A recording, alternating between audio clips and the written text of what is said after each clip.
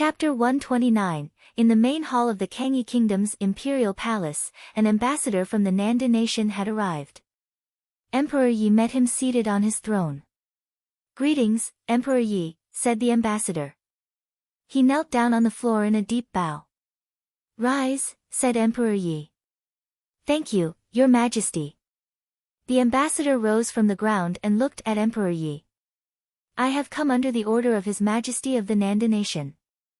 We heard that traitors of our country, Yi Futian and Hua Jieyu, were here at the Kangyi Palace. His Majesty has sent me in a request that they be returned to the Nanda nation for punishment. They are already citizens of the Kangyi Kingdom. Furthermore, I have already conferred the title of princess upon Hua Jieyu and she is now my goddaughter. Relay the message to your emperor, they no longer have anything to do with your country. Do not use the term traitor in reference to them anymore," Emperor Yi said with a cold demeanor. He was dignified and stern. They were once citizens of the Nanda nation's East Sea Prefecture and have defied the orders of the emperor. They are traitors and deserve capital punishment. "Is it really proper for Emperor Yi to handle things this way?" the ambassador asked the emperor without fear. "How preposterous," said someone on the sideline. They stared at the ambassador with cold eyes, but he only lifted his head to look at Emperor Yi calmly, neither haughty nor humble. "I will repeat myself once more. They are now part of the Kangyi Kingdom. Hua Jieyu is a princess and, in the future, Yi Futian will be a prince." "Did you hear me clearly?" said with a natural sternness. Noble will befell the ambassador and he could feel an invisible force pushing down on his head. "Our country is willing to trade a city for each of them," the ambassador bowed his head. "If I want one your cities, I will fight for it myself." "You may head back to answer to your emperor now," said Emperor Yi. Battles always happened at the borders of the two countries. One day, the border cities belonged to the Nanda nation, the next, to the Kangyi Kingdom. It changed hands every couple of days. To an emperor of an entire country, of what use was one city? The ambassador reached both hands out, bowed down, and said, "The Nanda nation's Tingfeng banquet is about to begin. We are inviting emperors of each country to attend. Our emperor has sent me here with an invitation, inviting Emperor Yi to attend." He fished out an invitation and submitted it with both hands. Someone took the invitation and then handed it to Emperor Yi. He read it over and smiled. "Very well. Tell your emperor that I will be attending the banquet. The Nanda nation awaits Emperor Ye's presence. I will excuse myself now." The ambassador bowed his head and retreated backward. He continued out of the hall before bowing once again and only then did he turn his back to leave. After he left, Emperor Yi put down the invitation in his hand and went into deep thought.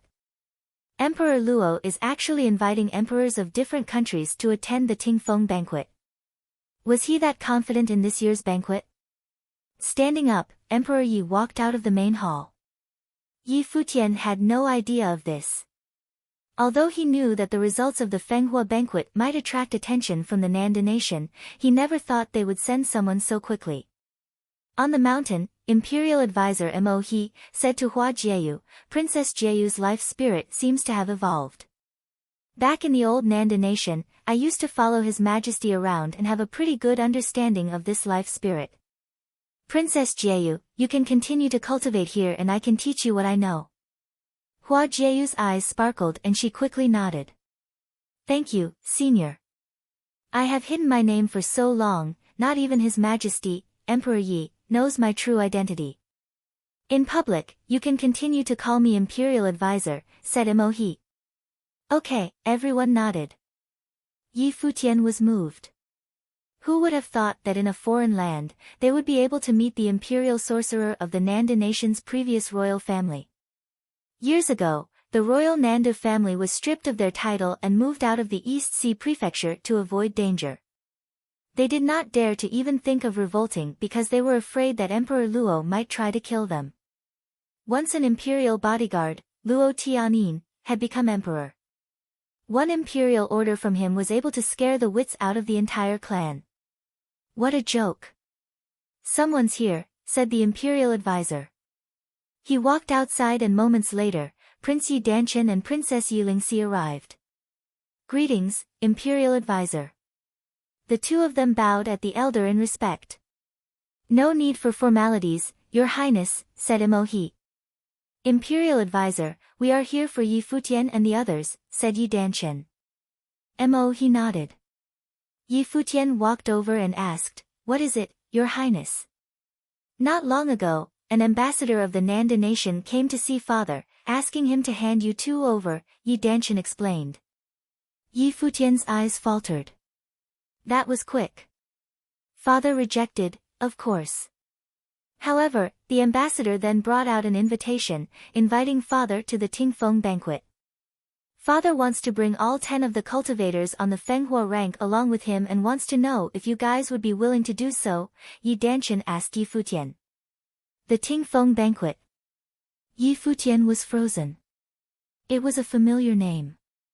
Once upon a time, back in the Nanda nation, Minister Zhua had wanted him to head to the imperial city in the spring to attend the Tingfeng banquet. Yi Futian had the same idea himself and prepared to make the trip. But in the span of a mere month, which seemed like such a long time, hearing about the banquet, it seemed so foreign. Was the Tingfeng banquet about to begin? We'll go, Yi Futian nodded without hesitation. He wanted to see Emperor Luo for himself, the man who ruined his life with one imperial order. As for his safety, Yi Futian was not worried. Even though the Kangyi kingdom and the Nanda nation had been rivals for hundreds of years, there had never been any battle significant enough to ruin either country. Even when there were more serious battles, both countries knew their limits. There was a strange equilibrium in the relationship between both countries. It was something that no one would destroy. The reason was simple. Both emperors were powerful cultivators in the noble plane. Neither person had an advantage over the other. What truly determined the fate of a country was not the strength of its army but the ability of its leader, the ability of the emperor. For example, in the old Nanda nation, the emperor had fallen and led to the entire family being overthrown, becoming history.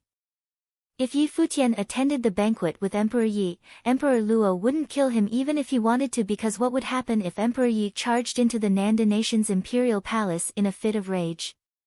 Fighting with a person in the noble plane would only mean death. Even between rival countries, there was a mutual understanding. No one was allowed to cross the line and break equilibrium. Or else, there would be heavy consequences. That was, unless one of the emperors was already strong enough to kill the other on the spot. In the world of cultivation, personal abilities were more important than anything else. Even royal power was the result of a person's abilities. Since Emperor Yi had Yi Danchen come to ask Yi Futian to attend, it was obvious that he had also realized this point. Emperor Luo wouldn't dare to touch Yi Futian, especially not in his own country. Are you all going? Yi Lingxi asked, looking at Yu Sheng and Hua Jieyu. Jieyu shouldn't go. She should stay to take care of master, said Yi Futian. In reality, Hua Fenglu was fine under the care of Nanda Wenin and Tang Lan. Besides, his injuries had already gotten a lot better, but Hua Jieyu had to stay and cultivate with the imperial advisor. It had to do with her future in cultivation. All right, nodded Yi Danchen. I'll go ask the others now. I'll come find you again when it's time to go. Thank you, Your Highness. Yi Futian nodded in response. Yi Danchen and Yi Lingxi left afterward. Are you really going to the Nanda nation's imperial city? Hua Fenglu asked Yi Futian. Yeah. I had already planned to do so. This is the perfect opportunity. Yi Futian smiled. Be careful, warned Hua Fenglu. Master, don't worry and focus on your treatment. You have to repair your life spirit, or else it'll be really embarrassing for you when I surpass you in a couple of years, laughed Yi Futian.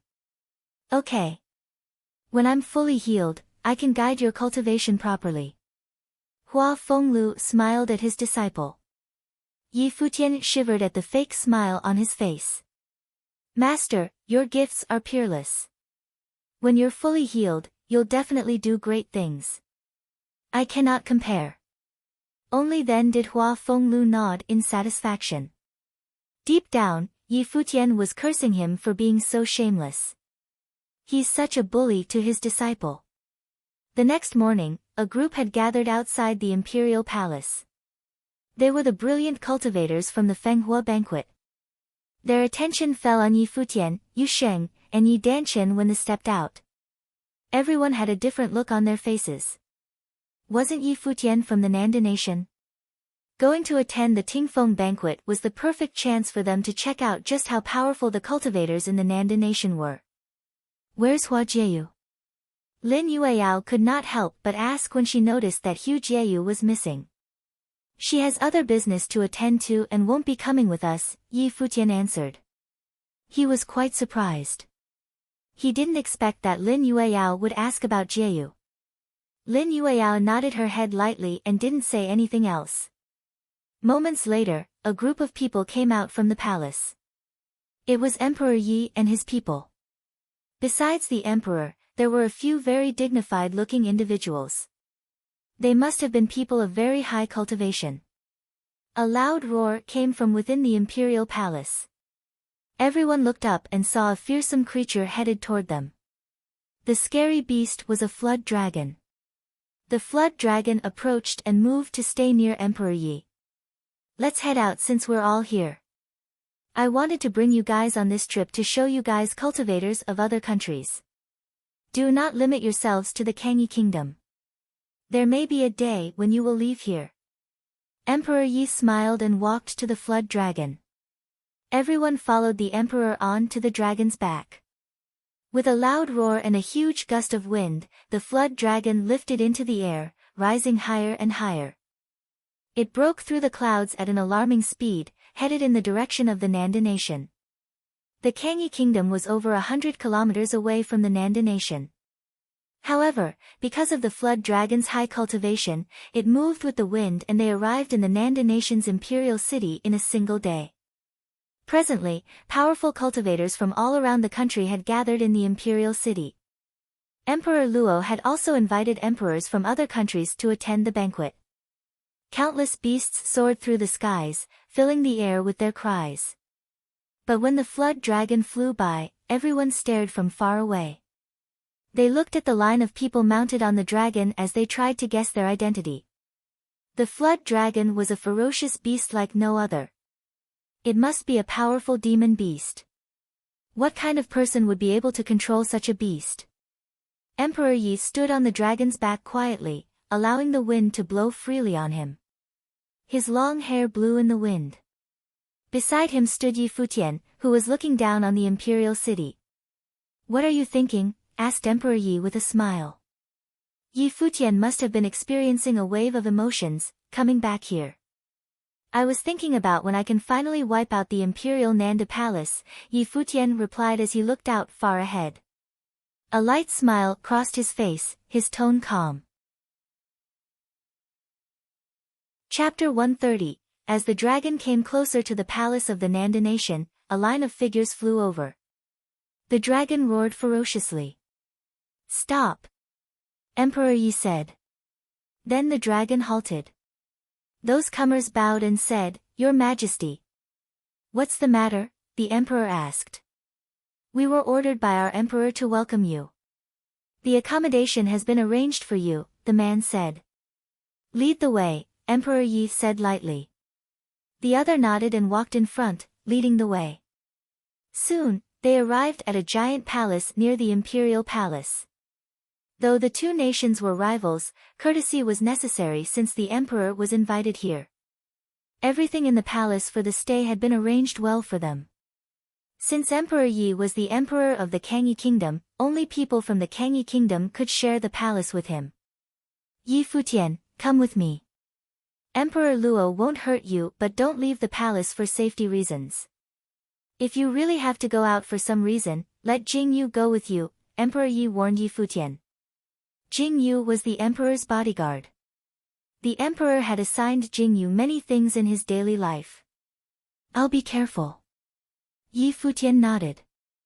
Although Emperor Luo wouldn't hurt him in public, there was still the possibility for him to arrange an assassination or kill him by another's hand without any evidence left.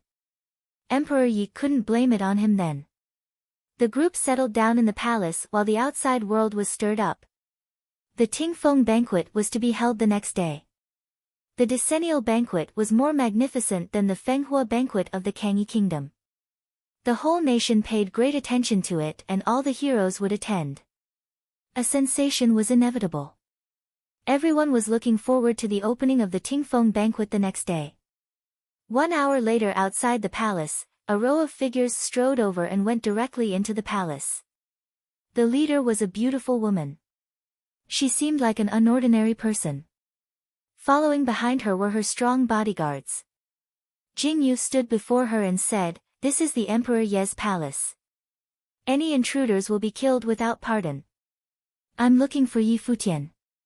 The woman looked up to Jingyu and Jingyu suddenly grew hesitant. "Since this is Emperor Ye's palace, what do you think we can do?" the woman continued. Jingyu thought for a while then said, "Follow me." He led the way and the woman's people followed behind. They came to a place in the palace where Yi Futian's group lived. Seeing many people coming over, Lin Yueyao and the others went to Yi Futian's room out of curiosity. Yi Futian sat in the courtyard. When he saw the newcomer, he was stunned. "Yi Futian, why did you join the Kangyi kingdom?" the woman asked angrily. She seemed to come here for an explanation. Yi Futian looked up to this beautiful but capricious woman and said indifferently, "Are you talking to me?" This woman turned out to be the princess of the Nanda nation, the daughter of Emperor Luo and the sister of the crown prince. "My teacher gave you the minister's decree and my brother let you be minister but you rejected him," Luo Mengyan said. "My father even conferred you with the study attendant of the crown prince. What did we do to you? Is it just because of Hua Jieyu? Is Hua Jieyu the reason why you joined the Kangyi kingdom? Get out." Yi Futian looked at her coldly. Was this girl stupid? What did they do to him? "You," Luo Menyan pointed at Yi Futian and shouted, "You are a jerk. I'll kill you." She pounced forward. Yi Futian stood up and stepped forward too. As if remembering something bad, Luo Mengyan froze in place. "I'm here to accompany His Majesty, not for recalling past days." "Princess, please leave," Yi Futian responded nonchalantly. Only then did people know that this woman was the princess of the Nanda nation. Many people looked at Yi Futian curiously. What did this guy do to the princess? "It's your own choice to betray Nanda nation, but you shouldn't trouble my teacher. Because of you, my teacher doesn't pay attention to the outside world anymore and even neglects me.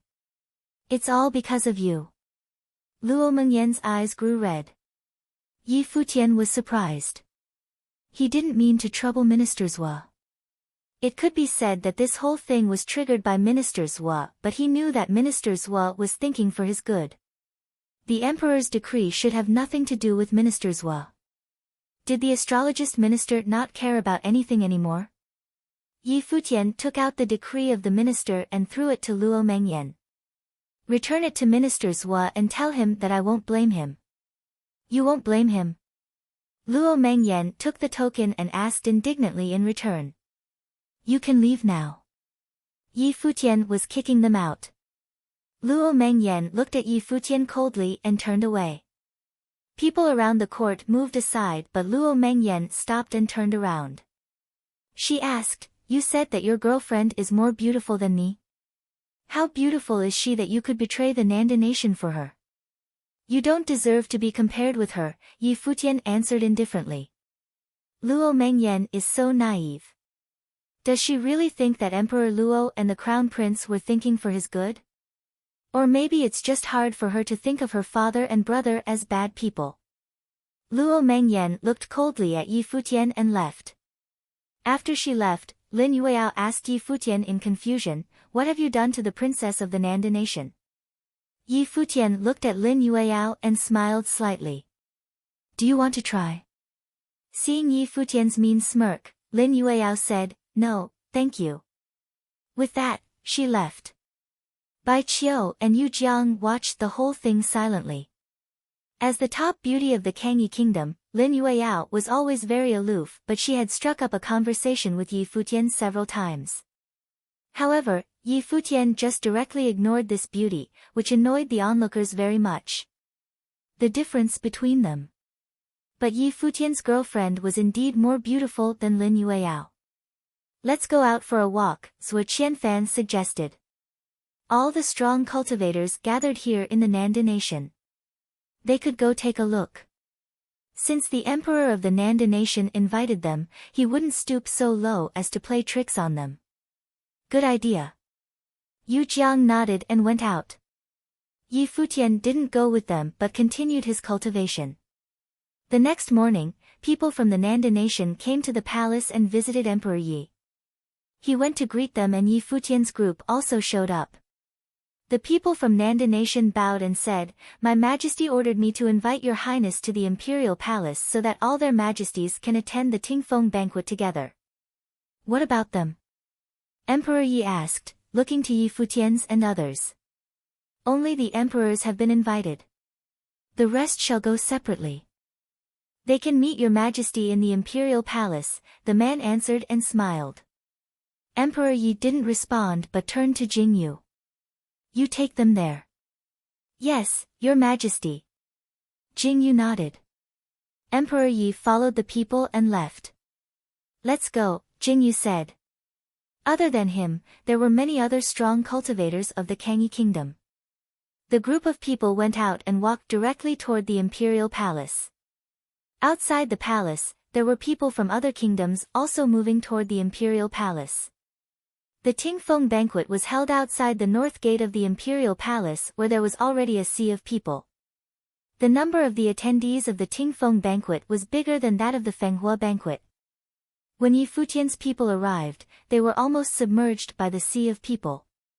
Outside the north gate, there were 9 tall platforms erected in a row which was surrounded by a vast open space. The throne and the stands were set opposite the platforms. Ordinary people would not be allowed to enter that area. People from all over the Nanda nation were gathered here, naturally including the people from the East Sea Prefecture. The Nanda clan stood in the crowd and watched the throne and the stands in front of platforms where the royal families sat.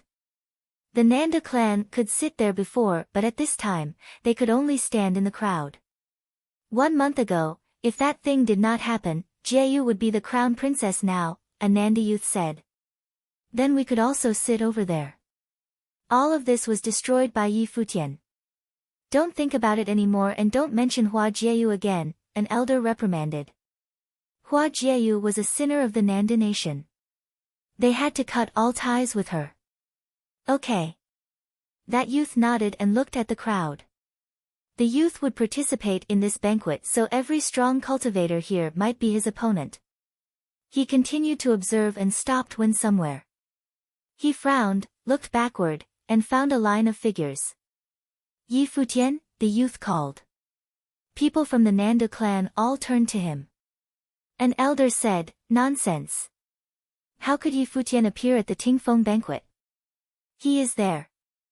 The youth pointed somewhere with great shock in his eyes. He didn't believe it either, but he definitely had seen Yi Futian. The Nanda clan all looked toward the direction he pointed in and their eyes fell on a handsome figure. Every cultivator of the Nanda clan was stunned and their eyes flashed. Yi Futian dared to attend the Tingfeng banquet? Did he want to die? Go take him down. The strong cultivators from the Nanda clan immediately bolted in that direction. They had never forgotten what had taken place in Donghai City a while ago. Hua Jieyu was taken away and a group of strong cultivators of Nanda clan also disappeared. And Yi Futian was the reason. Don't let him go, a youth shouted, worrying that Yi Futian would mingle within the crowd. This guy is really bold. How dare he come back to where the Tingfeng banquet is held? Take him and give him to the emperor, someone said. He'd even planned how to execute Yi Futian. Yi Futian went against emperor's order. He was a criminal and must be handed over to Emperor Luo. Chapter 131, Yi Futian's group headed closer to the battle platforms. Just then, a harsh voice shouted, "Yi Futian." The surrounding area was crowded and in disarray. Because of this, Yi Futian did not notice the members of the Nanda clan. It was not until he heard the shout that he turned his attention over and saw them. Nanda Ku was among the group. The look in his eyes was ice cold, ready for blood. Whoosh! The members of the Nanda clan did not waste any words and released all types of spells at Yi Futian. A figure stepped out from beside Yi Futian. With a slight step forward, just one step, the wood sorcery targeted at Yi Futian was destroyed. At the same time, a fearsome force of sword intent filled the air. The temperature dropped and every member of the Nanda clan was encapsulated by the force. They could not help but shiver at the drop in temperature. The small area in which they occupied seemed to have been frozen. The members of the clan stared at the figure that appeared in front of Yi Futian. Shock filled their eyes. They could not believe there was such a powerful individual by Yi Futian's side, protecting him. Did the disappearance of their fellow clan members in Donghai City have something to do with this person? When Yi Futian had appeared in front of their very eyes just a moment ago, they had no other thoughts but to capture him. But seeing this powerful individual, the clan members seemed to have broken out of their daze. Why had Yi Futian shown up at the Tingfeng banquet? There's no need for you guys to be in such a rush. I will pay a visit to the Nanda clan in Donghai City sooner or later. Yi Futian quickly glanced at the clan members and continued on his way. He did not want to get pulled into this situation with them right now, and obviously, Jing Yu could not start a massacre at the Tingfeng banquet. Jing Yu and the others moved forward together, leaving the members of the Nanda clan to stand in place, watching Yi Futian as he walked away. No one chased after him. They were all intimidated by the powerful feel Jing Yu gave off. What on earth was going on? It was true. Everyone thought it was odd that Yi Futian had the guts to show up at the Tingfeng banquet, an imperial event held by the emperor. Jing Yu was strong, but no matter how strong he was, he could not go up against the emperor of the Nanda nation. Emperor Luo was a cultivator in the noble plane. He was the only one in all of the Nanda nation. The Nanda clan could not even take care of themselves as of late, so of course, they did not know what had happened in the Kangi kingdom. To be honest, only the royal Luo family would care about what happened in the neighboring countries. Thus, never in a million years, would the Nanda clan members guess that Yi Futian came with the emperor of another country. Many imperial bodyguards appeared to maintain order. They stood around the 9 battle platforms. Up ahead, a crowd of powerful cultivators had arrived. Some of the guards cleared the road for them while royals, nobles, and clans stood on the sides to welcome them. From the imperial palace, a group of figures headed their way. The 4 people at the front of the group seemed to be chatting happily, as if they were the best of friends. The 4 of them had a certain aura around them. In the blink of an eye, the noisy area quieted down and everyone paid undivided attention to the group approaching. They knew that Emperor Luo was in the group, but who were the other 3? The 4 figures arrived at the platforms and sat down in their own respective seats. Their status seemed to higher than people expected. Today is the beginning of the Nanda nation's Tingfeng banquet. I have specially invited the emperors of the Kangi kingdom, the Yunchu nation, and the Yan kingdom to come watch the competitions. We shall enjoy the performances put on by the youths of the Nanda nation. They are our future, and I hope that our younger generation cultivators will not disappoint our 3 guests from afar, smiled Emperor Luo as he introduced his fellow emperors. Immediately, the area was filled with discussion. Besides the one side of the country that was bordered by the sea, the other 3 sides were joined with bordering countries.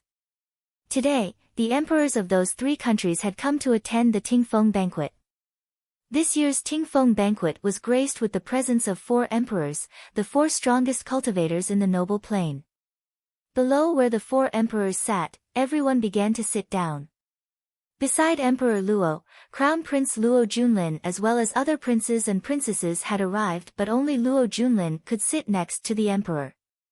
This was the obvious difference in status among the children of the emperor. Below the throne were the left and right ministers. Minister Zhuo no longer had the same energy in his eyes as he once did. It seemed like he was no longer interested in anything. On the other hand, Minister Hua looked fresh and energetic. Even though things in Donghai City were not a success as planned, to see Minister Zhuo fail was the best thing for him. Jingyu, Yi Futian, and the others headed to where Emperor Yi was.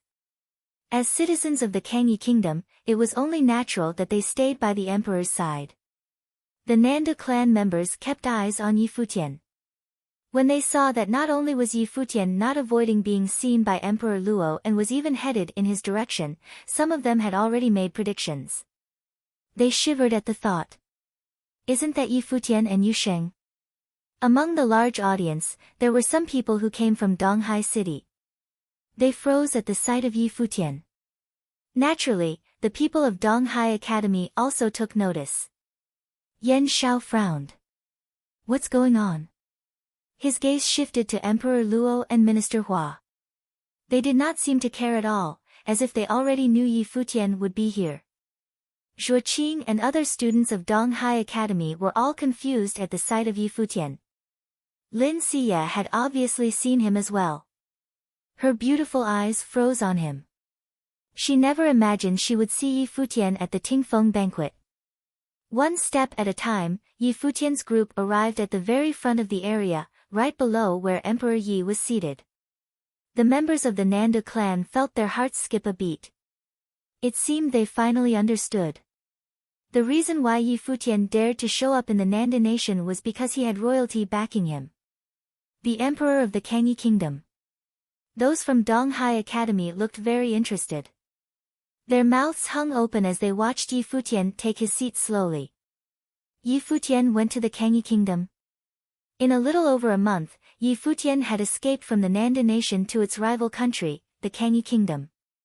Furthermore, he had been recognized for his talents by Emperor Yi. Now, he had returned on the day the Tingfeng banquet began. However, he was not a participant of the banquet but one of the audience. Zhuo Qing felt disheartened immediately after seeing Yi Futian. Zhuo Qing was here to participate in the banquet and did not even know if he would even be able to impress with his performance, but then, there was Yi Futian. He was already seated by the emperor, though not Emperor Luo. Yan Shao glanced at Zhuo Qing who was beside him. Then, he turned to another person and said, Tianhao, that's the person you've always wanted to meet. Full attribute genius with twin spirits, Yi Futian. Do you think you can defeat him? Yun Tianhao stared at Yi Futian. In reality, he had taken notice of Yi Futian very early on. It was because they knew each other, but that was when they were younger. They battled once at Qingzhou Academy. As a top student of Haiyan Academy, Yun Tianhao lost to Yi Futian. After that, Yun Tianhao left Qingzhou City in pursuit of experience and better education. So, at the beginning of this year, he was admitted into Donghai Academy. His arrival shook up the whole school. Then, he heard of another person who left a deep impression on the students of Donghai Academy. Yi Futian, a name that he kept engraved in his brain. I will defeat him, said Yun Tianhao. Full attribute and twin spirits. So, this was his true gift.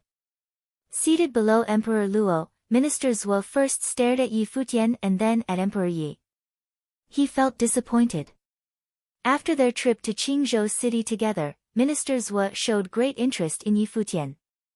It was not only for himself but for the royal Luo family as well. However, it was impossible to know what the emperor was thinking.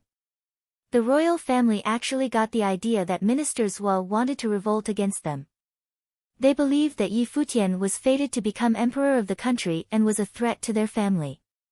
Thus, an imperial order was sent to Donghai City. None of these events could be undone. As for Minister Zhuo himself, the emperor lost trust in him because he insisted on rushing to help Yi Futian in Donghai City. If Minister Zhuo was Emperor Luo, he would do anything to kill Yi Futian right now. Even if Emperor Yi would get mad and kill a lot of people, it would still be better than the downfall of the royal family. But Emperor Luo would never do that. Although Emperor Luo believed in fate and ministers' was prophecies, he would not trust them fully. Emperor Luo was very headstrong and believed that as an emperor and a powerful cultivator in the noble plane, he could easily change fate. Obviously, Minister Zhuo was not going to attempt to persuade Emperor Luo. He wouldn't do it even if he could. He was not going to come up with any more plans for Emperor Luo. Despite this, Minister Zhuo knew he would never be able to leave. Even if the emperor was not going to give him anything to do anymore, he would also never let him go. The reason the emperor has not yet killed Minister Zhuo was because he did not have a crime to accuse him of. The minister had recruited and bred many talented officers for Emperor Luo. If he killed Minister Zhuo without reason, it would be poorly received by the emperor's subordinates. I heard that the Kangyi Kingdom's Fenghua banquet ended not too long ago. These should be the ones from the Fenghua rank, correct? Emperor Chu of the Yunchu nation asked with a smile as he looked at Yi Futian and the group. They are the top 10. My goddaughter had other business and could not join us, answered Emperor Yi. He returned a smile. In my Yan kingdom, all those with outstanding gifts and high cultivation have the chance of being recognized by me. Some are even made lords or ministers. It has been like that for generations now. This is a policy that everyone agrees on. My people have the utmost trust in our royal family. To this day, as long as there is a brilliant person, they would make themselves known to me. There is no need for us to hold some boring banquet. I've always been curious. Your countries hold these events once every couple of years. Does it actually help to pick out brilliant individuals? Said the emperor of the Yan kingdom. He looked at the group of people seated below Emperor Yi. His words also included Emperor Luo, who was holding the Tingfeng banquet, but it did not seem like Emperor Luo minded. He smiled lightly and replied, every country has their own way of doing things. What matters is that we all do it for the same reason. I invited you all here today, so we'll just have to wait and see if some outstanding young cultivators will appear today. And, all of you have brought some younger generation cultivators along. If interested, you can tell them to give it a try as well. I don't mind, Emperor Luo continued. The people that the emperors of the Yunchu nation and the Yan kingdom brought along were indeed younger generation cultivators. They were all people their country had high hopes in. They had been brought to attend the Tingfeng banquet to check out the genius cultivators of other countries. As of now, the Tingfeng banquet had not begun. Nobody knew what kinds of outstanding individuals would appear. But Yi Futian and the others had already piqued the interest of the cultivators from the two other foreign countries. From time to time, they would turn their gazes over to the group from the Kangyi kingdom. Just then, Emperor Luo stood up. To everyone in the large area, he said, today is the start of the Tingfeng banquet. Four emperors have gathered to observe the event. Starting from now the stage is yours. I look forward to all your performances. Chapter 132. After Emperor Luo spoke, people walked onto the 9 battle platforms to organize the matters of the banquet. The Tingfeng banquet was different from the Fenghua banquet. The 9 battle platforms would have fights at the same time. Because it was only held once per decade, the requirements of the Tingfeng banquet were looser. Divided by plane, each of the 8 planes from the 5 glory planes and 3 dharma ranks had a battle platform. They could only fight within the plane to find the strongest of each plane. The center platform was for those of even higher planes. Those under 25 years of age and higher than the 3rd level dharma rank could go there to display their radiance. This way, the age range was 10 years from 16 to 25. The Tingfeng banquet was held once every 10 years, so all the talents created during that time could have this opportunity. The rules were simple and straightforward. It wasn't as efficient as the Fenghua banquet, but it was easier to see what level the talents were at. Yi Futian sat quietly in the stands. He obviously wouldn't demand anything from Emperor Luo right outside the Nanda Palace. In fact, he hadn't even looked at Emperor Luo. The emperor and crown prince hadn't looked at him either. Both parties had forgotten about the Donghai City event in mutual agreement. No one would bring it up. Today was the Tingfeng banquet and Yi Futian was a guest who had come with Emperor Yi. Seeing the people walk to and fro, and the endless crowds before the 9 battle platforms, Yi Futian realized that the Tingfeng banquet was on a much larger scale than the Fenghua banquet. It spanned 10 years and he was sure there were many monstrously talented people born in those years. However, this didn't make him feel anything. Monstrous? So what? Battles erupted on the platforms and the atmosphere rose instantly. Countless eyes stared at the 9 platforms. The young talents' eyes all burned with competitiveness. They were ready to go up and perform at any time. Emperor Yi, how do you think our Tingfeng banquet is compared to your Fenghua banquet? Emperor Luo gazed over at Emperor Yi and smiled while asking. It's much larger and there are more participants, however, the efficiency is too low. The final winner, the pride of the kingdom, might not be comparable to my Fenghua banquet, Emperor Yi said, smiling. You are confident. Emperor Luo laughed. Nanda Nation's Tingfeng banquet is held once per decade. You think that the talents from a decade can't be compared to the 3 years of your kingdom? You must understand that the top talents can't be discussed with time as the basis. Regardless of Nandu or Kangyi, how many years must pass before there is a noble plain cultivator? Emperor Yi said calmly. The emperors of the 4 nations all nodded at that. Someone of the noble plain could become an emperor and was difficult to come by. Those who had a noble talent were too rare. In addition, it wasn't enough to only have the talent. Too many talents died before they matured. They also needed to have a noble fate. This type of person had definitely appeared in the 4 nations' hundreds of years of history. It wasn't just one person either.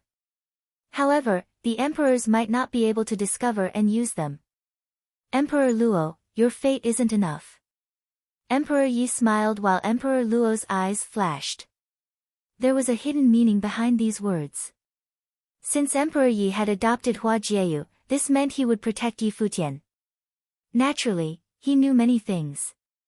There was someone with a noble talent had appeared in Nandu, more than one, in fact. Minister Zhua had personally tested his fate. Since he was fated to be emperor, he would definitely have the talent of a noble. It was undeniable that one must be a noble to become emperor. Unfortunately, this person with the aura of an emperor had fallen for Hua Jieyu, the descendant of the former Nanda royalty. Their fates were possibly emperor and empress. This way, even if they had the noble talent, Emperor Luo couldn't use them for himself or keep them. If Hua Jieyu had agreed to become crown princess, her fate could be used for Luo Junlin, but it was just a pity now. Oh.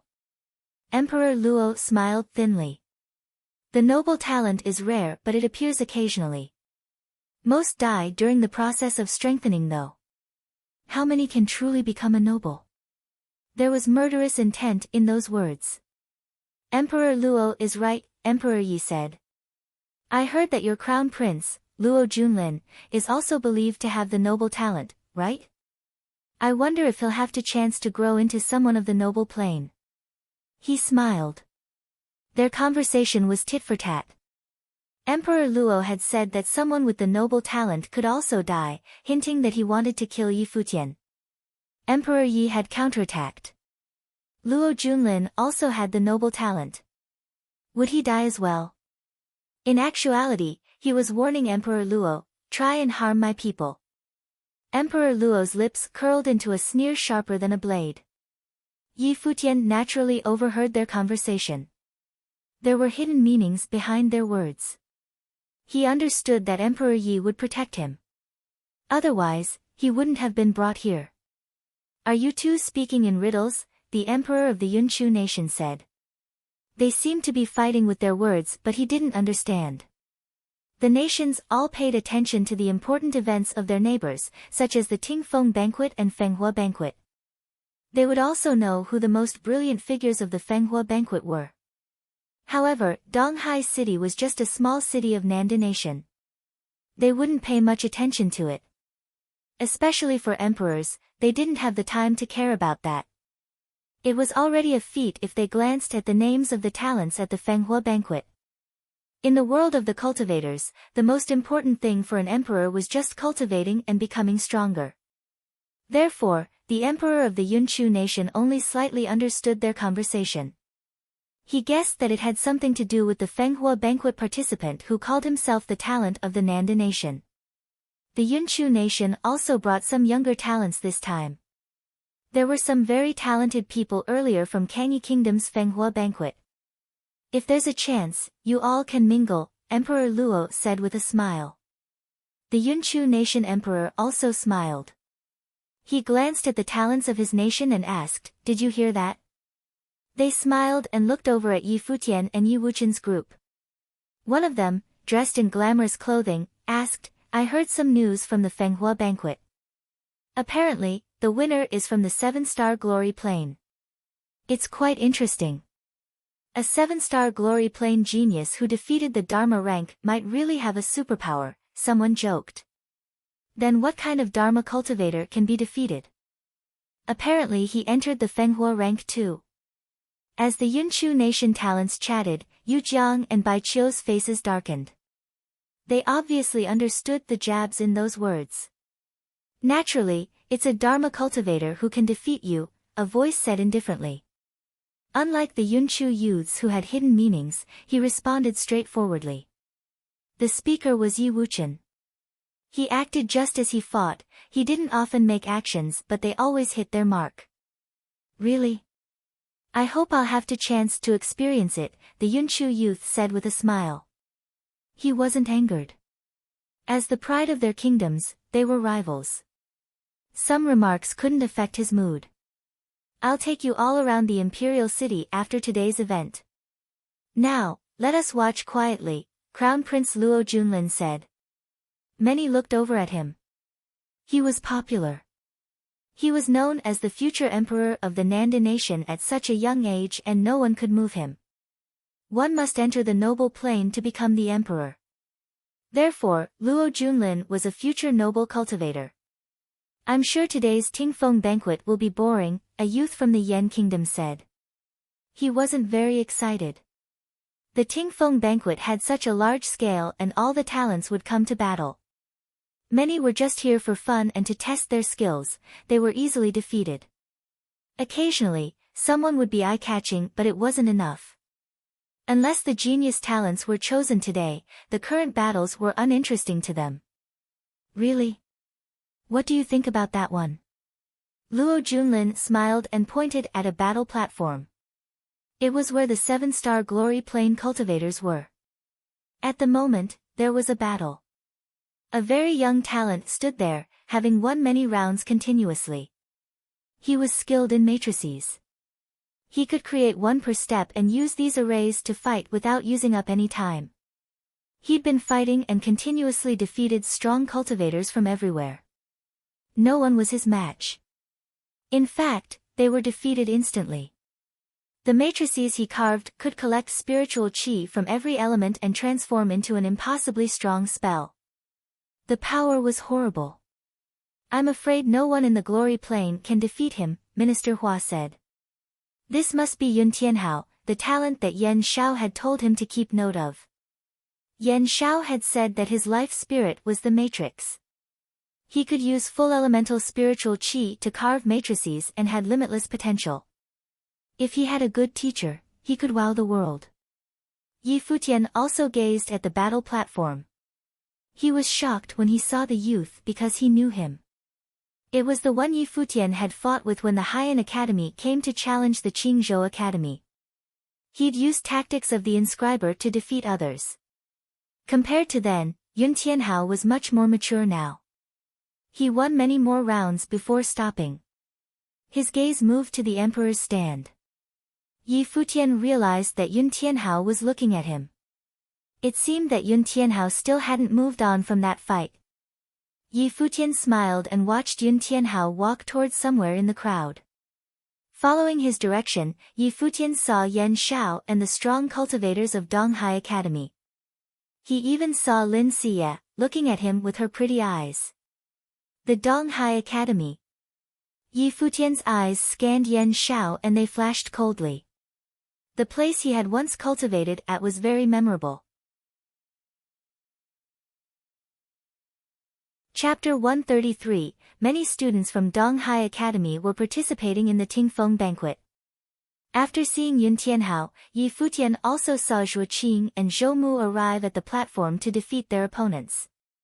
Zhuo Qing and Zhou Mu were in the same plane and can both be considered geniuses. Zhou Mu was the disciple of the art saint and Zhuo Qing was known as best of everyone below the Dharma plane. However, during the battle at the school of the Emperor's Star, while Yi Futian and Yu Xing shined above the rest, many of the school's best lost their confidence. There was even less to be said after the battle at the Nanda clan palace on the last day of Divine Calendar Year 10,000. After that day, no one in Donghai City dared to claim to have unparalleled gifts. Time passed little by little. The Tingfeng banquet continued battle after battle. So many things happened at once, it was impossible for the audience to take in everything. The four emperors chatted about nothing in particular, but each word from their mouths carried hidden meanings. It was their own secret battle. Yi Futian was looking at the battle platforms, but he was not watching. His heart was elsewhere. Emperor Yi had already sent people to look for Yi Xiang, but since he had defied the emperor's order for Yi Futian, it was not safe for him to easily reveal himself. How was Yi Futian going to let Yi Xiang know that he was now following under the emperor of the Kangyi kingdom? A burst of cheers would come from the audience every once in a while. As the Tingfeng banquet proceeded, many cultivators began to stand out from the rest. But Yi Futian did not seem to be interested. Slowly, the first day was coming to an end, but the audience did not seem to have gotten enough. They were still just as enthusiastic as before. At dawn, the sky was turning red. The MCs of the banquet exchanged a look, nodded, and waited for the current round of battles to end before announcing that the first day of the Tingfeng banquet was officially over and battles would continue the following day. Many audience members had not gotten enough, but they knew that this was only the beginning to the multi-day event only held once every 10 years. It was only going to get more interesting. The thought of this had them anticipating the events to come. Many people looked towards where the emperors were seated. 4 emperors had gathered here today. To everyone, it was hard enough to catch a glimpse of one emperor on a normal day. It was only possible during special events, like the Tingfeng banquet. Now that they were able to see 4 emperors at once, many people were going to be bragging about it for a long time. Where the emperors sat, Emperor Yan spoke up, "Is the Tingfeng banquet the only reason you have invited us to the Nanda nation, Emperor Luo?" Emperor Chu and Emperor Ye's eyes fell on Emperor Luo. They saw him smile before saying, "Brother Yan, are you getting impatient already? What's so bad about watching the battles between younger generation cultivators in our free time? Besides, it's rare for all of us to be gathered like this. Later, we can talk about cultivation and check up on each other to see what we can improve on. It'll be better than cultivating on our own, right?" "Well, he isn't wrong," chuckled Emperor Chu. "Then let's go," said Emperor Luo. "What about them?" Emperor Yi asked, looking at the people behind him. "Crown Prince Luo Junlin will show them around. Just let the youngsters wander freely. They won't be comfortable with us around," Emperor Luo said. Emperor Yi did not say anything else. The 4 of them walked away alone, not bringing anyone with them. After all, they were the strongest, most powerful cultivators across 4 countries. There was no need for them to bring bodyguards. After the 4 emperors left, Crown Prince Luo Junlin smiled at the others. He said, "Everyone has come a long way. I have set up a dinner at the Qixing Lake to welcome you all. We'll be able to walk around the city and I can show you the beautiful sights of the Nanda nation's imperial city. This way please." He led the young people from the 3 countries forward. Yi Futian followed along as well. Yu Xing stared coldly at Luo Junlin's back. It was after his visit to Donghai Academy that the imperial order was given. On the other hand, nothing seemed to have affected Yi Futian. It was almost as if he didn't know Luo Junlin. Yi Futian walked quietly. Behind the two, many powerful cultivators followed. There were some from each country. Among the people walking up in the front were not only the top talents of the different countries but princes and princesses as well. More powerful cultivators, such as Jingyu from the Kangyi kingdom, followed behind the group. They stayed far away as to not disturb the group. The Qixing Lake was not far from the imperial palace. It was located at the center of the imperial city. Night had come, and the waters of the lake looked extra beautiful in the moonlight. The moonlight reflecting off the surface of the lake made it look like there were many lights floating on the water, providing an indescribable mood.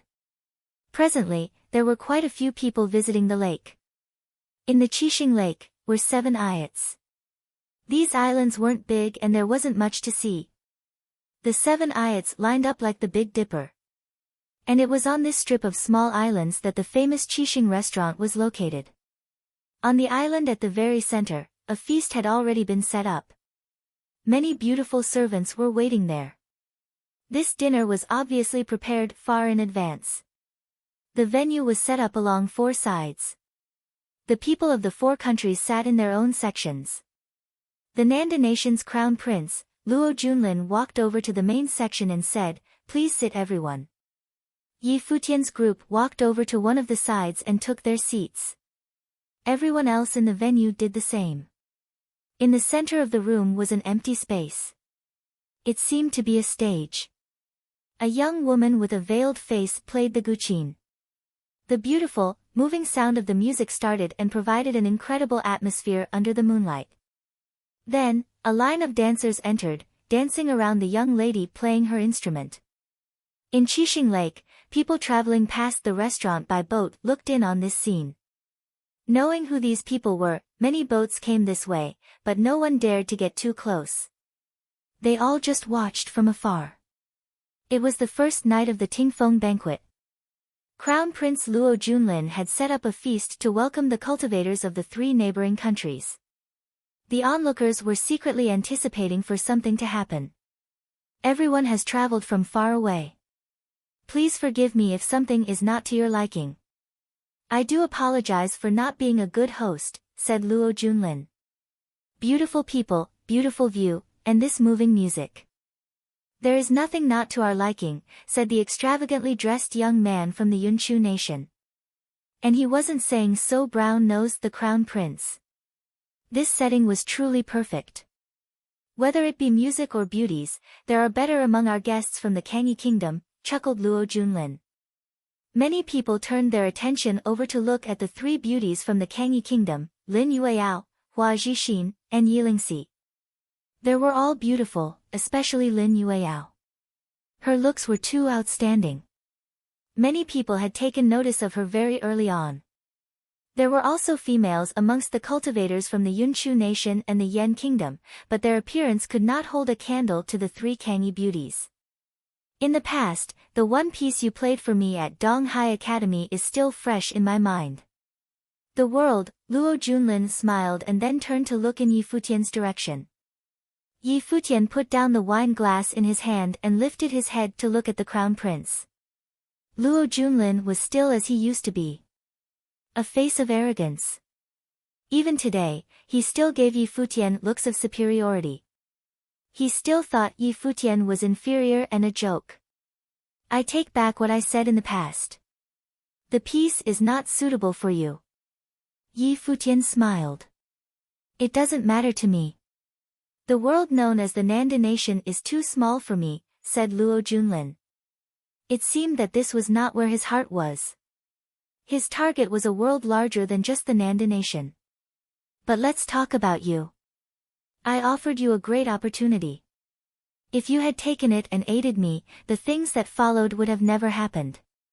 Perhaps that's just your fate, Yi Futian replied calmly. They both spoke sharp words. Luo Junlin thought that Yi Futian should regret the things that happened, but Yi Futian said perhaps that was Luo Junlin's fate, insinuating he should be the one who regrets what happened. The people from the Yunchu nation and the Yan kingdom all looked extremely interested in the exchange between the 2 young men. Who would have thought things would get so interesting right from the beginning? Luo Junlin stared at Yi Futian. He then smiled and asked, "How about you play another piece today?" Yi Futian glanced at him once and picked up his wine glass for a drink. Ignored. Just then, several figures approached.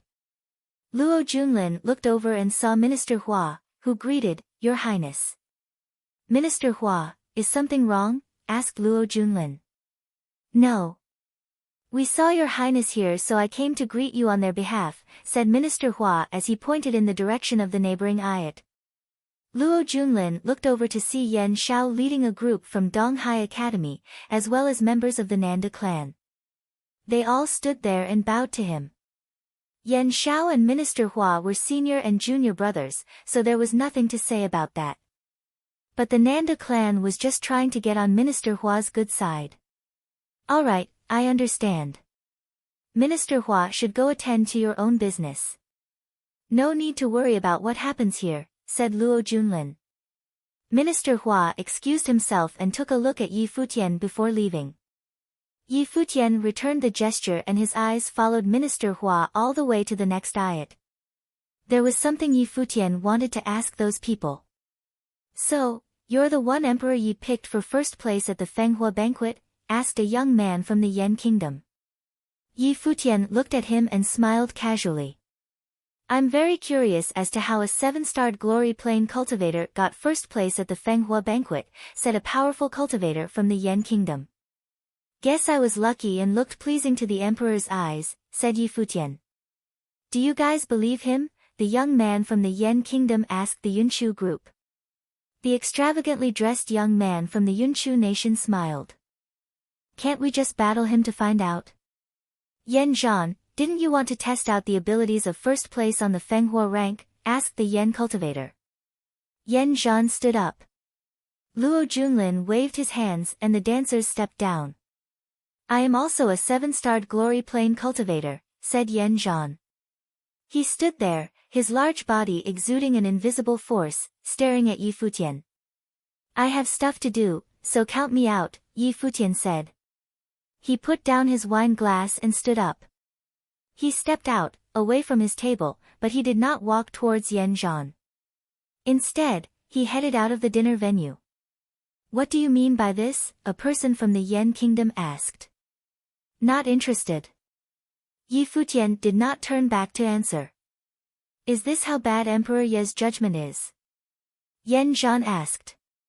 Yi Danchen and Yi Lingxi were enraged. How dare he question their father's judgment? Yi Futian did not stop, he continued on his way out. It was as if nothing here had anything to do with him. Many people narrowed their eyes at his silhouette. Was he hiding from battle or did he feel he was too good to battle? He was first place on the Fenghua ranks, so there should be no need for him to hide from battle. But to say he felt that he was too good to battle, wouldn't that make him really conceited? "Yu Sheng," from far away, Yi Futian called out. "Do what you see fit." "Okay." Yu Sheng replied. Chapter 134, Yu Sheng walked out from the Kangyi Kingdom group. Everyone instantly looked away from Yi Futian. Yan Zhan from the Yan Kingdom was very burly and filled with explosive strength, but when Yu Sheng walked out, Yan Zhan seemed to shrink instantly. His presence was overshadowed. Many people were shocked. Were these two blokes going to fight? "Emperor Yi is a nice person with a nice eye to match," Yu Sheng said, looking at Yan Zhan. Yan Zhan looked at this guy and smirked. There was a crack. He'd made a sound when clenching his fist, so it was obvious how strong he was. There was a low roar. A terrifying demon ox appeared on Yan Zhan. It was enormous, and his life spirit appeared behind him. It was a huge black ox. Yan Zhan was confident, but he wouldn't underestimate his opponent. "Where's your life spirit?" he asked. "For you." Yu Sheng scanned Yan Zhan. He hadn't released his life spirit for anyone yet, let alone Yan Zhan, who was on the same plane. Feeling the disdain in the word, "you," Yan Zhan stepped forward. The entire ayat seemed to tremble. Everyone felt something like a herd of demon oxen stampeding. Pound, pound, pound. The earth shook. Everyone's wine glasses trembled violently. The powerful aura shocked everyone. This level of strength made one think that even if there was a mountain before him, he could still smash through it. Yu Xing stood there without moving. Then a gust of wild aura erupted from his body. He saw Yan Zhan advance and punch. It felt like a herd of demon oxen crashing into his body. Yu Xing stepped forward. There was a loud boom and then he punched forward too. There was nothing frivolous. Their strengths collided directly because they could feel that they were the same type of person. Boom! With the crash, there was no more suspense. Yu Xing's fist smashed into Yan Zhan and crushed in his chest. The next instant, everyone saw Yan Zhan's burly body fly back, crashing into the crowd of people from the Yan kingdom. Yu Xing took a step. He crossed the space and grabbed Yan Zhan back. Hooking onto his chest, he raised Yan Zhan up with one hand. Everyone who saw this was shocked. His power was on another level. Don't overestimate yourself. You're all nothing. Yu Xing scanned the Yan Kingdom's group and then hurled Yan Zhan into them. Yan Zhan flew and crashed into the banquet table. Some powerful cultivators tried to catch him and they all toppled over together. They were a bit dumbfounded. They were familiar with Yan Zhan's power but he'd been defeated so badly now. It was humiliating. They could sense the 7-star glory plane aura from Yu Xing. This was a battle of the same plane. Too weak, Yu Xing said, a bit disappointed. Then he returned to his spot. The strong cultivators of the Yan Kingdom had dark expressions. It was the first time someone mocked Yan Zhan for being weak but they couldn't say anything back. The people of the Kangyi Kingdom didn't find anything strange. They'd witnessed Yu Xing's strength at the Fenghua banquet. Even people of the Dharma rank had to avoid him, let alone someone in the same plane. He could shake the Dharma but couldn't fly, and this was all done without releasing his life spirit. They didn't believe that someone as crazy as Yu Xing wouldn't have a life spirit. He was just hiding his true abilities. As for Yi Futian, he didn't look back once he left. No matter if it was the Yan Kingdom or the Yunchu nation, no one on the same plane could beat Yu Xing. It was impossible. On another ayat, Yi Futian walked toward the table in the front. The people there were chatting happily. The atmosphere was much merrier than the strong cultivators of the 4 nations. After all, this group was different. Everyone was here to appeal to Minister Hua. However, once Yi Futian approached, the atmosphere froze and silence came. Their gazes fell on Yi Futian. They all knew who he was. They were Minister Hua, some people from Donghai Academy's School of the Emperor Star, and the Nanda clan. Not only did they know Yi Futian, but they were enemies. If possible, they would definitely want to wipe Yi Futian out of existence. However, he'd come with the Emperor of the Kangyi Kingdom. If he could be killed, Emperor Luo would have done so long ago. It wasn't up to them. Furthermore, the strong cultivators of the Kangyi Kingdom were watching them. We haven't seen each other in 1 month. Seniors, you all look great, Yi Futian suddenly said, seeing everyone looking at him. The people all froze. He really had a high tolerance. No, because you're not dead, Minister Hua said straightforwardly without holding back. When Yi Futian escaped, he'd been terrified to report to the emperor. He was given a hard time, despite being the minister of the nation. Oh, I'm sorry, Yi Futian said, smiling. Then he looked toward the Nanda clan and Yan Shao's group. Where is Jieyu? A Nanda clan member suddenly asked. Didn't Minister Hua tell you all? Yi Futian asked curiously. Other people might not know but Minister Hua should know. He was always by the emperor's side and interacted with the crown prince often. He was an insider. The Nanda clan looked to Minister Hua, who looked back coldly. What, you still care about that genius descendant of yours? Minister Hua, of course not. We wish she could be arrested immediately, the Nanda clan member quickly said. Arrested? Hua Jieyu is in the Kangyi Kingdom's palace now, given the title of princess by Emperor Yi, Minister Hua said. The Nandu clan's expressions changed fascinatingly. Hua Jieyu had become a princess of the Kangyi Kingdom. 1 month ago, the emperor had sent the decree to the Nandu clan, and they wished Hua Jieyu would enter the palace as the crown princess. However, Hua Jieyu was in love with Yi Futian and escaped with him. To the Nandu clan, Hua Jieyu was obsessed with an immature relationship. But 1 short month later, Hua Jieyu had become the princess of Kangyi instead of the crown princess of Nandu. The Nandu clan's position in the Nandu nation had become even more awkward. They were still jittery and timid to this day. How they felt went without saying.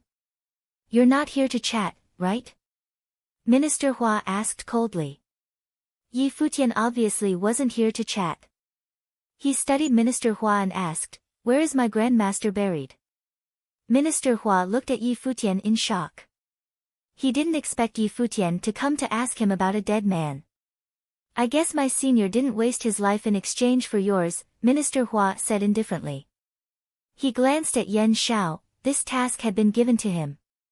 "There's no need for you to know," Yan Xiao answered coldly. Yi Futian looked at him and then said, "Grandmaster liked the school of the Emperor's Star. He said that that's his home even after death. He should be buried there." "Blasphemy," Yan Xiao said coldly. "The school of the Emperor's Star wasn't a cemetery. It's okay even if you didn't do it. I'll settle the score for Grandmaster later and let him return to the school of the Emperor's Star. If I can't find him, I'll just have to let the school of the Emperor's Star accompany him," Yi Futian said. With that, he turned and left.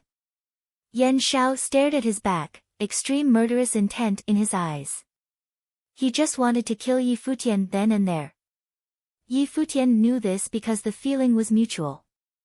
However, they couldn't kill each other now. "Wait," a voice suddenly said. Yi Futian stopped and turned to see someone looking at him. It was Yun Tianhao. "I want to see your true abilities," Yun Tianhao said coolly. Yan Xiao didn't say anything. Ever since Yun Tianhao entered the Donghai Academy, he knew that the youth would become the most talented one of the academy. He was a talent blessed by the gods. He would definitely snatch the spotlight during this Tingfeng banquet. Yi Futian looked toward Yan Xiao and the school of the Emperor's Star. They seemed to anticipate their battle. "Yi Futian, Tianhao's talent is at your level," Yan Xiao said, somewhat proudly. His eyes smiling slightly, Yi Futian looked at Yan Xiao and said, "Oh? Ask him how much of my true abilities he saw when he lost to me back then." Back then, he'd only revealed his talent as an inscriber. He didn't even reveal his mandate sorcerer talent. Yan Xiao gazed blankly at Yun Tianhao. He didn't know about this because the youth hadn't told him. That was before. The present is different. Yun Tianhao's eyes were cold. "I don't have time to play. If you want to fight, then are you ready to die?" Yi Futian asked coldly. Yun Tianhao's eyes sharpened. The strong cultivators of the school of the Emperor's Star glared at Yi Futian as well. He was way too arrogant. "Seems like you're not as confident as you thought." Yi Futian smirked and turned to leave. Countless eyes watched his receding figure, their eyes frigid. Yun Tianhao clenched his fists tightly. He'd lost to Yi Futian once at the Qingzhou Academy. Then, he thought that he could surpass the other. When he came to Donghai City, he realized that Yi Futian's name was known throughout the city. He had twin life spirits and was full elemental. Though Yun Tianhao was proud, he wasn't completely confident. "Don't mind him. He won't live for long," Minister Hua said, raising his wine. Yan Xiao and the others looked at him and nodded lightly. However, they knew that if an emperor wanted to protect Yi Futian, it would be difficult to kill him. Even if he was outside like today, there were many powerful figures protecting him. A sneak attack was difficult. Chapter 135, Yi Futian returned to the venue. The people from the Yunchu nation and the Yan kingdom were all looking at him. They had wanted to test out the abilities of the Fenghua rank's first place. However, Yi Futian did not want to. It was Yu Sheng who stepped out and threw a punch. This made it clear to them, Yi Futian was not hiding from battle, he thought he was too good for a battle. Yu Sheng and Yi Futian were on the same plane, but in first place was Yi Futian, not Yu Sheng. If Yan Zhan was defeated by Yu Sheng, what level was Yi Futian on? It was safe to say that it would be difficult for anyone in the seven-starred glory plane to win against him. At today's event, the Emperor of the Yan Kingdom said boring events like the Fenghua banquet could not help pick out truly brilliant people. But that doesn't seem to be true. What just happened is a perfect example. Do the others from the Yan Kingdom want to give it a try? The extravagantly dressed young man from the Yunchu nation opened his mouth again. Well, of course. Not only that, we also want to know how strong Chu Kuangren of the Yunchu nation is, said a young man from the Yan Kingdom, looking at the person who had just spoken. The young man was Yan Qi, and the extravagantly dressed young man he was speaking to was Chu Kuangren. Even back in the Yunchu nation, I have heard of Yan Qi's knives. In the second-level Dharma plane, Yan Qi's knives were able to execute a person in the fourth-level Dharma plane. He even became the godson of Emperor Yan, and was given the family name, Yan, said Chu Kuangren with a smile. The two young men were attacking each other with their words. Chu Kuangren and Yan Qi were both the leaders of the young cultivators from their respective countries. One was an actual prince and one was bestowed the title of prince. Just as Emperor Yan had said, the Yan Kingdom was in need of talent, so anyone with extraordinary gifts had a chance at high-status positions. It was even possible to become a prince. Chu Kuangren and Yan Qi met eyes. Both of their gazes were sharp like knives. An invisible force spread throughout the venue. Just then, Chu Kuangren laughed and the force disappeared immediately. The Tingfeng banquet has only just begun.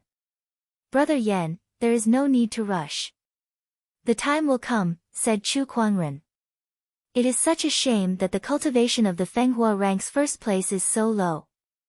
That's no fun at all. If you were in the Dharma plane, then things would be so much more interesting. Even though they had all heard that Yi Futian defeated Dharma plane cultivators during the Fenghua banquet, they would not accept this as proof of Yi Futian's powers. Realization of Dharma that could be defeated by a mere seven-starred glory plane cultivator was definitely looked down upon. Chu Kuangren and Yan Qi's gifts were able to overpower every one of the younger generation cultivators in their respective countries, so there was no need to question just how strong and powerful their gifts were. But it's a relief that Yi Wuchen is also on the Fenghua rank, said Chu Kuangren. A moment later, he looked at the figure seated quietly across from him and said, Yi Wuchen, you were the most powerful participant of the Fenghua banquet and is second place on the Fenghua rank. If Yi Futian did not defeat people levels above him, you would have been in first place. You know quite a lot, said Yi Wuchen. He put down his wine glass and finally looked up at Chu Kuangren, breaking his silence. It's not hard to find out about these things. After all, the Kangyi Kingdom's Fenghua banquet isn't exactly a small event, answered Chu Kuangren. News circulated in the imperial palace and as a prince, it was not difficult for him to find out about every battle that went on during the banquet. Even though Chu Kuangren was not present at the event, two people made an impression on him purely based on the reports he received. One was Yi Futian who battled across plains, and the other was the invincible Yi Wuchen. Between these two people, Yi Futian's level of cultivation was much too low to pique his interest. Chu Kuangren was very obviously more interested in Yi Wuchen. But I don't know anything about you, Yi Wuchen said nonchalantly. An awkward smile was frozen on Chu Kuangren's face. Yi Futian chuckled. Yi Wuchen was indeed an interesting person. Chu Kuangren, it seems you're not as popular as you had thought, laughed Yan Qi. You're just the same, Yi Wuchen opened his mouth once again. Yan Qi gave him a strange look. Yan Qi knew that Chu Kuangren was extremely insolent, but he would never have imagined that he would meet someone even more arrogant today. Yi Wuchen was not being arrogant. In his opinion, cultivation was not an easy task. Swordsmanship required a lot of time for exploration and refinement. Where would he find the time to inquire about cultivators of the Yunchu nation and the Yan kingdom? To Yi Wuchen, if he wanted to find out about someone's abilities, one duel was all it took. Why complicate something that could be taken care of so easily? That's okay. You'll get to know us eventually. Chu Kuangren smiled at Yi Wuchen. Then, to the people seated beside him, he said, "Didn't you guys want to see what kind of realization of Dharma the Dharma plane cultivators defeated by a glory plane cultivator possessed? This is your time." As soon as he finished speaking, a person from the Yunchu nation walked out, looking toward the group from the Kangyi kingdom. He said, "Would you guys mind enlightening me with your skills through a battle?" Bai Qiu and Yu Zhang's expression darkened. They knew when they lost to Yi Futian that the news would spread all over the Kangyi kingdom and become history that could never be erased, but they never thought the news would travel so far that even neighboring countries would know about their defeat. Now, they were even being taunted about it. Bai Qiu walked out. Although he was defeated by Yi Futian, he was still the #1 student of the Qin clan. His abilities were definitely not weak, or else he would not have made it on the Fenghuo rank at all. After his defeat by Yi Futian, Bai Qiu defeated many other opponents and was picked by the emperor to enter the rank. The two cultivators walked to the side. The area in the center of the venue was obviously not spacious enough. Very quickly, a guqin sounded. As a musical sorcerer prodigy of the Qin clan, Bai Qiu's musical sorcery was very powerful. The Qin clan was the guqin orthodoxy of the Kangyi kingdom. They were definitely deserving of this reputation. However, in the end, Bai Qiu was defeated. Everyone present from the Yunchu nation was also the best of the younger generation cultivators. The Yan kingdom was humiliated a while ago when they were immediately defeated in battle with Yu Sheng. There was no way the Yunchu nation would make the same mistake. So, the person who fought Bai Qiu was actually extremely powerful. Amongst the younger generation cultivators from their country, he was one of the most gifted. But Bai Qiu had no prior knowledge of this. All he knew was that he was insulted and then was defeated once again. The high-spirited prodigy of the Qin clan had lost his elan. Afterwards, the people of the Yan kingdom joined in on the fun and challenged Yu Jiang. Just the same, Yu Jiang was also defeated. The Yan kingdom's victory made up for the humiliation they received after the previous battle. The defeat of Bai Qiu and Yu Jiang answered the Yunchu nation's question, what kind of realization of Dharma could be defeated by a glory plane cultivator? By the looks of it, it's not as difficult as we thought to rank first on the Fenghuo rank. Chu Kuangren laughed and looked at Yi Futian. Prince Yi Danchen, Princess Yi Lingxi, and others looked to Yi Futian. They couldn't just sit and swallow the insults. The Kangyi kingdom had already lost twice. Even Bai Qiu and Yu Jiang had turned their eyes to Yi Futian. If he made a move, then maybe they could prove themselves to the Yunchu nation and the Yan kingdom. Yi Futian acted as if he did not hear anything Chu Kuangren had said. Yu Sheng, he called. No one said a thing. Was he going to make Yu Sheng fight again? Here, answered Yu Sheng. Yi Futian looked towards him and stood. Smiling, he said, I'm full. Let's go. Yu Sheng blinked and replied, okay. Just like that, the two of them disregarded everyone at the venue and walked out. The people of the Yunchu nation and the Yan kingdom watched them, dumbfounded. How can they be so arrogant and disrespectful? Chu Kuangren was very arrogant, as was Yan Qi. Yi Wuchen did not lose to them in this department either, but there was no one like Yi Futian. He did not say anything insulting nor was he presumptuous or sarcastic, he simply ignored your existence. Wine glass in hand, Luo Junlin stared at Yi Futian's back. It was impossible to hide the intent to kill in his eyes. Twin spirits and gifts in all elements, Yi Futian was freakishly talented, but these talents still needed time to mature. Luo Junlin was not going to give him the chance to do so. I'm also full, said Yi Wuchen and rose from his seat. If so, then we will take our leave now, Yi Danchen said to Luo Junlin. The group from the Kangyi Kingdom stood one by one and exited the venue. Everyone from the Yunchu nation and the Yen Kingdom watched coldly as they departed. Powerful cultivators from our 3 countries have gathered for the Tingfeng banquet. By the end of this event, we will know who's the strongest, Chu Kuangren said with a cold demeanor. Following that, he continued to drink. He had no intentions of leaving. Luo Junlin heard what he had said and smiled meaningfully. He had other thoughts in mind. As Yi Futian and the others walked further away from the venue, Lin Yueyao chased after him and arrived by his side. "Do you really not care?" she asked as she stared at Yi Futian. She was getting more and more curious about this guy.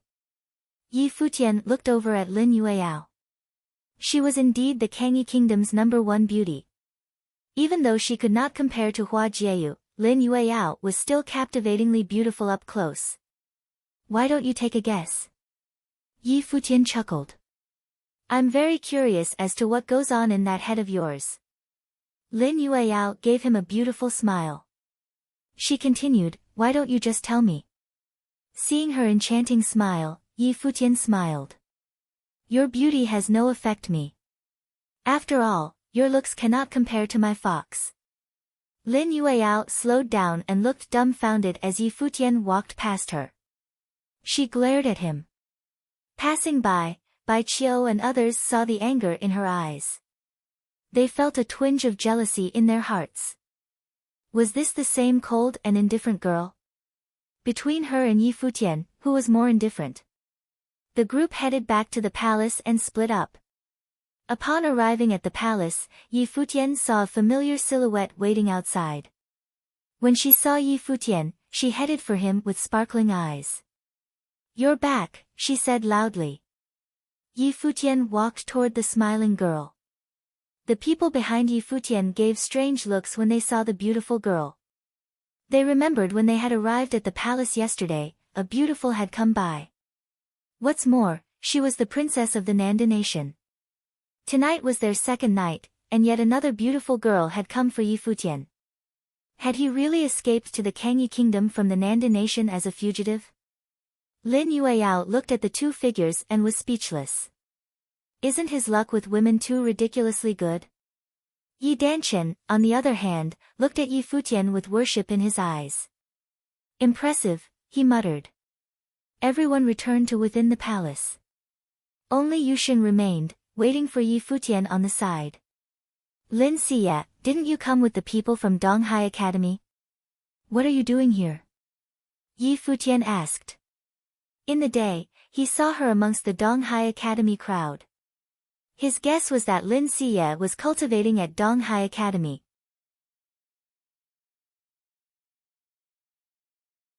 Chapter 136, Lin Siya's pretty eyes focused on Yi Futian.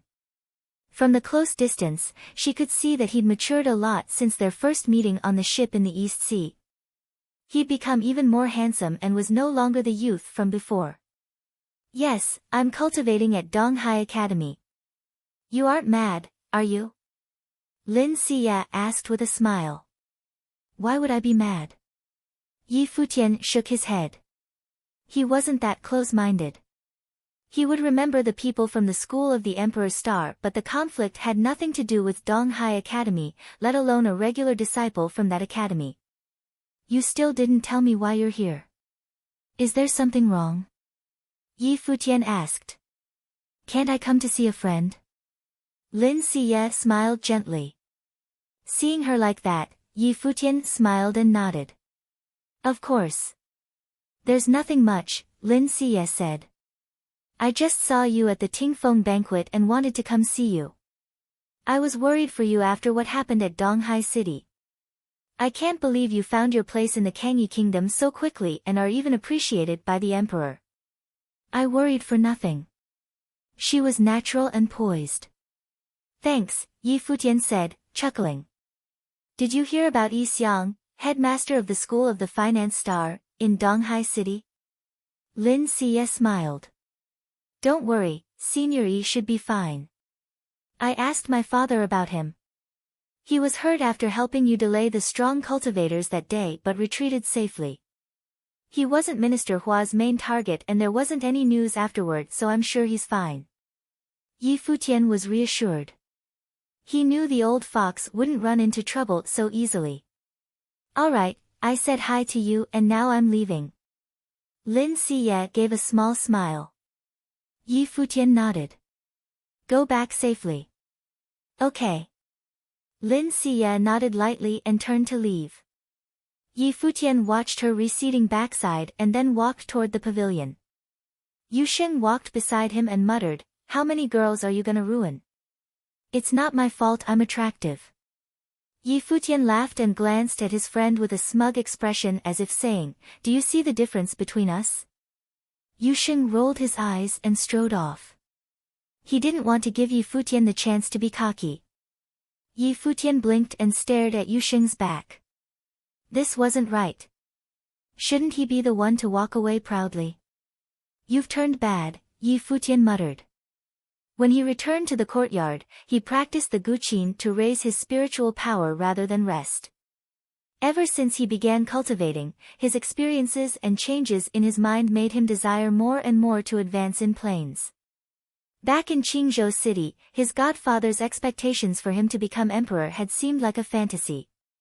Now, he was truly working toward it. Time passed bit by bit. Late at night, Yi Futian was still playing. Many emotions seemed to be hidden in the song. Returning to the Nanda nation, his home country, this time, his identity had changed. He had come with Emperor Yi to attend the banquet. Everything was like a dream. As the music streamed into the silent air, there was a violent surge of spiritual qi in the air. They rushed into Yi Futian's body but he didn't seem to feel anything. He continued playing and the melody gradually rose from the low tone. There was a feeling of throwing the past behind.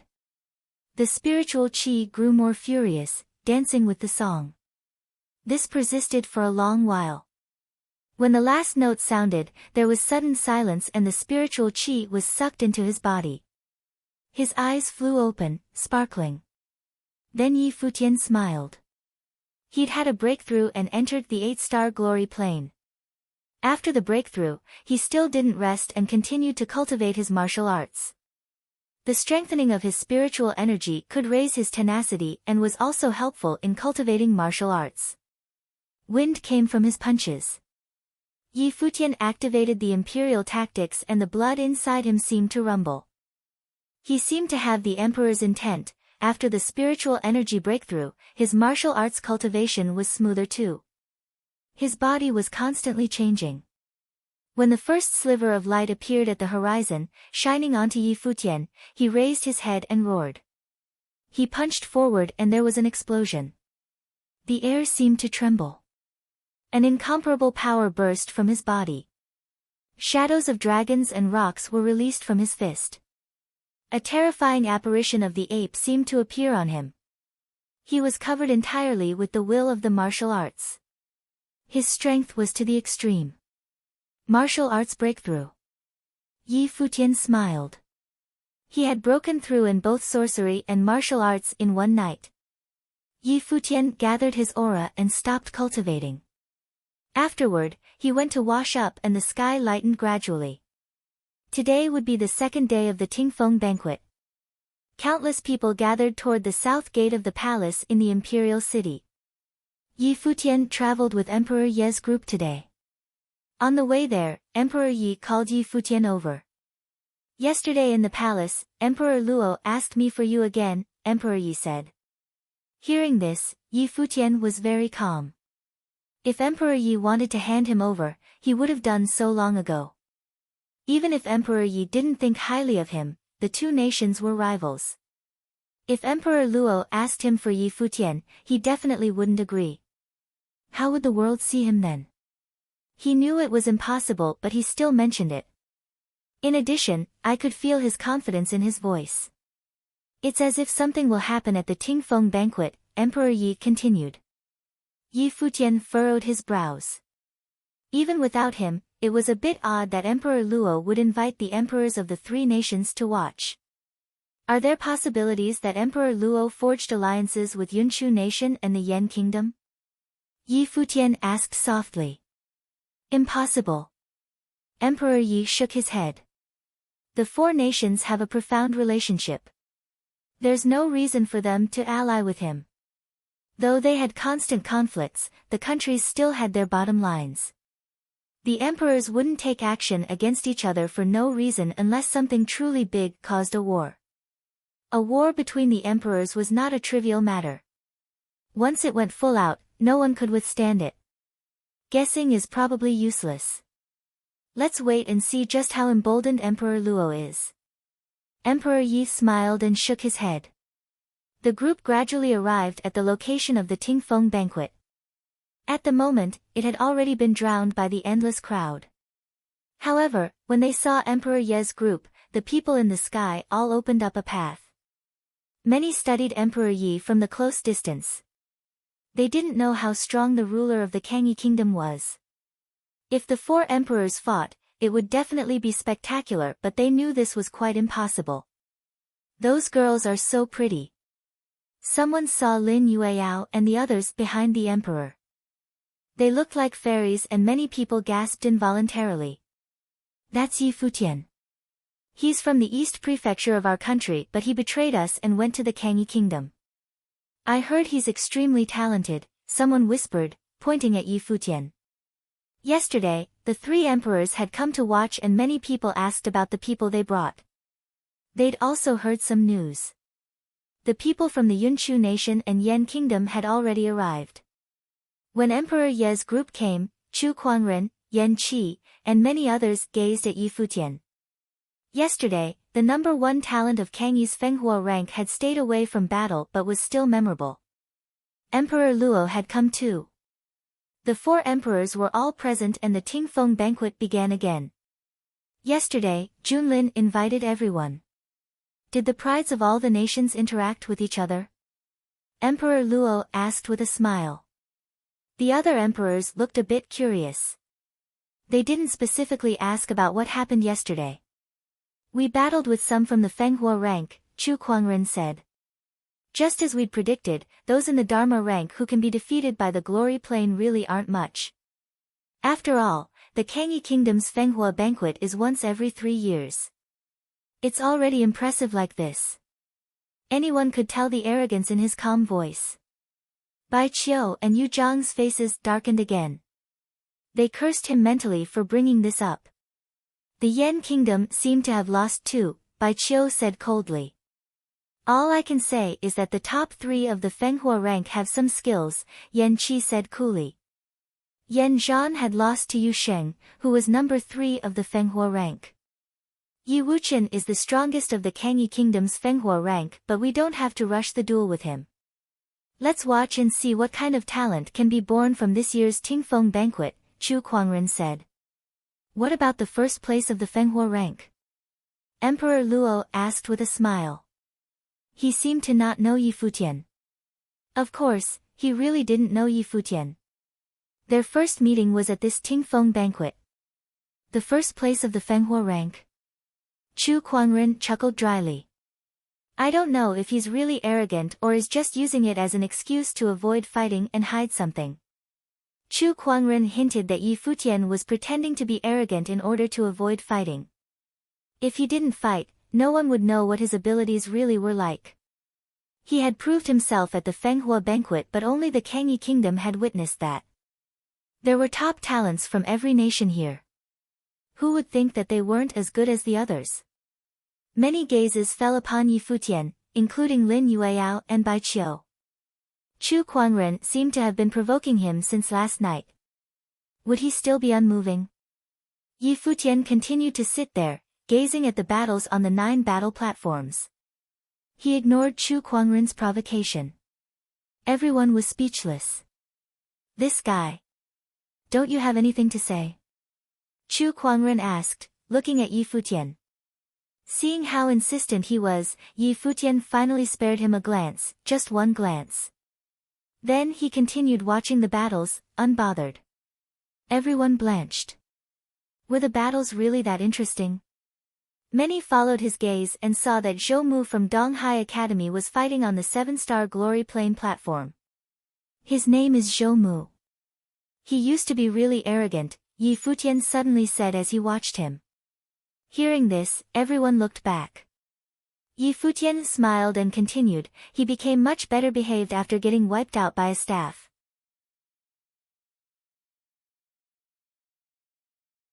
Chapter 137. After Yi Futian had spoken, everyone around could only stare at him wide-eyed and dumbfounded. Even his fellow cultivators on the Fenghua rank were speechless. Yi Futian was just too arrogant. But at the same time, hearing him insult others was a great feeling. Even Bai Qiu was feeling better about Yi Futian. Good thing Yi Futian didn't use my defeat as an example. Would Zhou Mu spit blood in anger if he heard what Yi Futian said? Emperor Yi blinked a couple of times.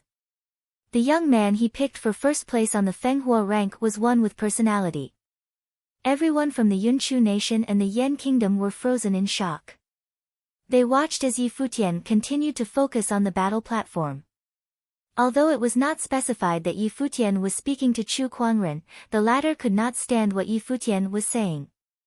The emperors could not help but turn their attention to Yi Futian, especially the emperor of the Yunchu nation. Chu Kuangren was his son, so he knew well of his abilities. Where did this glory plain nobody get the courage to speak in such a manner?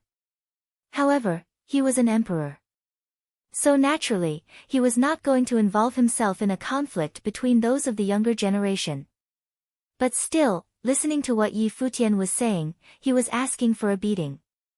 Chu Kuangren was dazed for a moment. Then, he sneered and said, "All geniuses are arrogant.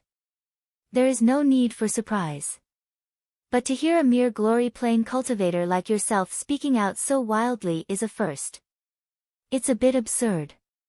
If you were in the Dharma plane, I wouldn't have minded personally teaching you how to conduct yourself properly." Yi Futian turned to Chu Kuangren with a slight smile on his face. "All right. If I get the chance, I'll definitely ask for your advice. Let's wait until you enter the Dharma plane." Chu Kuangren turned his head away from Yi Futian, no longer looking at him. Chu Kuangren was not his real name, but this name was much more well-known than his original name. After a while, people had forgotten his real name. This went to show just how wild Chu Kuangren was. But now, Chu Kuangren had met his match. "We'll just wait to test him out after the results of the Tingfeng banquet are announced," said Yan Qi. After listening to Yi Futian's words, even he wanted to beat him up. How could Yi Futian compare Chu Kuangren to an opponent he once defeated, and go as far as to say he'd be much better behaved later? The young man on the battle platform, Zhou Mu, was indeed talented, but how could he be compared to Chu Kuangren? Chu Kuangren was the most powerful cultivator of the younger generation in all of Yunchu nation. Yi Futian shook his head lightly. He was not very interested in what they were talking about. The only thing he would gain from defeating the prodigies of the Yunchu nation and the Yan kingdom was praise. It would also make him more enemies. There was no need for Yi Futian to prove himself to the others. Even last night, when Chu Kuangren tried to provoke him, Yi Futian just left, not wanting to deal with him. How fitting of a person who once defied my order, thought Emperor Luo. He then called out, "Yi Futian." Yi Futian's eyes brightened and he turned his body around, his eyes falling on Emperor Luo. Emperor Luo had eyes filled with arrogance and pressing air of royalty surrounding him. One would not have been able to guess that he had usurped the throne to become emperor.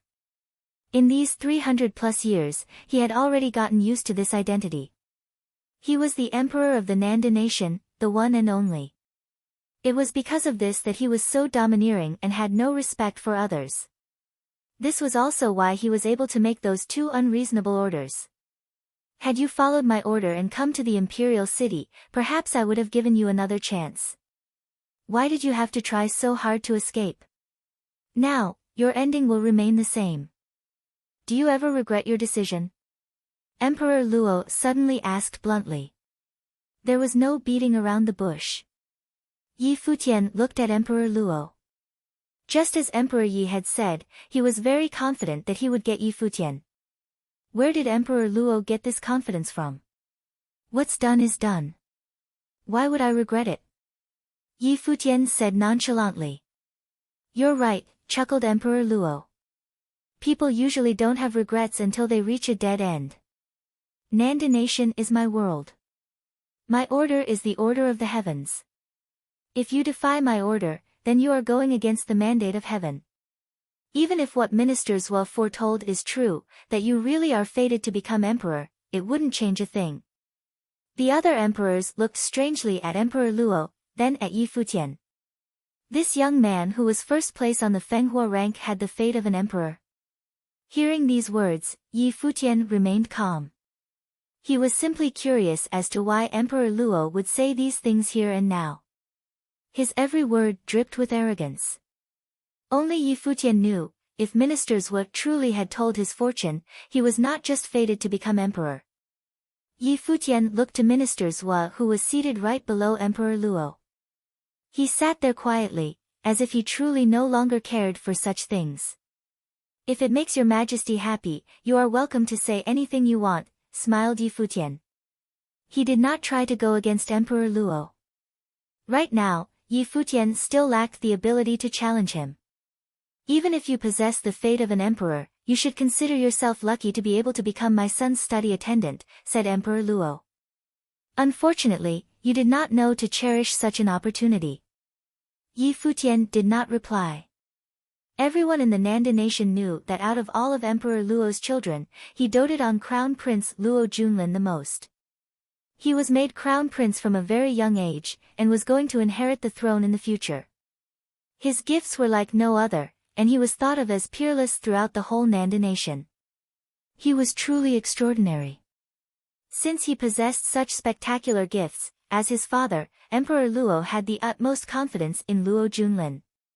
Crown Prince Luo Junlin was born a couple of years too early. Otherwise, this rascal would have been able to exchange a few moves and learn a thing or two from him, the emperor of the Yunchu nation said while looking ahead at Chu Kuangren. He also had the same confidence in his own son. Is that so? Laughed Emperor Luo. His words carried a hint of disdain. Emperor Chu did not argue further. The Tingfeng banquet continued. Young cultivators continued to emerge to the audience. Among them were those with extraordinary talents. At noon, it seemed as if no one had left. The atmosphere in the Tingfeng banquet was still roaring despite the hot, beaming sun. Just then, the emperors turned in the direction of the Nanda nation's imperial palace, their expressions strange. There was actually someone who dared to fly in the air above the imperial palace? Especially during the Tingfeng banquet? They truly had no respect for the emperor of the Nanda nation. Emperor Yi and the two other emperors looked toward Emperor Luo. They saw a glimmer in his eyes as he stared toward the imperial palace. It was as if he were anticipating something. Rays of light, strong like the sun's rays, shined in their direction. The light moved closer until it was directly above them. A roar erupted through the air and the audience of the Tingfeng banquet looked up to the sky in shock. Who dares to be so disrespectful in the audience of the four emperors? The Tingfeng banquet will stop for the time being.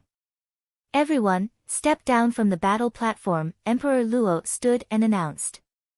His voice reached the 9 platforms, sending chills down the backs of all participants. Even those in the midst of a heated duel did not dare to go against the emperor's order and halted immediately.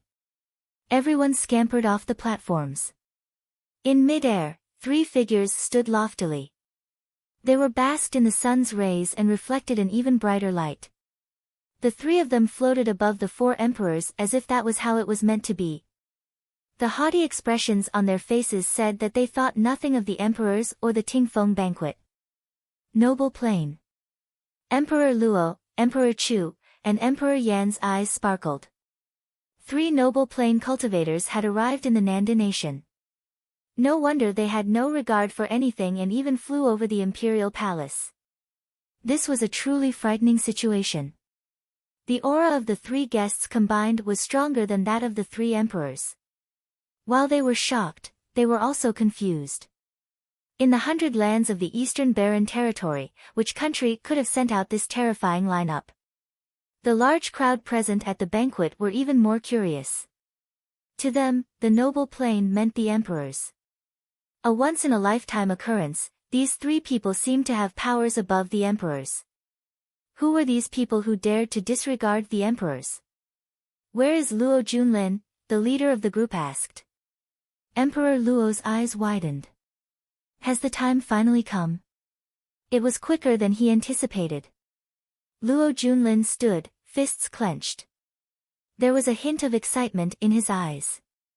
With steady steps, he headed toward the trio. Looking up at them, he said, "My most humble greetings, seniors." "Let us take a look," said the leader.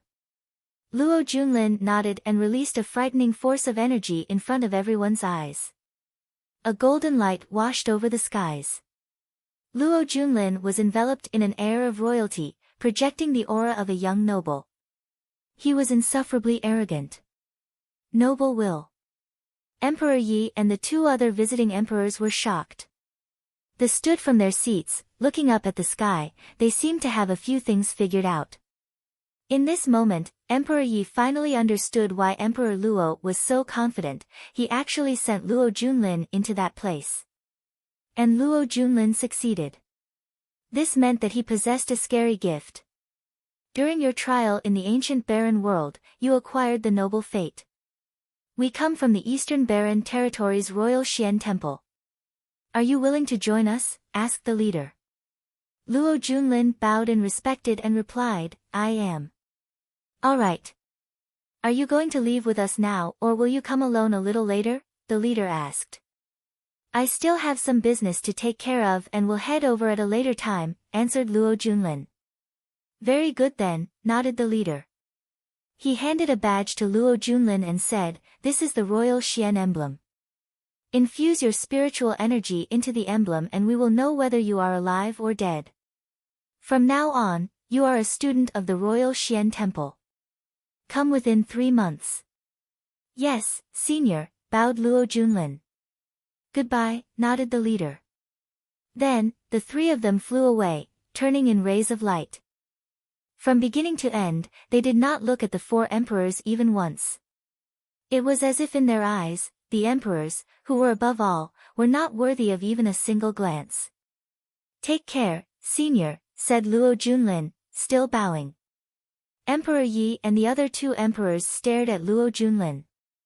Their inner thoughts were all stirred up. The Royal Xian Temple was an extremely powerful force from far away in the center of the Eastern Barren Territory.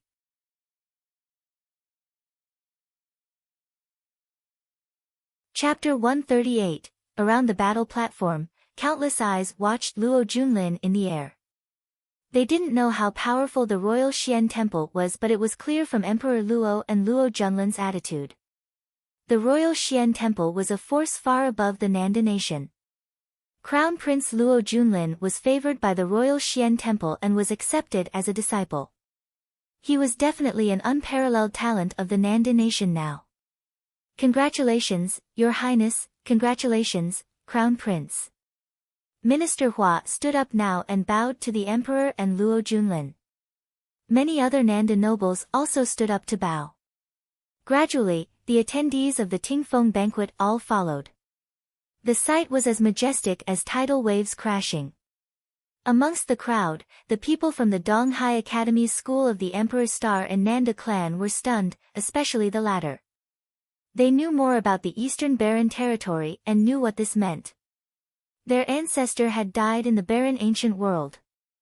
Many of the younger generation looked to the Crown Prince with envy and respect. However, Lin Siya looked at Yi Futian instead. The Crown Prince seemed to have joined the powerful clan from the outside world. Its power was above a kingdom's. Would the brilliant and handsome youth be able to counter him? The emperors of the 3 nations and the other talents watched this scene quietly. The emperors finally realized the true reason why Emperor Luo invited them. Emperor Luo waved at them all. He smiled and said, receiving this news during the Tingfeng banquet is truly a celebratory matter. I will greatly reward the most talented of this year's banquet. Let's continue now. Thank you, Your Majesty. Everyone smiled. The Tingfeng banquet continued. The Crown Prince will cultivate in the Royal Xian Temple and has the noble will. He must become a noble in a few years, Minister Hua said, smiling. Emperor Luo was happy to hear this, but the other emperors knew that Minister Hua was just kissing up to him. Luo Junlin was already at the peak of the Dharma plane, but there was still the Arcana plane after that. Entering the noble plane in a few years was a fool's dream. However, he had received the noble will in the barren ancient world and would cultivate in the royal Xian temple. Becoming a noble figure was just a matter of time. Congratulations, Brother Luo, the emperors of Yunchu and Yen commended. They were jealous, but they still had to say something. Once Luo Junlin became a noble, there would be 2 figures of the noble plane in the Nanda nation. In addition, Luo Junlin could reach a higher plane in the royal Xian temple. They couldn't become rivals with the Nanda nation's royal family. Thank you. Emperor Luo chuckled and looked over at Emperor Yi. Emperor Yi, what do you think? He asked with a smile. You're quite lucky. Emperor Yi smiled casually. He was thinking that if Yi Futian was also at the pinnacle of the Dharma plane, he would sacrifice his own chance to send Yi Futian into the barren ancient world. He might be able to win an opportunity for the youth. However, Yi Futian's cultivation was too weak. It would be hard to establish himself in the barren ancient world, no matter how talented he was. Lucky? Emperor Luo sneered and said, I suggest Emperor Yi reconsider his actions. Perhaps I can overlook the rejection from before. As he spoke, he glanced at Yi Futian. He obviously wanted to force Emperor Yi to hand him over. If you believe in Luo Junlin so much, why must you always ask me for the boy? Emperor Yi asked, looking at Luo Junlin. Or are you unconfident in him, thinking that he's not comparable to Yi Futian? Nonsense. Emperor Luo scoffed. If you insist, then just wait and see. Luo Junlin glanced at Emperor Yi. Then his gaze fell upon Yi Futian, disdain filling his eyes. Yi Futian didn't care about Luo Junlin's gaze. He wasn't familiar with the royal Xian temple. Whether Luo Junlin joined them or not, he wasn't a threat to Yi Futian yet, so why did it matter? It would just be harder to kill him in the future. Right now, Yi Futian was thinking of something else. It had been so familiar when Luo Junlin released his noble will earlier. That day at the brink between life and death in the Donghai city, the emperor's will had appeared in him, giving him the imperial tactics. When he used to imperial tactics afterward, the emperor will would appear. Was this similar to the noble will that Luo Junlin had? Unbelievable, Zhuo Qianfan said from beside Yi Futian. The Nanda nation will most likely have 2 nobles.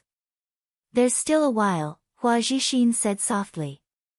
Better to be safe than sorry. If that day really comes, Kang Yi will be in trouble. Zhuo Qianfan glanced at Yi Futian and asked, don't you all have any thoughts? No one replied, but many looked at Yi Futian. All they received was Yu Sheng's indifferent reply. It's just in the future. At that time, wouldn't we have improved as well? You think someone like you can be a genius? Presumptuous, Zhuo Qianfan replied coldly. Don't you know what the noble will signifies? It's just a plane in cultivation. Is it very powerful? Yu Sheng stared at him. The people of the Fenghua rank all looked at him and saw that there was no fear in his eyes. They seemed to become reacquainted with Yu Sheng through this. Was the noble plane just another plane for this guy? To many, a noble represented the emperor, an unmatchable talent. Zhuo Qianfan studied Yu Sheng and then laughed.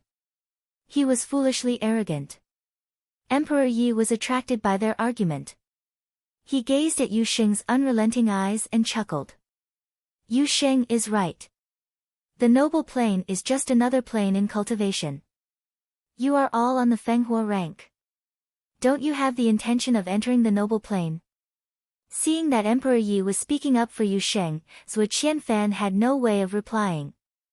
Though Emperor Yi wasn't wrong, Zhuo Qianfan knew that it wasn't that easy to enter the noble plane. Not only did it require high talent, one also needed the noble fate and noble will. This was impossible for the majority of people. Your Majesty, where did those people come from? What is the barren ancient world? Hua Zhixin asked now. Her father hadn't told her about this before. Since you've seen them today, I shall tell you, Emperor Yi said after hearing Hua Zhixin's question. Everyone from the Kangyi kingdom looked at him full of curiosity. Both the Kangyi kingdom and Nanda nation are part of the Eastern Barren territory, but that is not all. The territory is boundless. Even as an emperor, I still don't know just how vast the territory is. Apparently, there are hundreds of nations in the region we live in. It is known as the 100 Lands of the Eastern Barren Territory, stretching an immense amount of land. However, this is not the center of the territory. Emperor Yi continued slowly. The center of the Eastern Barren Territory contains countless extremely powerful forces. Those of the noble plane can become kings and emperors in the 100 Lands. However, in the central region, there may be countless nobles in the stronger forces. There are even more top forces. The Royal Xian Temple that came earlier is a very famous one in the Eastern Barren Territory. Everyone was stunned. The outside world was far larger than they'd imagined. The 100 Lands was just a small part of the Eastern Barren Territory. They finally understood the hidden meaning behind Luo Junlin's words yesterday. Is the barren ancient world a secret place for trials? Lin Yueao asked. No. Emperor Yi shook his head. It's the so-called trial for the people of the 100 Lands. In actuality, the barren ancient world is the true Arap of Akara. It is the place of fate and the birthplace of nobles. Since the beginning of history, the people of the 100 Lands must enter the barren ancient world to take the noble fate in order to enter the noble plane. This allows the noble will to be born in one's body for the breakthrough. The fate that goes against destiny has created countless rare objects, even rare demons. Many of the top forces in the Eastern Barren Territory establish clans in the barren ancient world. After countless years, it has become just like the outside world. There are clans and kingdoms with the cityscape. Why have we never heard of this type of place? Lin Yueao asked softly. The people of the 100 Lands can't enter the barren ancient world freely. Only nobles have the chance. Furthermore, the barren ancient world has an upper and lower realm. The upper realm is known as the noble path for people of the 100 Lands. The lower realm can only be entered by people under the Arcana plane. To us, entering the barren ancient world is very difficult, but Emperor Luo gave his chance to Luo Junlin. He brought his son into the lower realm and Luo Junlin returned with the fate. Everyone listened earnestly. They had a general idea about the barren ancient world and was a bit shocked. Yi Futian listened quietly too. He suddenly remembered something. In the Kangyi Kingdom's palace, the imperial advisor had said that he went out for the trial with the Nanda emperor. The current emperor Luo had attacked the emperor of the Nanda nation and stole his fate. Had they gone to the barren ancient world? He had a feeling it was very possible. Emperor Luo had changed his fate in the barren ancient world. Thus, he tried to send his son there to do the same. Now, Luo Junlin had succeeded. He entered the barren ancient world and received the noble fate. He was valued highly by the strong cultivators of the Royal Xian Temple and was accepted as a disciple. Other than that, there is another path in the barren ancient world, Emperor Yi said. It leads to all directions in the Eastern Barren Territory. The big clans guard these critical entrances. Cultivate well, and when you all reach the peak of the Dharma plane, I may consider sending you to the barren ancient world. All the top talents and various forces are there. Though I've never been there, I'm sure it's an incredible little world. Emperor Yi chuckled. The Tingfeng banquet continued. The Nanda nation's citizens were excited. As more and more geniuses appeared, cheers sounded frequently.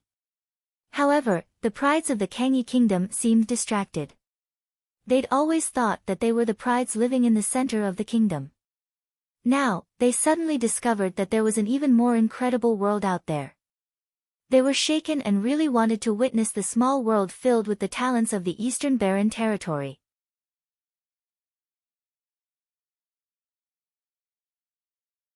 Chapter 139, at the end of the Tingfeng banquet's second day, Emperor Luo did not extend an invitation to Emperor Yi as he did the day before. Right now, whether it was Emperor Luo or Luo Junlin, they were immersed in this triumphant moment. Immediately after the banquet ended for the day, Minister Hua and others rushed over to congratulate the crown prince. The nobles of the Nanda nation chimed in agreement with the flattering remarks thrown at Luo Junlin. They all understood, after Crown Prince Luo Junlin entered the royal Xian temple, there was a chance that he would not inherit the throne to the Nanda nation. He was going to be in an even more fearsome position. If Luo Junlin managed to become a big shot in the royal Xian temple, then forget about the Nanda nation, he would be able to do whatever he pleased in the 100 Lands. He could even build a stronger country of his own. In the 100 Lands, some of the most powerful nations were started in this way, all because of the appearances of more than one noble plain cultivator. Naturally, the people of the Kangyi kingdom did not join the crowd. They had already figured out that this was the true reason behind Emperor Luo's invitation. This was the moment he had been waiting for. This put Yi Danchen in such a bad mood that he wanted to return to the Kangyi kingdom. However, Emperor Yi was against it. Since they were already here, they must wait until the Tingfeng banquet ended, or else people might think that he, an emperor, was jealous of Luo Junlin. After returning to the palace, Yi Futian noticed that Yu Xing kept his head lowered. He could not help but ask, "What's wrong?" "I'm in a bad mood," Yu Xing lifted his head to reply. "Because Luo Junlin entered the royal Xian palace," chuckled Yi Futian. "It's not just that. That father and son duo purposely invited the people of 3 neighboring nations to this event, but it was also they could gloat. Do they really think that Luo Junlin is all that?" Yu Xing seemed really pissed off. "He's able to enter the royal Xian temple, so he must be gifted." Yi Futian smiled. "Who cares about the royal Xian temple? They better not interfere when we kill Luo Junlin in the future. If they do, then we'll just have to get rid of them too," Yu Xing said in a fit of rage. Sweat dripped down Yi Futian's face. This rascal is only in the glory plane and he's talking about annihilating the top power of the Eastern Barren territory. Yi Futian thought. When Yu Xing was angry, he was indeed illogical. "Stop thinking about it. Do you want to go cultivate?" "Let's not attend tomorrow's Tingfeng banquet," Yi Futian said to Yu Xing. "Not go?" asked Yu Xing. "Yeah. Don't you think it's really boring?" Yi Futian smiled at Yu Xing. "We can just go on the last day," he continued. Yu Xing's eyes brightened at Yi Futian's words. He seemed to have understood something. He smiled. His mood had been greatly improved. Yi Futian stared at him for a while and then turned to go cultivate. The night passed and the next morning, Yi Lingxi came to get them. Yi Futian told her they did not plan to attend today's event. When word got back to Emperor Yi, he ordered some people to stay at the palace to protect Yi Futian and then led the others to the banquet. News that the Nanda nation's crown prince was admitted into the royal Xian temple as a disciple and was going to become the Nanda nation's second noble plain cultivator spread during the night. Thus, there was an obvious increase in the amount of people at today's banquet. There was such an impressive crowd of people. Obviously, Emperor Luo was in a merry mood. The Tingfeng banquet continued and he noticed that Yi Futian was not present. The people of the Yunchu nation and the Yan kingdom had also taken notice. Not only did the first place winner of the Fenghua rank avoid battle before, he's even going into hiding now. Chu Kuangren let out a mocking statement when he noticed Yi Futian was absent. "You're wrong." Out of nowhere, Yi Wuchen said, "He probably just thought it was boring." "The banquet is boring and so are the people. If I had known, I wouldn't have come today either." "Definitely a good reason." "You and Yi Futian are very alike," said Chu Kuangren. "Perhaps he was deeply affected by what happened yesterday," laughed someone from the Yan kingdom. Although this was the Tingfeng banquet, but the one who stole the show yesterday was definitely Luo Junlin. Many people were stirred and when they returned home, many of them went to seek information on the Eastern Barren territory and the ancient Barren world. "Your Majesty, I'm not coming tomorrow either, Yi Wuqian said to Emperor Yi. Alright, nodded Emperor Yi. What are you trying to run away from? Chu Kuangren smiled at Yi Wuqian. Don't worry. I'll be present on the last day of the Tingfeng banquet, replied Yi Wuqian. Chu Kuangren looked at him, still smiling, and said, Good. I'm looking forward to it. Just as Yi Wuqian said, he did not show up for the fourth day of the Tingfeng banquet. Neither did Yi Futian and Yu Sheng. Not just on the fourth day, but as the Tingfeng banquet continued, geniuses kept appearing. The atmosphere was lifted to another level. However, Yi Futian and Yu Sheng were still nowhere to be seen among the group seated by Emperor Yi. Even the people from Donghai Academy and the Nanda clan noticed. They thought that Yi Futian was probably triggered by the fact that the crown prince attracted the attention of such a powerful group. Although Yi Futian possessed terrifying gifts that did not lose to that of Luo Junlin's, cultivation was not only based on gifts. It was also about fate. It seemed that Yi Futian simply was not destined to be compared with the crown prince. After Luo Junlin entered the royal Xian temple, he was most definitely not going to allow Yi Futian a chance to mature. These past days, Yi Futian and Yu Sheng stayed in the palace and cultivated. Yu Sheng, who was still in a sour mood, was especially focused. Every time Yi Futian went looking for him, he was focused on cultivating, and so, Yi Futian decided not to disturb him. Within the palace, Yi Futian practiced his punches in the courtyard where he stayed. The will of the emperor flowed within him, causing his every punch to contain a mysterious aura. As he cultivated, this feeling became more and more obvious. He was able to control it more fluently in his attacks. Ah! A deep roar broke Yi Futian's concentration. It was Yu Sheng's voice. Yi Futian felt his heart tense, and he ran towards the noise. Very quickly, he arrived at the location where Yu Sheng was cultivating. Seeing Yu Sheng's current state, Yi Futian's heart clenched tightly. Every time he saw Yu Sheng cultivating in this way, his heart hurt with a needle-stabbing pain.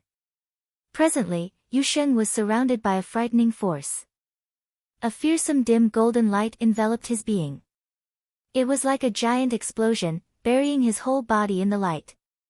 The image of what seemed like a devil overlapped on Yu Sheng's body.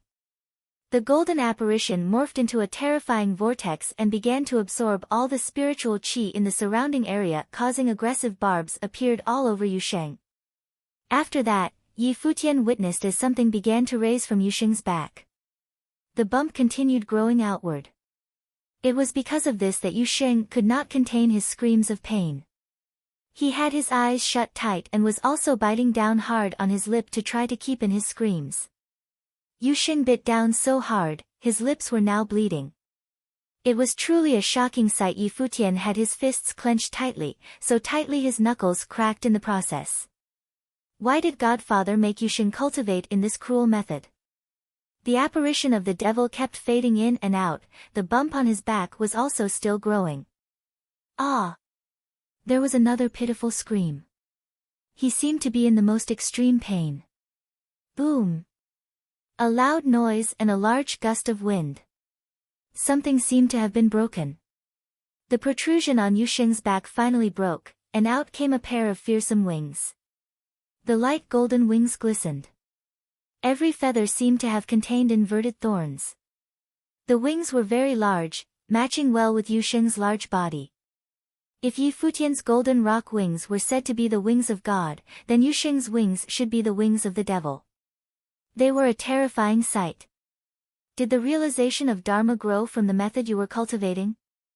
Yi Futian was shocked. With the birth of these wings, flying would no longer be Yu Sheng's weakness. Spiritual qi from all around surged into Yu Sheng's body. In this moment, Yi Futian noticed that it was not only metal spiritual qi, but wind spiritual qi as well. With the birth of the wings, Yu Sheng had also acquired wind elemental gifts. Just then, Yu Sheng opened his eyes.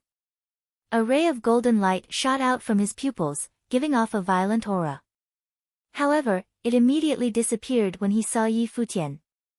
The wild force that coursed through his body also started to calm down. Yu Xing smiled brightly, like a child, at Yi Futian. There was not a single hint of the violent aura from before. Does it hurt? Yi Futian asked softly. It's no big deal. I can still handle it. I'm also in the 8-starred glory plane now, Yu Xing said, scratching his head. You idiot. No more cultivating for you today. Get some rest. Yi Futian stared at Yu Sheng, not allowing him to reject his words. All right, nodded Yu Sheng. He had leveled up and was in a better mood now. Yi Futian did not say much more and turned to leave. Yu Sheng said it didn't hurt, but Yi Futian's heart still hurt. He knew as long as Yu Sheng continued to cultivate, he was going to have to keep enduring this pain. Behind extreme power was not just extraordinary gifts. There was also pain intolerable to ordinary people. The days passed one by one, and soon, it was close to the end of the Tingfeng banquet. The final competition between the strongest contenders began. The imperial city of the Nanda nation was boiling with excitement. The best of the best had finally appeared on the platform in front of the audience. They were ready to show their talents and fight to the end. Yi Futian and Yu Xing still had no clue about what was happening at the banquet. Sometime in the evening, Emperor Luo led the group from the Kangyi kingdom back to the palace. Yi Lingxi arrived at the courtyard where Yi Futian stayed. Yi Futian, shouted a smiling Yi Lingxi. Princess. Yi Futian looked in her direction. Don't call me princess, Lingxi is fine, she chuckled. I came to let you know that tomorrow is the last day of the Tingfeng banquet. It's finally ending, laughed Yi Futian. It had been a while since the Tingfeng banquet began. Father said we might head straight back to the Kangyi kingdom tomorrow. Since there's nothing to do tonight, do you want to go for a stroll? The night view of the Nanda nation's imperial city is quite nice. We won't get a chance to enjoy it after tonight, said Yi Lingxi. Okay, nodded Yi Futian. He had been cultivating in the palace for the past few days. He was bored to death. It would be perfect to take a stroll in the imperial city. The same went for Yu Sheng. Tomorrow was going to be the final battle of the Tingfeng banquet. The Nanda nation's imperial city must be very lively right now.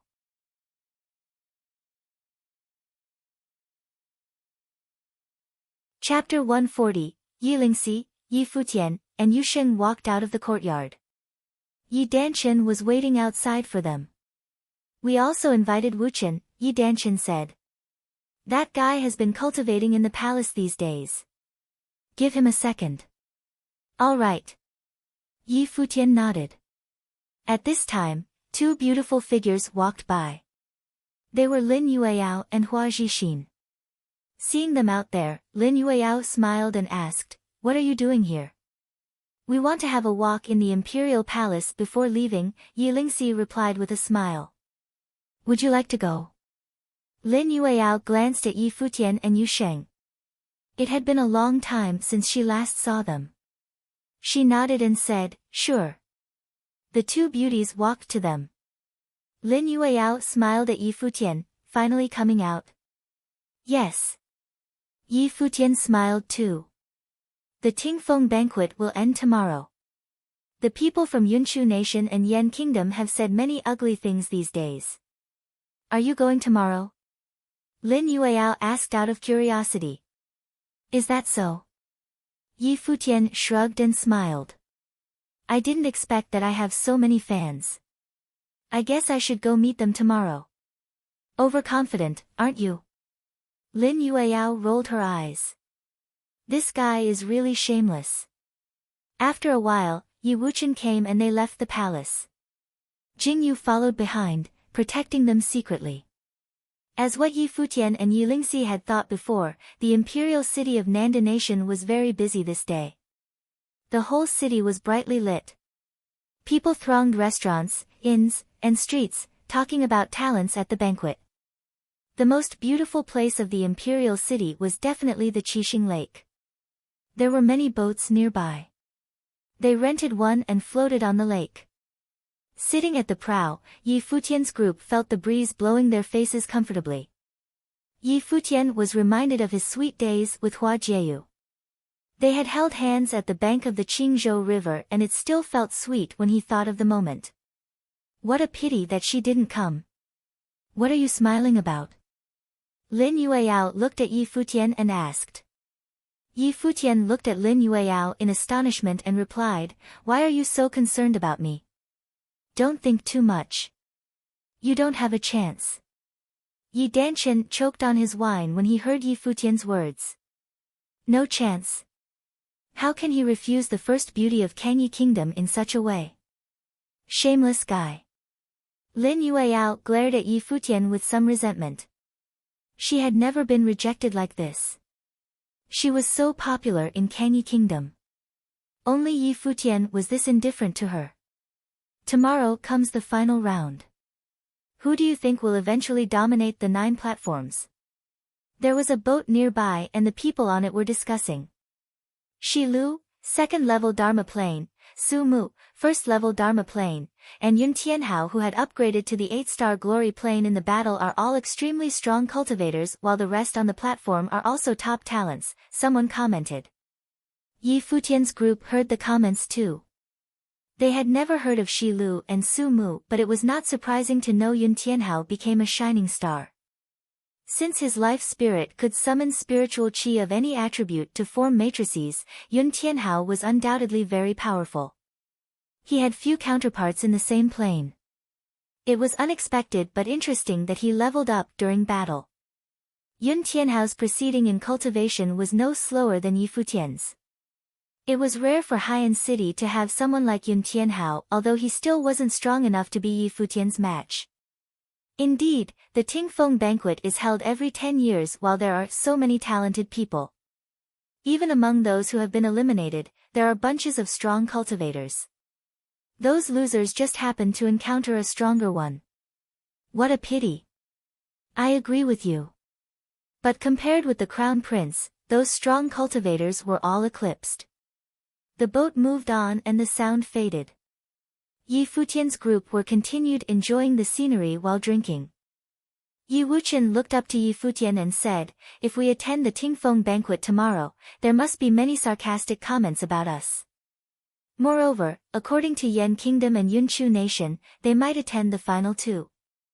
You want to see those talents' strength?" Yi Futian asked Yi Wuchen. "Some are just too noisy," Yi Wuchen murmured. "Then make them shut up." Yi Futian smirked. Hearing their conversation, Lin Yueyao and Hua Zhixin just thought that the two were really good at pretending to be cool. The boat kept moving forward on the Qixing Lake. People in the boats were all talking about the strong cultivators on the banquet with great interest. There were more boats near the ayat. People were all attracted by one of the islands where a banquet was being held.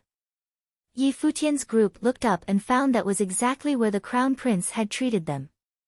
At this time, Luo Junlin was there again to treat the talents of the Tingfeng banquet.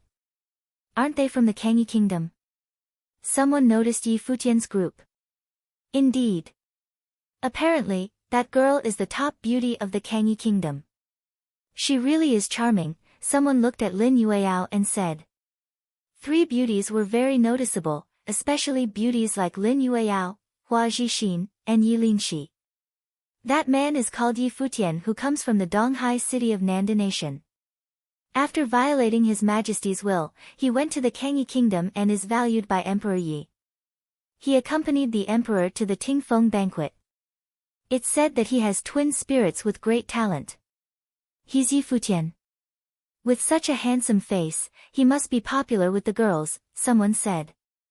But after the people of the royal Xian temple came and the crown prince shone so radiantly, Yi Futian didn't appear again. Many people on the lake noticed Yi Futian and his friends.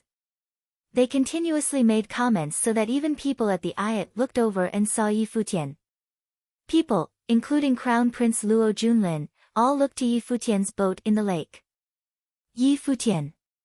Among the people on the island, Yun Tianhao stood up and walked to the edge of the island, looking toward the boat on the water. His sharp eyes fell on Yi Futian. Yi Futian was drinking with head lowered. Seemingly not hearing Yun Tianhao, he didn't respond. Will you come tomorrow?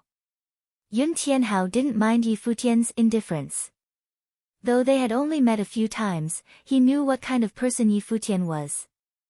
Yi Futian still didn't answer his question. Yu Xing stood up, looked to Yun Tianhao coldly, and then walked closer to Crown Prince Luo Junlin. At this time, Luo Junlin was drinking too. Beside him sat a sexy beauty. Possibly due to the wine, her face was charming and enchanting. She was the daughter of a rich family in the imperial city. Both her looks and talent was very outstanding.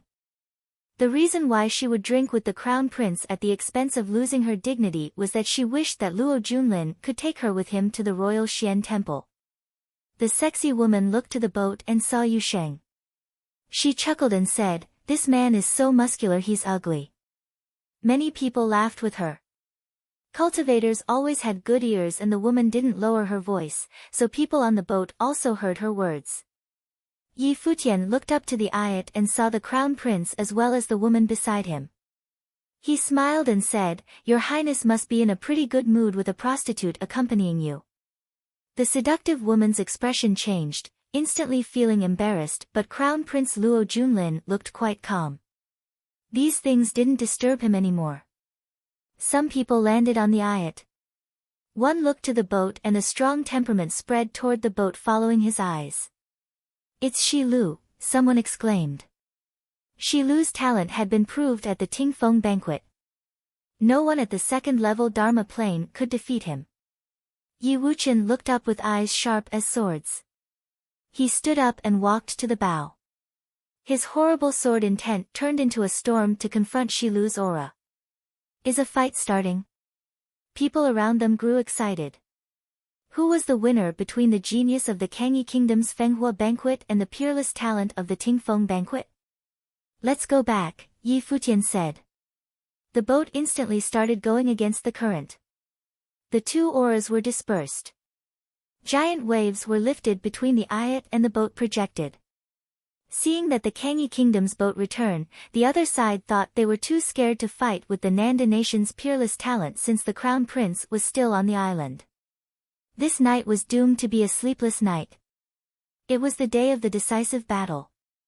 Countless people gathered here in the imperial city for the Tingfeng banquet. Some people even came at midnight to keep a seat so that they could see the banquet clear in the daytime. Those finalists all came in advance, gathering around the platforms and being admired. People of Yunchu Nation and Yan Kingdom arrived too. So far, they had to admit that after rounds and rounds of battles, those left were great talents, many of which weren't any weaker than them. Emperor Luo arrived as well. Seeing such a grand occasion, he smiled. He was quite satisfied with this year's Tingfeng banquet. Moreover, his son, Luo Junlin, was thought highly by the royal Xian temple. Of course he was in a very delighted mood. Even on the last day, some came to congratulate him. This was his second time to feel so happy since he became the emperor. Last time, he saw his own bright future when he ascended to the throne. This time, he saw the future of his son, Luo Junlin, as well as the whole Nanda nation. Emperor Yi walked out of the crowd with Yi Futian, Yu Sheng, and Yi Wuqian. The Kangyi Kingdom's people all appeared today. Looking at the frenetic people, Yi Futian smiled slightly. The most prominent cultivators would be born today at the decennial Tingfeng banquet. If Yi Futian and Yu Sheng weren't here, of course.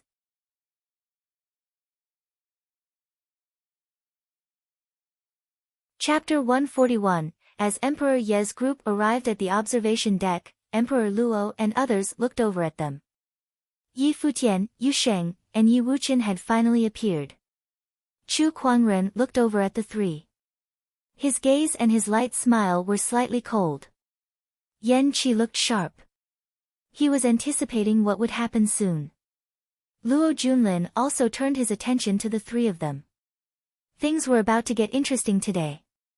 Beside Luo Junlin sat a beautiful girl. It was the girl who drank with Luo Junlin on the island last night. Her name was Shen Rushuang. Her makeup was light, unlike last night.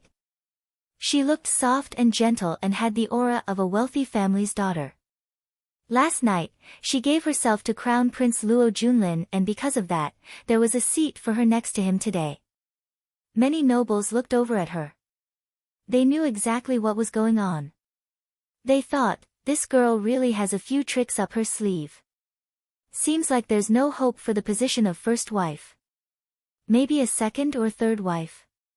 Crown Prince Luo Junlin was only steps away from being a big shot at the royal Xian temple. Even if he didn't manage to do that, he could still be emperor of the Nanda nation. A second or third wife wouldn't be so bad. They wouldn't even mind being a concubine. Many people on the battle platform also recognized Shen Rushuang. She had also participated in the Tingfeng banquet. Plus, she was a well-known beauty in the imperial city. She was disqualified during yesterday's banquet, but who would have thought that she would receive the crown prince's sympathy? Shen Rushuang glanced coldly at Yi Futian but did not say anything. However, Yi Futian paid no attention to the gazes that fell upon him. He took his seat and looked out onto the 9 battle platforms ahead. He also observed the crowd quietly. Just then, a few bursts of light shined from a distance in the skies above. Multiple figures appeared in midair. The leader of the group had a majestic aura, just like a mighty emperor. "Brother Luo, how come you didn't invite me for a drink to celebrate this big news?" asked the leader. Based on the way he greeted Emperor Luo, it was easy to guess his status. To be on the same level as Emperor Luo, this person must be an emperor as well. The emperor of the Mo kingdom has graced us with his presence. What an honor. Emperor Luo stood to welcome his guests. "Please join us and have a seat." "I have also come to join the fun," laughed another person. In the sky above the crowd, a bright light erupted and a figure bathed in a red light stepped forward. "Congratulations to the Nanda nation's crown prince for entering the royal Xian temple. There will be yet another noble plain cultivator in the future," said the newcomer. His voice was clear and his aura powerful. What a surprise. The emperor of the Hongye kingdom is also here. "Please, have a seat," said Emperor Luo. "The Donglin kingdom has come to congratulate the Nanda nation for the Tingfeng banquet." Another group appeared in midair. "The Tianluo kingdom would like to congratulate Luo Junlin for entering the royal Xian temple." More people arrived in the opposite direction the emperor of the Donglin kingdom came from. Seeing the majestic figures in the skies made many people from the Nanda nation nervous. The atmosphere was raging. No one expected the arrivals of yet another 4 emperors. Now, there were 8 emperors present at the Tingfeng banquet. This was a grand occasion unseen in the last 300 years. The last time something similar happened was during Emperor Luo's coronation. Without being told, many people understood that this was not simply because of the Tingfeng banquet. If it had been so, then there was no need for them to show up uninvited and unannounced. It was good enough that the 3 emperors Emperor Luo personally invited came to attend the banquet. Obviously, they had gotten the news that Crown Prince Luo Junlin was accepted by the royal Xian temple. They did not show up during any of the other days of the Tingfeng banquet but all chose to appear on the last day, as if they had planned it together. Emperor Luo smiled happily. The 4 emperors were all from close-by nations. The Yunchu nation's neighboring country was present, as was the neighbor of the Yan kingdom. Now that they were all gathered to congratulate him, even though he was already an emperor, Emperor Luo still felt proud. This was a big boost to his ego. "Everyone, please have a seat," Emperor Luo said as he toned down the smile on his face. Immediately, the 4 newly arrived emperors descended on to the observation deck, landing in different directions. Emperor Yi and the 3 other emperors watched them quietly. They felt slightly conflicted on the inside. Had the emperors of these 4 large nations really come to attend the Tingfeng banquet personally? It seemed like they were keeping close tabs on the banquet, or else they would not have been able to make it here so quickly.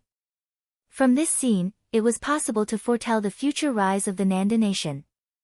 Yi Futian also observed quietly. He watched the proud Emperor Luo and the lively audience. All of this was brought about by Luo Junlin's admission to the royal Xian temple. Today seemed to be an unprecedented day, worthy of celebration. Unfortunately, the people of the Nanda nation were probably going to be highly disappointed. Let's begin. Emperor Luo smiled. Immediately, a loud whistle came from the crowd and 18 genius cultivators stepped onto the 9 battle platforms, welcoming their final battle. On every platform were the best cultivators of each plane. Shi Lu, Yun Tianhao. Supporters called out to them from the lively audience. With their spectacular gifts, many of the contenders on the platforms had impressed the people and were worshipped by them. Yun Tianhao was an example of this. He broke through the 7-starred glory plane and made his way on to the 8-starred glory plane platform. He remained peerless as always. As soon as his matrix appeared, no one was able to counter the force. The results would remain the same even if his opponent was in the 9-starred glory plane. The most outstanding contender from the glory plane was definitely Yun Tianhao. If it wasn't him, then it had to be 9-starred glory plane cultivator, Jing Xian. His abilities were terrifying. He was most likely able to battle against common realizations of Dharma. The battles of the 9 platforms began. The platforms shook with the force. The sounds resonated beyond the platforms and washed over the area. The most powerful contenders fought with full force for their final battle. Every battle was nerve-wracking to watch. My friends, what do you think of the geniuses of our Nanda nation's Tingfeng banquet? Asked Emperor Luo. He smiled brightly from his seat on the observation deck. In due time, they will become the pillars of the nation, said a fellow emperor. They are indeed outstanding. At the very least, they're much better than those on the Fenghua rank, said the emperor of the Yan kingdom. Yi Futian glanced coldly at him. It was evident that the emperors had a bias. None of them wanted to get on Emperor Luo's bad side. However, Emperor Yi did not seem to care.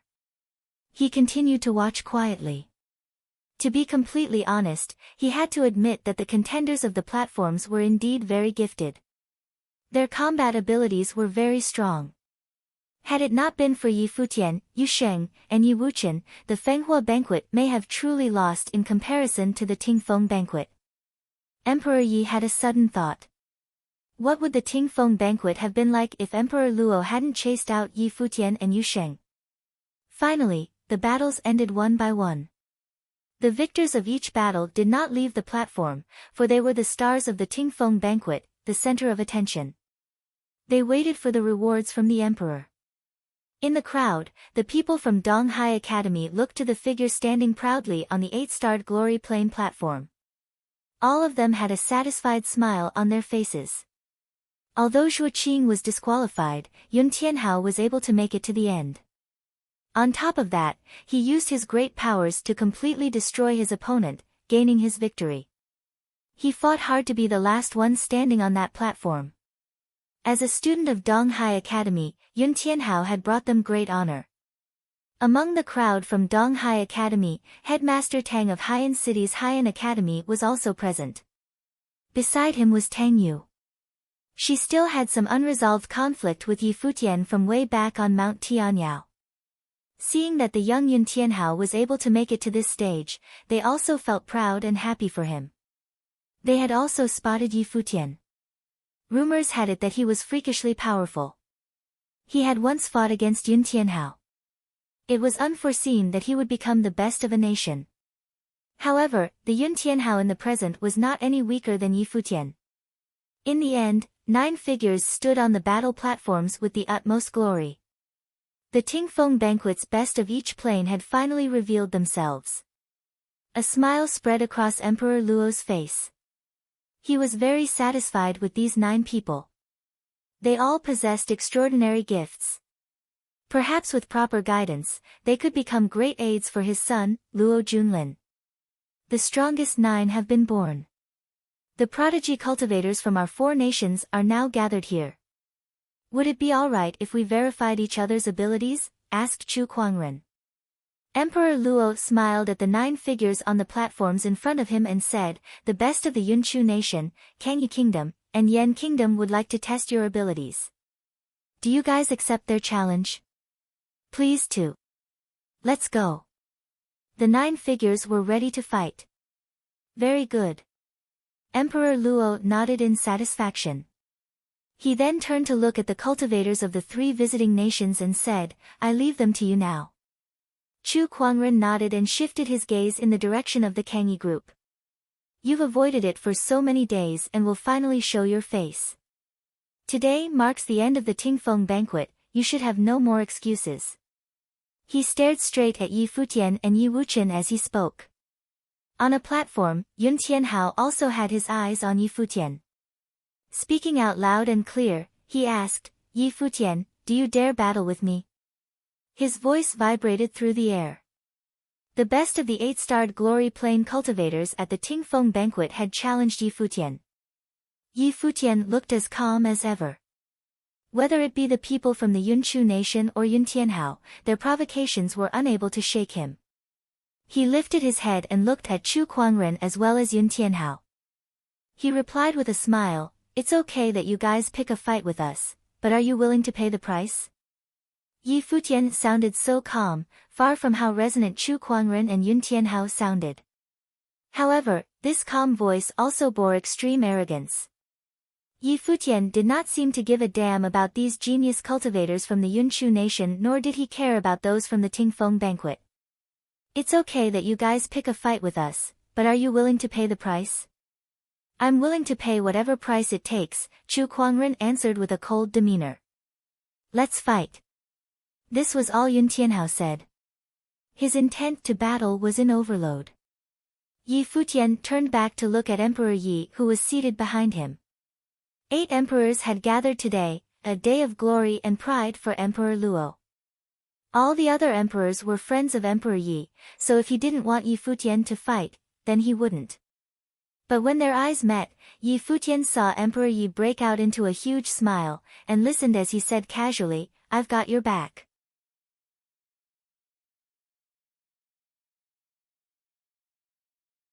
Chapter 142, Okay. Yi Futian smiled after hearing Emperor Ye's words.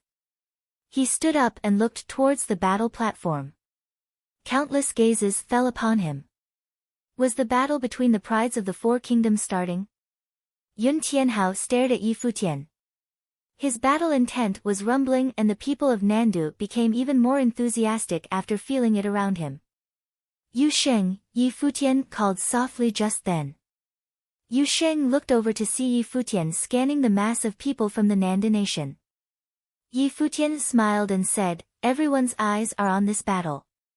News of the Tingfeng banquet will be spread throughout the Nanda nation.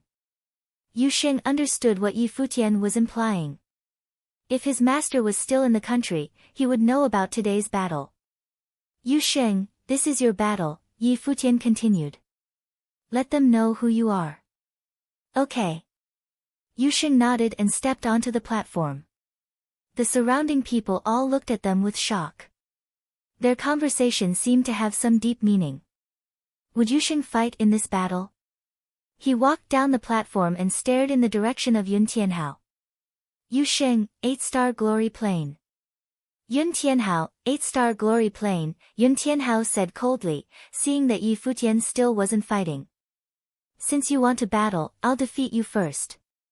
As soon as he finished, his life spirit appeared. The formation flashed and he walked forward. There was a matrix with each step. The spiritual qi gathered around him furiously. Yun Tianhao had witnessed Yu Sheng's fighting before. He was extremely confident in himself, but he would never go easy on his opponent. As if sensing the powerful battle intent and strength from Yun Tianhao, there were the screams of a storm from the heavens. Yun Tianhao had taken the first place of the battle platform with an excellent performance.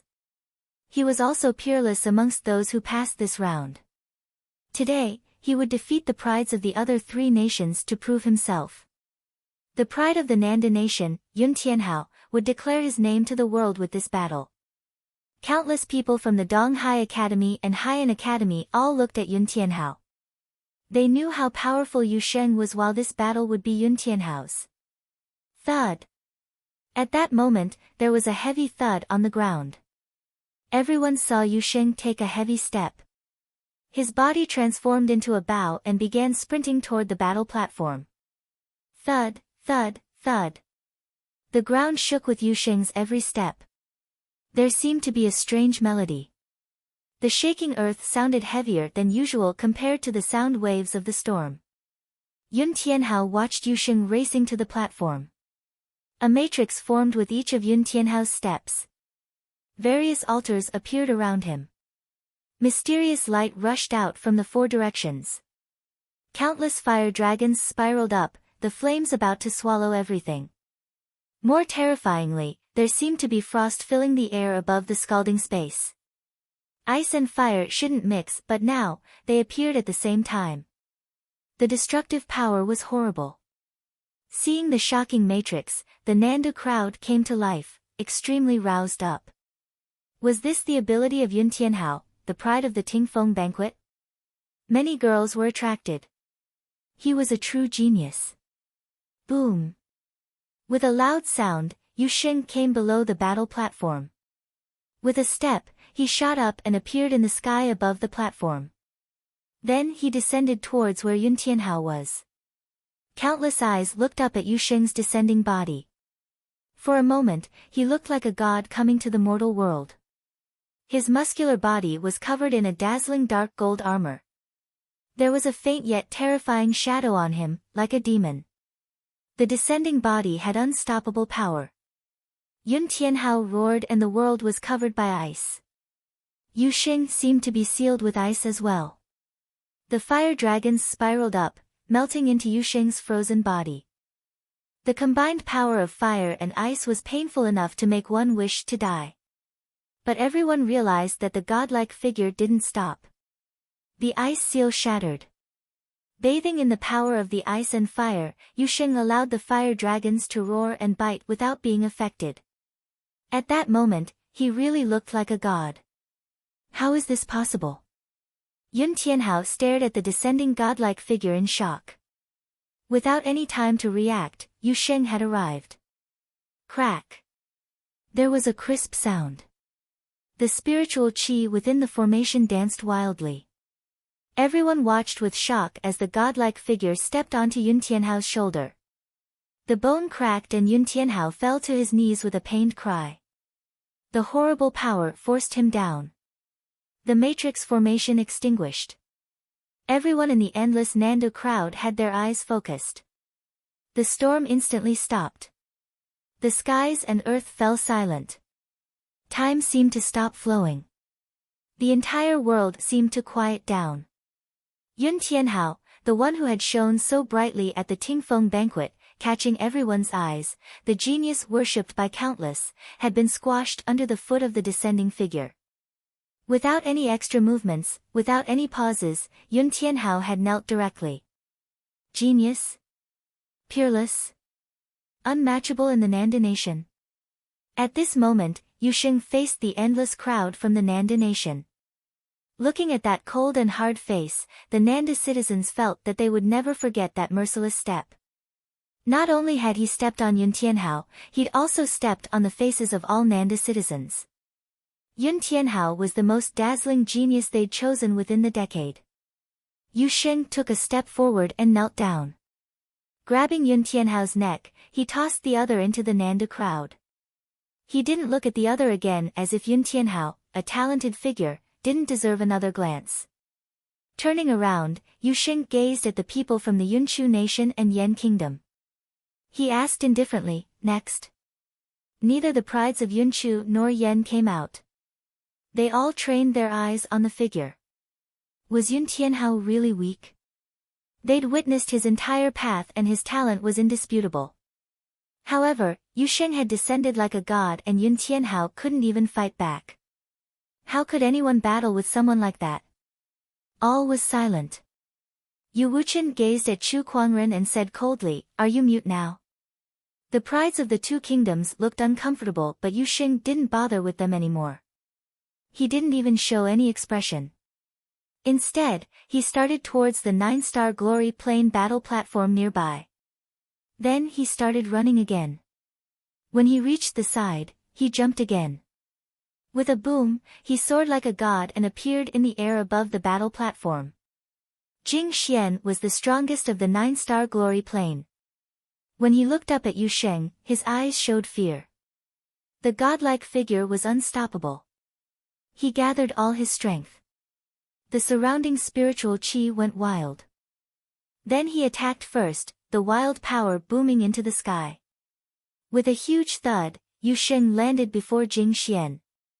The battle platform shook and the aggressive power just roared past without even touching him. As one of the best of the Tingfeng banquet, this shouldn't have happened. However, Jing Xian's fear turned this into an embarrassment. Yu Sheng punched.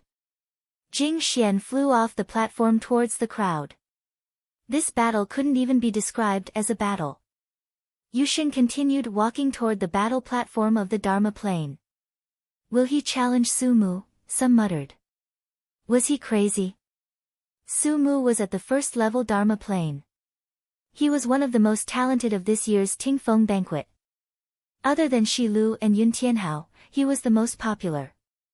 Was Yu Sheng going to challenge Su Mu? There was another thud. Yu Sheng flew up again, shooting toward the platform for the first level Dharma plane. Su Mu raised his head. Seeing the figure in the air, he sneered. Flashing, he shot into the sky too. He was Su Mu, not Yun Tianhao and definitely not Jing Xian. Countless heads were raised to look at Yu Sheng. How would he attack this time? The wind roared. A pair of giant wings appeared behind Yu Sheng with a flash. Dark gold light flowed through them. Every feather had a menacing point as if they were the wings of a demon. This moment, Yu Sheng seemed to have turned into a demon.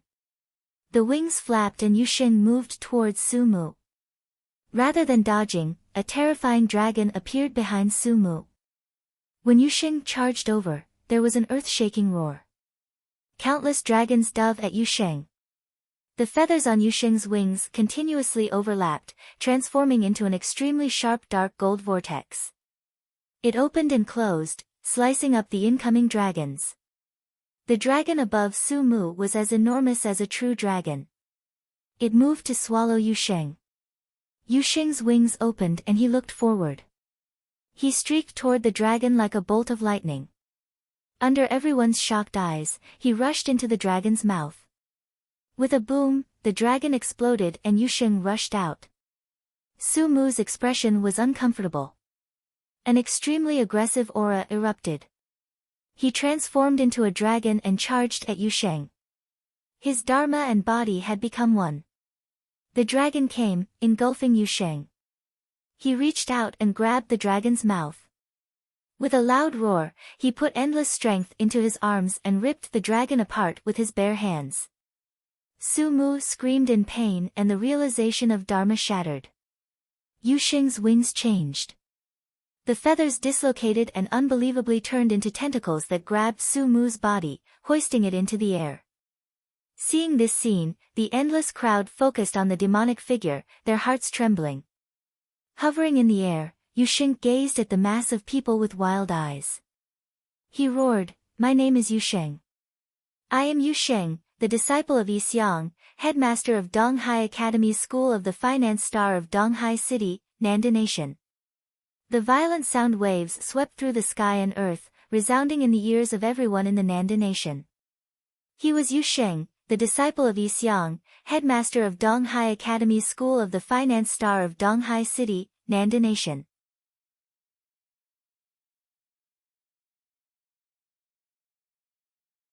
Chapter 143, Yu Sheng. From this moment on, it was the name no one in the Nanda Nation would ever forget. His name was Yu Sheng. He was from the Nanda Nation's Donghai City, disciple of Yi Xiang. The people had many questions. Who is Yi Xiang? Why is such an outstanding student from Donghai Academy fighting for the Kangyi Kingdom? As for Yun Tianhao, he seemed to be Donghai's Academy best student. Then what about Yu Sheng? Presently, the people from Donghai Academy were shocked into silence. There was a bitter taste in their mouths. Yun Tianhao, who the Haiyan Academy had high hopes in, had captured the attention of everyone. But what of it now? The three hotshots had all faded into the background while Yu Sheng stood out among them. Yi Futian smiled at that figure. Of course, he knew the reason behind Yu Sheng's outburst. After this battle, Yu Sheng's name was going to circulate all over the Nanda nation. He was going to become a legend. And because he came from Donghai City, from Donghai Academy, it was only natural that the news would reach the city. As long as Yi Xiang was still there, he was definitely going to hear his disciples call from the Tingfeng banquet. Senior Yi, you really hit the jackpot with this disciple/son-in-law, thought Yi Futian. He smiled brightly as he wondered what kind of expression that sly old fox would have when he heard the news. He would definitely be very proud. Beside Yi Futian, the people of the Kangyi kingdom were also in shock at the sight of the wings on Yu Sheng's back. Did Yu Sheng hide his true abilities during the Fenghua banquet? Or are these devil-like wings the result of his cultivation in the Nanda nation? Back when Yu Sheng was in the 7-starred glory plane, his inability to fly was the reason why he could not win against his opponent's realization of Dharma. Now, he was in the 8-starred glory plane, and with these wings, he had brutally defeated Su Mu, who was in the Dharma plane. Not only them, but even the 8 emperors present were in shock. Yu Sheng's combat skills were too violent. He was able to destroy his opponents with pure and absolute strength. His powers disregarded all else. Who cared if you had shocking sorcery skills or if you had a million tricks up your sleeves? His strength was able to destroy it all. The intent to kill in Emperor Luo's eyes grew stronger. He had only focused on killing Yi Futian and Hua Jieyu, but now he realized he missed one person. The disciple of the Finance Star School's headmaster Yi Xiang. Was this meant for Yi Xiang? How preposterous. He used this battle platform and stepped all over the pride of the Tingfeng banquet just to tell his master, Yi Xiang, that he was here. Beside Emperor Luo, Luo Junlin and Minister Hua had similar looks in their eyes. Shen Rushuang sat next to Luo Junlin and stared at Yu Sheng, stupefied.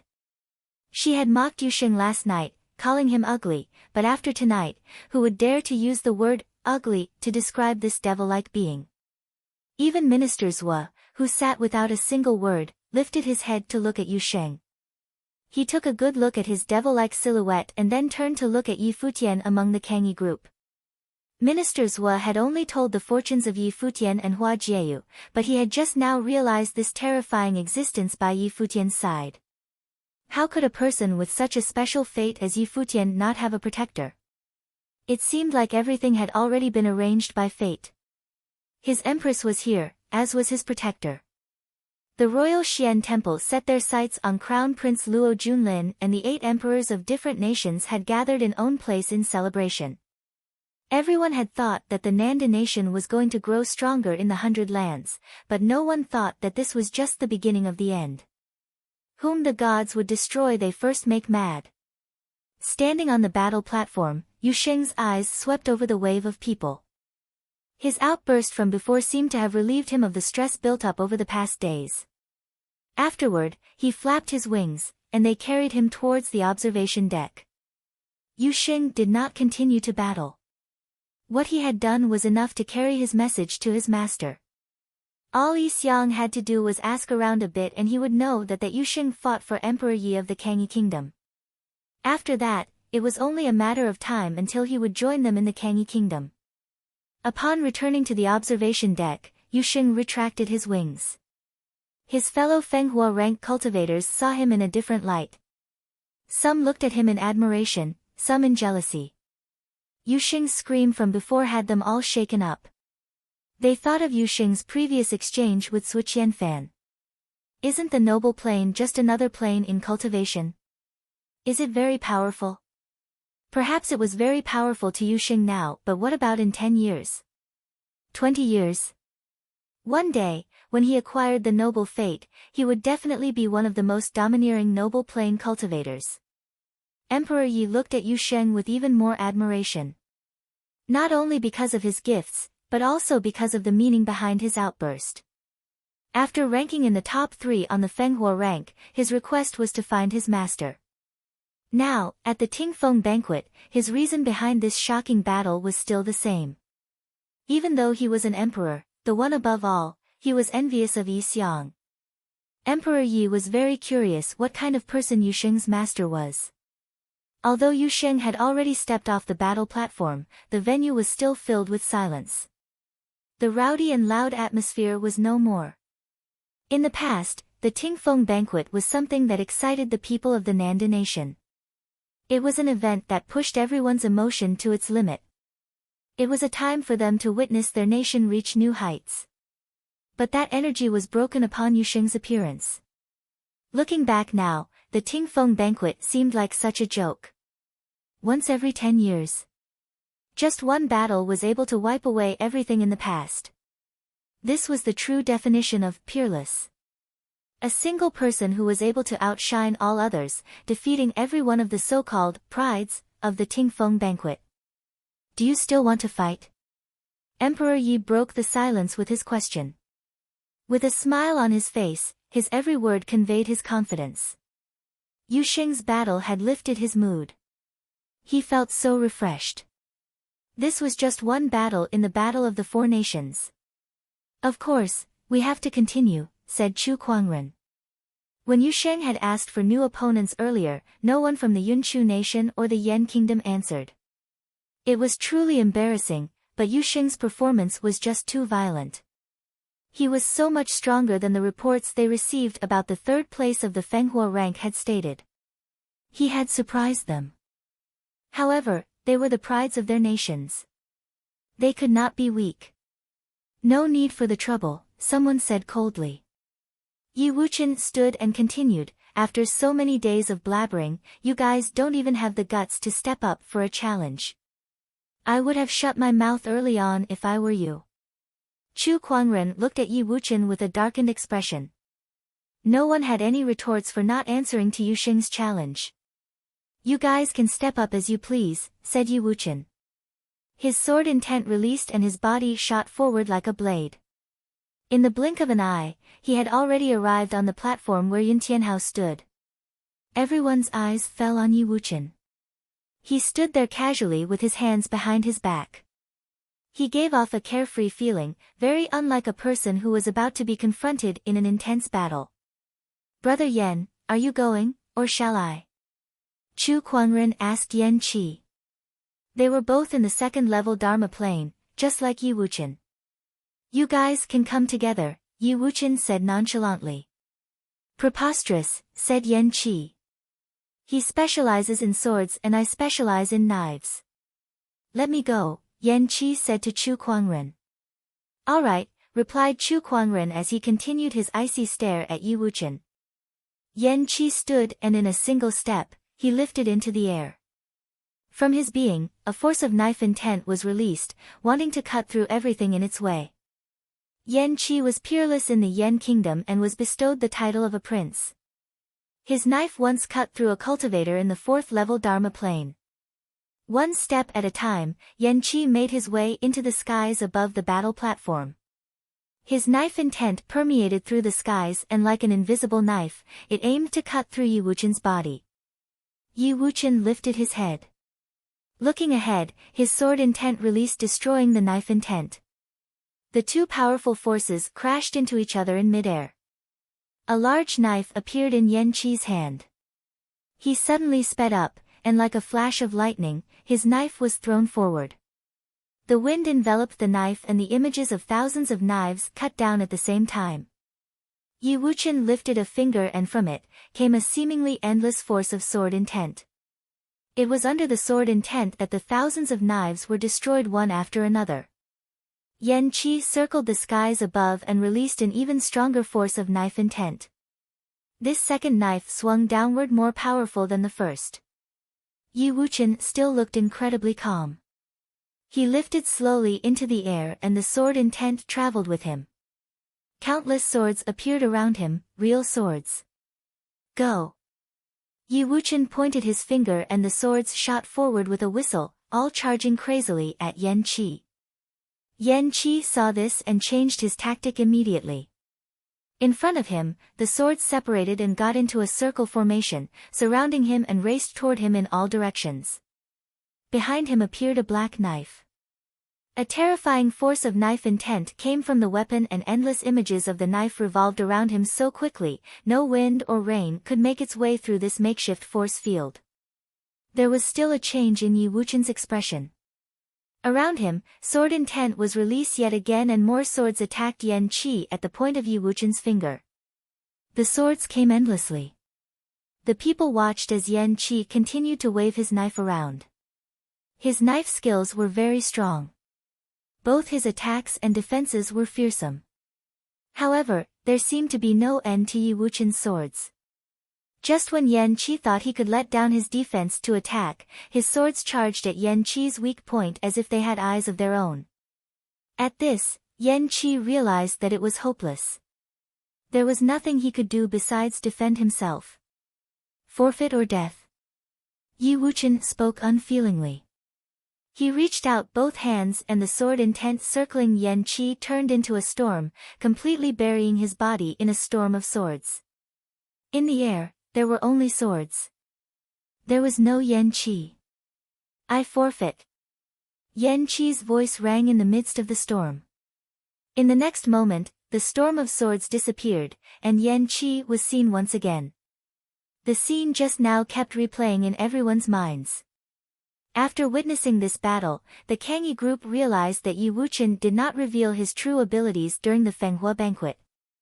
There was no need for him to give it his all, because even without doing so, he was already invincible. Emperor Yi should be the one who knew best about Yi Wuchen's abilities. He was his nephew after all. Had it not been for Yi Futian and Yu Sheng's appearance, first place on the Fenghua rank would have been Yi Wuchen, no questions asked. It was all because Yi Futian was able to defeat a Dharma Plane cultivator. During the Fenghua banquet, there was actually no one fit to be Yi Wuchen's opponent. Not counting Yi Futian and Yu Sheng, Yi Wuchen was truly the top pride of the younger generation in the Kangyi kingdom.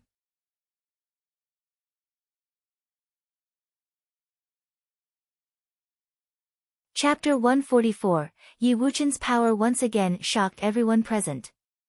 The prides of the Yunchu nation and Yan kingdom all looked uncomfortable. There had been so many challenges, but this was the result. Yu Sheng went without saying. They didn't even dare challenge him. Now, Yi Wuchen had defeated Yan Qi. The Kangyi kingdom had completely overshadowed the Tingfeng banquet through these 2 rounds. At the same time, the Yunchu nation and Yan kingdom were fully humiliated. There had only been 2 battles between the 4 nations, but it was more like the Kangyi kingdom's solos how. It seemed to prove Yi Wuchen's words from before. He didn't like trouble. Who else? Yi Wuchen asked indifferently. He didn't name anyone because he was too lazy to challenge anyone. He didn't care who wanted to fight him. If no one dared to, this battle of the 4 nations would be meaningless and could end. Chu Kuangren's eyes were extremely cold. Even someone as strong as Yan Qi had lost to Yi Wuchen so badly. Yi Wuchen hadn't even released his life spirit yet. Even now, they didn't know what kind of cultivator Yi Wuchen was. He was clearly a swordsman, but what else? Was he only a swordsman?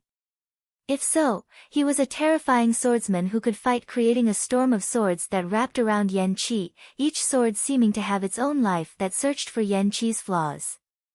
Me, a voice said. It came from above the battle platform rather than below.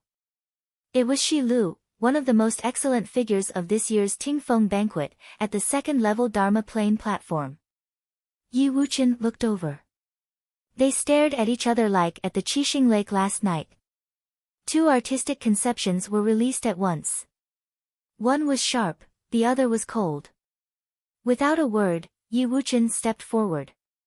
Instantly, endless sword intent came out of him and flew towards Shi Lu, 2 platforms away. Shi Lu's eyes were indifferent. A frightening artistic conception bloomed from him. The world became frigid as endless double elemental spiritual qi of water and earth danced in the air. The sword intent grew heavy and seemed to be frozen by ice. They slowed down and stopped before arriving at Shi Lu. The entire area seemed to stop. So cold. Someone close to the platform shivered. It felt like the entire world slowed down, even the blood flowing in their veins. Yi Wuchen and Shi Lu walked towards each other at once, moving to the platform beside them. This way, the two occupied one platform and became even closer. The sword intent on Yi Wuchen strengthened. He reached out and the swords whistled. They sliced through the air towards Shi Lu's body. Shi Lu's aura grew colder. The surrounding environment grew heavier. Everyone knew that this was the terrifying effect of combining the earth elemental's gravity spell and water elemental's ice spell. Countless straight ice sculptures in the shape of swords appeared in the sky. They slowed down bit by bit and then exploded. Shi Lu continued walking forward. At the edge of the platform, he hovered in the air. No wonder he's one of the Tingfeng banquet's monsters, the people of the Nanda nation thought. Shi Lu and Yun Tianhao were probably the most popular contenders of the banquet's winner. It was clear that Shi Lu's abilities were stronger than Yan Qi. As Shi Lu hovered in the air, the Dharma appeared behind him. It looked like two half-circles. One was water and the other was earth. They fused together, transforming into a full moon. The moment the moon was released, the double elemental spiritual qi went wild. It gathered furiously as if it wanted to cover the entire world.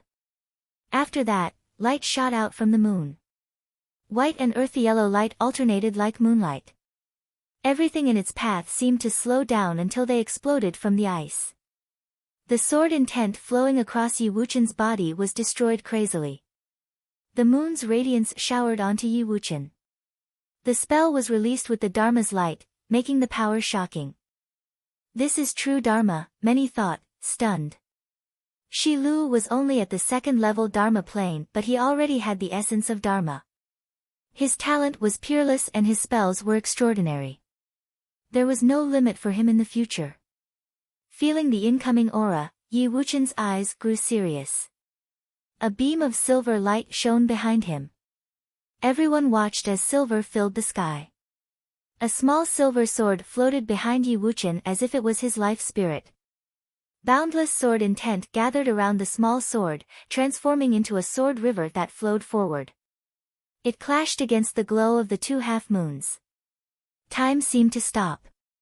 The two different forces were both being destroyed. A terrifying ice seal spell descended from the surrounding sky. Bit by bit, the air turned into frost, burying Yi Wuchen inside.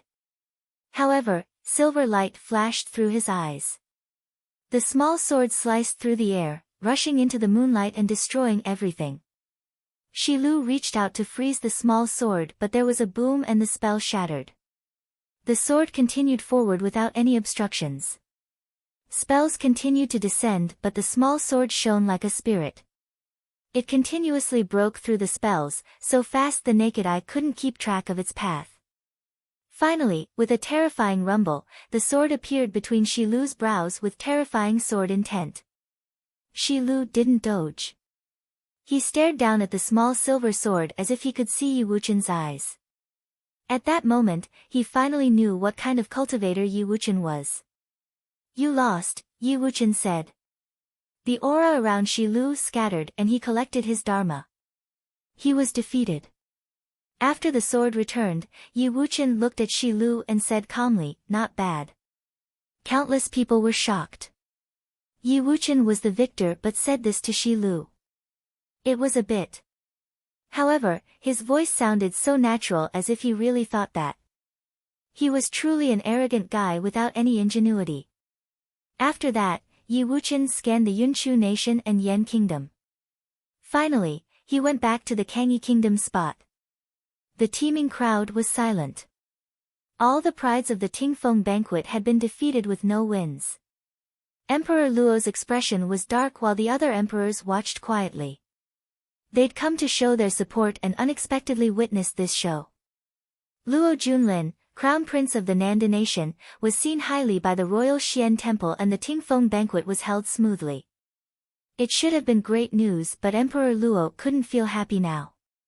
The Fenghua banquet of the Kangyi kingdom is held once every 3 years. The people that come from it aren't bad, right? Emperor Yi said with a smile. His mood was getting better and better. Emperor Luo had invited him just to gloat, but now, it'll be impressive if the man could still smile. The Yunchu nation and Yan kingdom finally shut up. They couldn't say anything anymore. 2 battles are enough for the battle between us. You all can continue, but we'll be leaving, Emperor Yi said proudly. The battle between the 4 nations can't end with only 2 challenges. It's too early, Emperor Luo said coolly. 4 of the most brilliant of this year's Tingfeng banquet had been defeated. Since they were already at this state, they couldn't just give up now. What do you mean? Emperor Yi asked coldly. Emperor Luo looked over at the prides of the Yunchu nation and Yan kingdom and said, "You've seen the 2nd and 3rd place of the Fenghua rank. Don't you want to witness how strong the 1st place is?" Yi Futian frowned. Emperor Luo was trying to force him to fight, but why? The 1st place of the Fenghua rank has been avoiding the fight this entire time. He's probably all talk and no substance, Chu Kuangren said. Many of the Kangyi kingdom frowned. Chu Kuangren was the prince of the Yunchu nation, but he spoke with no tact. Or rather, was he purposely cooperating with Emperor Luo after seeing that he wanted to force Yi Futian out? Can you shut up? Yi Wuchen's eyes were sharp. He really despised Chu Kuangren. Who was the one that had no substance? Emperor Yi didn't look at Chu Kuangren. Instead, he looked at Emperor Luo and smiled. Then he said to Yi Futian, "Since everyone wants to see your ability, you mustn't be impolite as a guest." Seeing his gaze, Yi Futian smiled and nodded. He walked towards the battle platforms. He also went towards the one Yun Tianhao had been at. When he stood atop it, countless gazes fell on him. According to gossip, Yi Futian was from the Donghai city and the emperor had wanted to confer a title upon him, but he refused and turned towards the Kangyi kingdom. Yu Sheng, the rare talent from before, was his friend. Yu Sheng was 3rd on the Fenghua rank while he was 1st. The people of the Donghai Academy and Nanda clan looked at Yi Futian too. They inhaled sharply.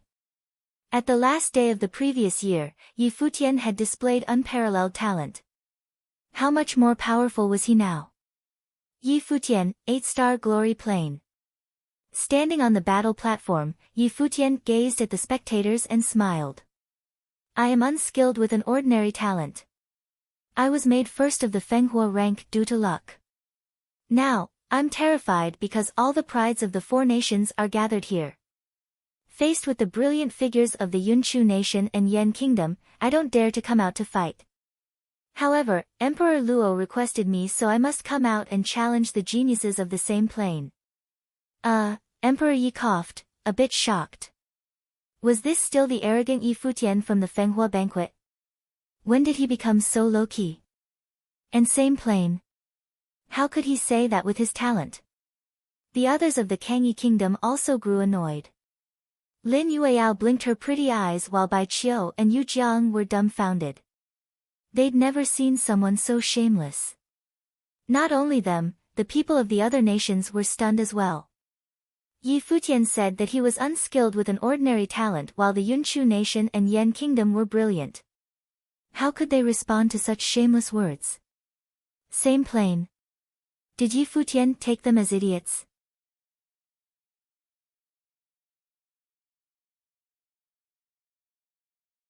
Chapter 145. Although the Yunchu and the Yan groups had insulted Yi Futian, there was no way they would actually believe that the person picked by Emperor Yi to be in 1st place on the Fenghua rank had actually gotten there by pure luck. To be able to defeat a Dharma plane cultivator, even one with an ordinary realization of Dharma, he was definitely a monster. What's more, the people he defeated were also on the Fenghua rank. So according to their original plan, they were going to have Yi Futian fight against someone in the Dharma plane. But, this shameless jerk was just too unpredictable.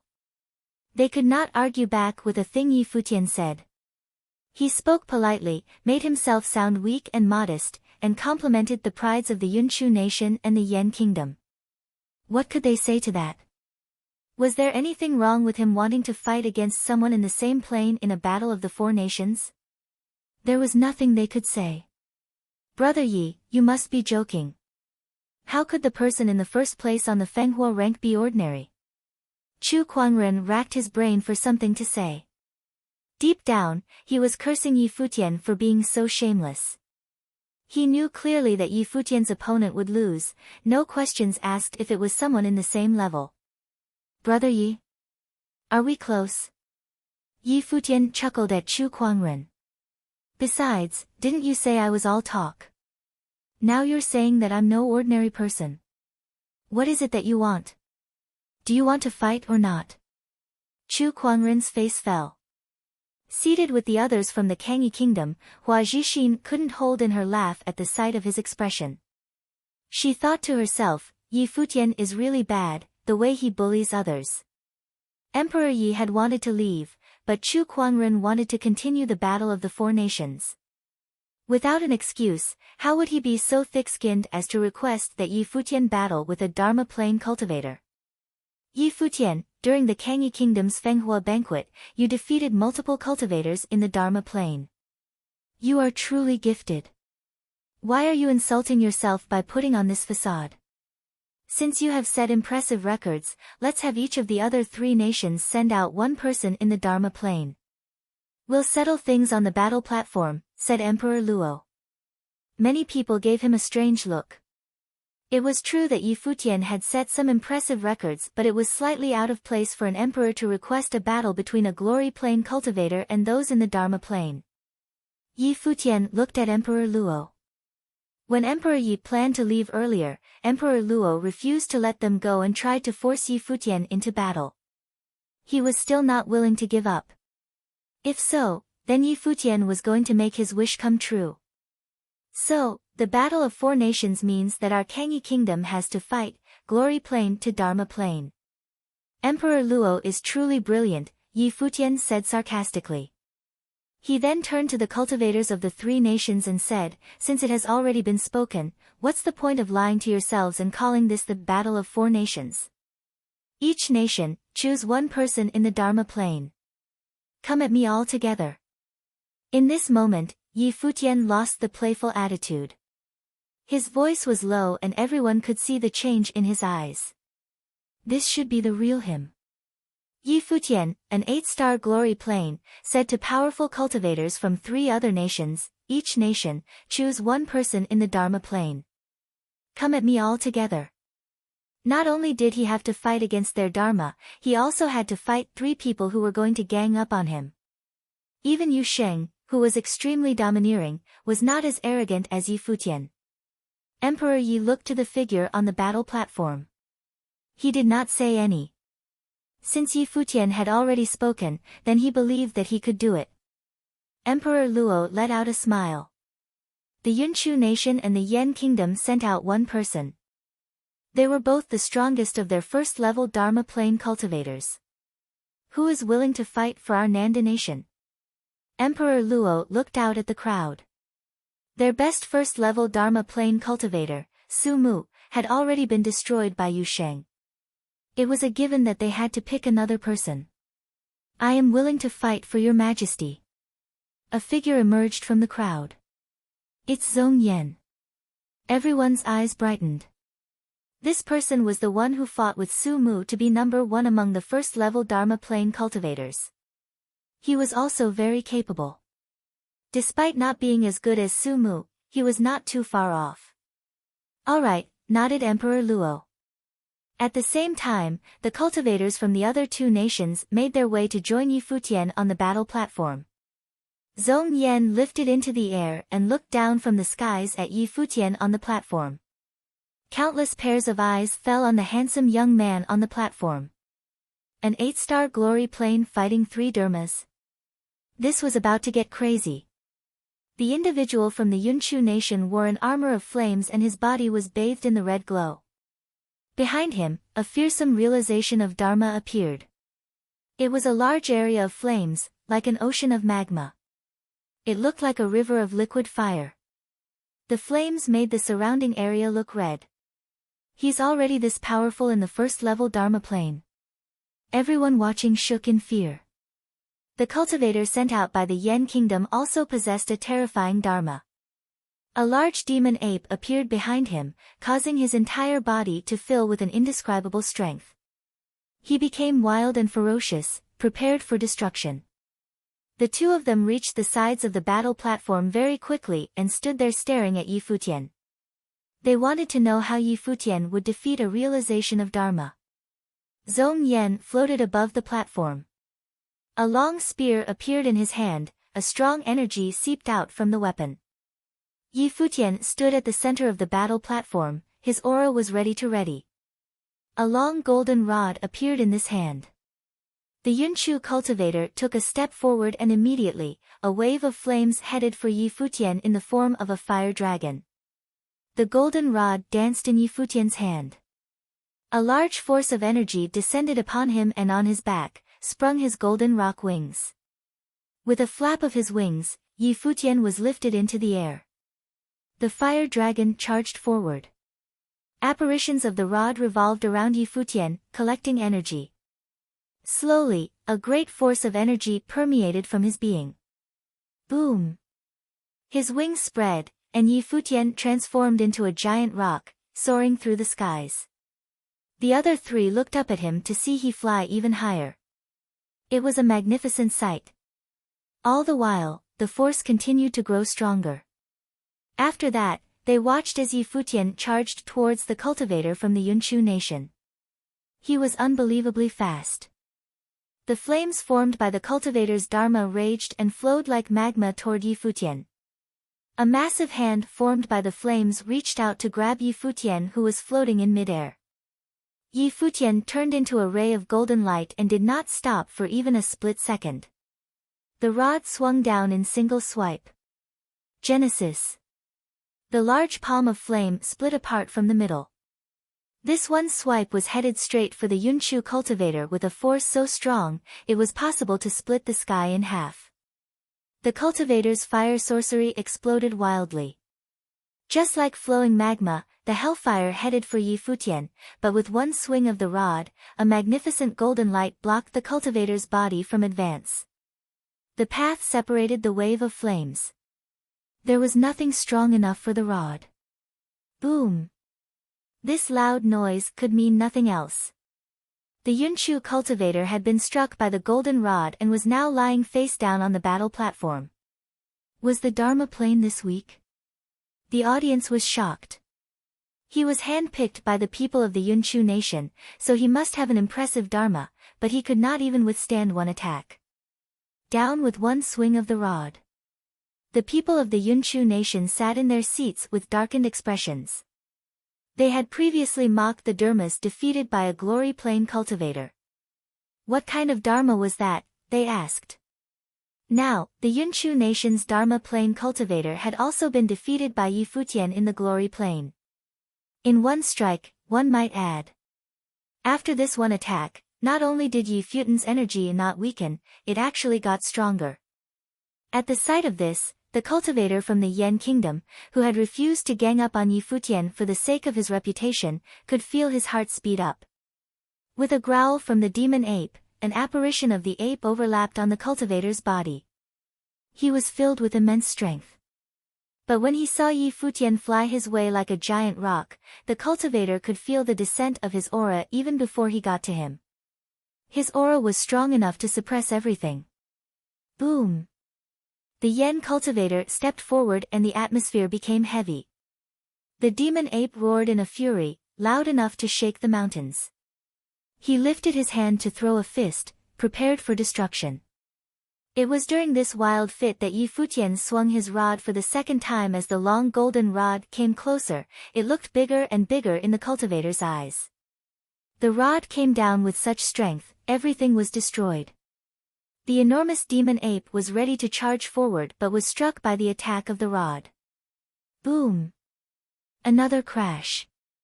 The Yen kingdom's Dharma plane cultivator was thrown backwards, faster than the speed of the wind. Everyone was simply speechless. There were no words fit to describe this situation. Yi Futian did not slow down one bit. He headed straight for his third opponent. Once again, with a swing of the rod. The aura around Zhong Yan was shocking. His long spear shot out and of course, it was destroyed by the rod. His body was sent flying. However, Yi Futian saw Zhong Yan's body exploding as he was thrown through the air. A residual image could be seen, descending like a shadow at an incredible speed. What seemed to be a dagger pierced toward Yi Futian. The blade glimmered in the sky. This sudden scene caused everyone in the audience to feel a clench in their hearts. Especially for the Kangyi group. Their eyes were frozen on Yi Futian. There was the slight noise. The dagger seemed to have broken skin, piercing into Yi Futian's body. It looked like his heart. However, the dagger never made it in. Yi Futian had caught it in his left hand, but he was still hurt. Fresh blood gushed from the wound. Zhong Yan lifted his head to look at Yi Futian. He had a peculiar look in his eyes. Was Yi Futian physically that strong?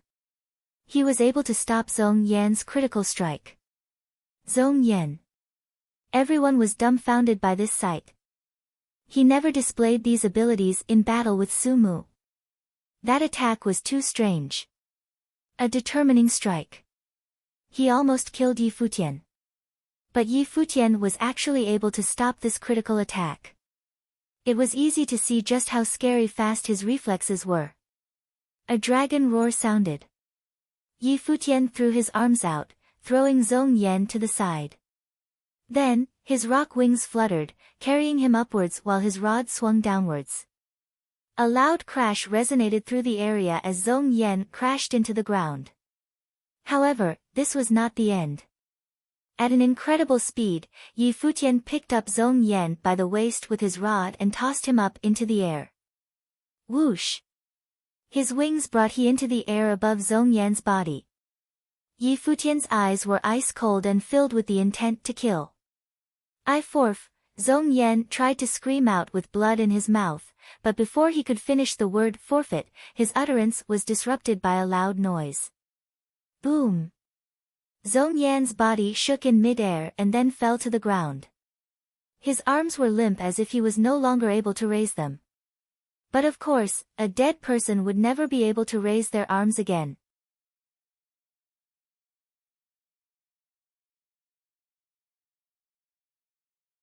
Chapter 146. With a slight sound, Zhong Yan's body fell down on the platform, not moving anymore. The boundless void was so quiet. Yu Xing defeated Su Mu of second-level Dharma Plane with wild attacks while Yi Futian killed Zhong Yan directly with his staff. Even the talents of the Dharma Plane from the Yunchu Nation and Yan Kingdom couldn't resist his staff. It was unprecedented that a man of the Glory Plane could be so strong. The people of Donghai Academy and the Nanda clan felt complicated about Yi Futian's change. He was even strong enough to defeat people of the first-level Dharma Plane.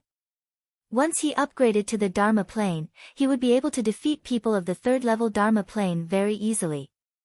But at this moment, Yi Futian didn't feel the pleasure of victory. He looked at the blood on his chest with cold eyes and then gazed at Emperor Luo in the stands. Yi Futian watched the final battle too. He witnessed the battle between Su Mu and Zhong Yan. Zhong Yan didn't play such a trick before.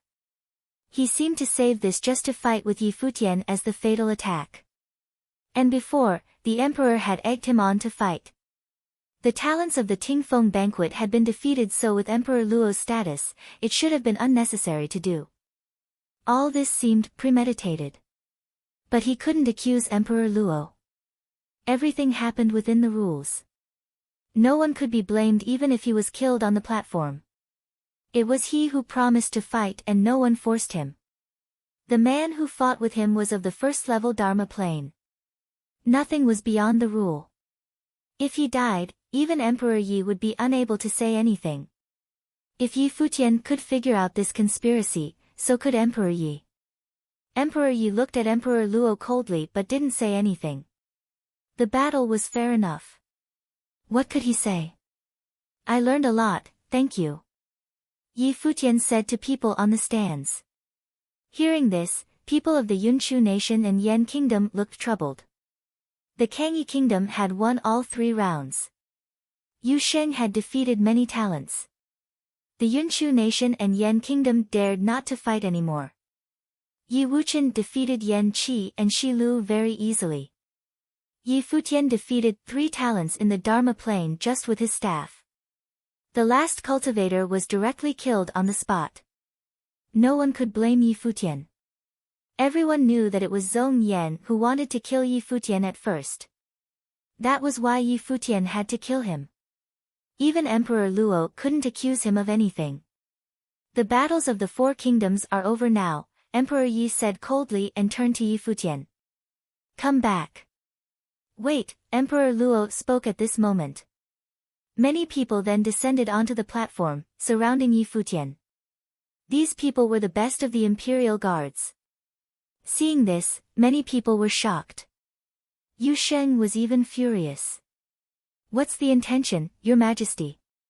Emperor Yi looked at Emperor Luo with extremely cold eyes. Don't you know that Yi Futian betrayed my Nanda nation? Emperor said slowly, he rebelled and killed my subordinate. The head of the East Sea Prefecture, Xia Feng, died because of him. Now he dares return to the Nanda nation.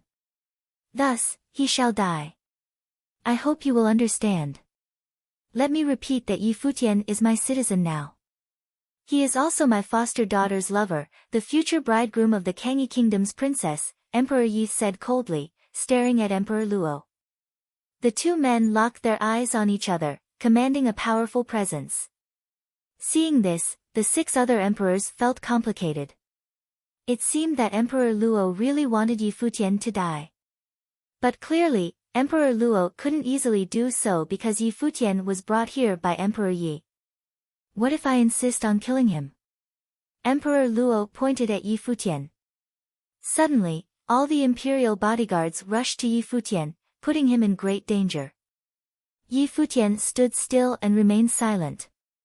He knew that Emperor Luo could kill him easily but didn't dare do so.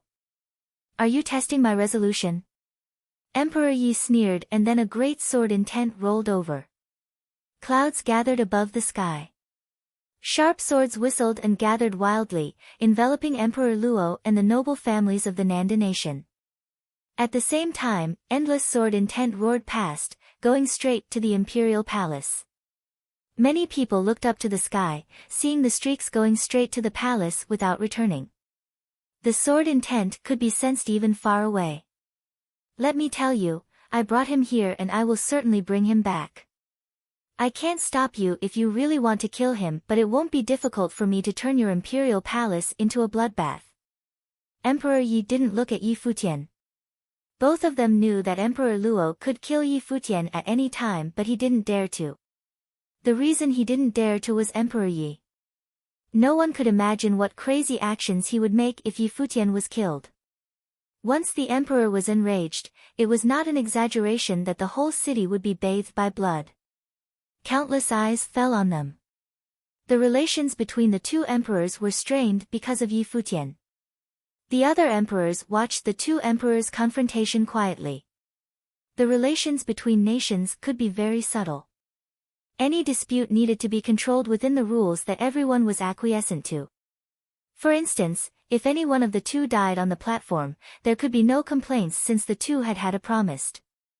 Even if Emperor Luo really wanted to kill Yi Futian, he couldn't kill him in public. Since Emperor Yi had claimed that Yi Futian was his man, Emperor Luo couldn't kill Yi Futian at this time or he would disobey the rules. Disobedience was intolerable. If Emperor Luo killed Yi Futian now, who could guarantee that he wouldn't kill the prince or princess of the Kangyi kingdom? Once one side broke the rules, the other side would not let it go and the consequences could be disastrous. Even though Emperor Luo wanted Yi Futian to die, no one believed that he would kill him before test Emperor Ye's attitude. At this moment, he just wanted to figure out how strong Emperor Ye's resolution was to protect Yi Futian. Once Emperor Yi showed the slightest concession and Emperor Luo felt it, Yi Futian would be killed on the spot. Clearly, Emperor Luo was disappointed. In the sky, all the sword intents heading to the imperial place signified Emperor Ye's attitude. What do Emperor Chu and Emperor Yan think? Emperor Luo suddenly turned to the other 2 emperors and asked. The two emperors looked at each other, silently cursing Emperor Luo for dragging them into this.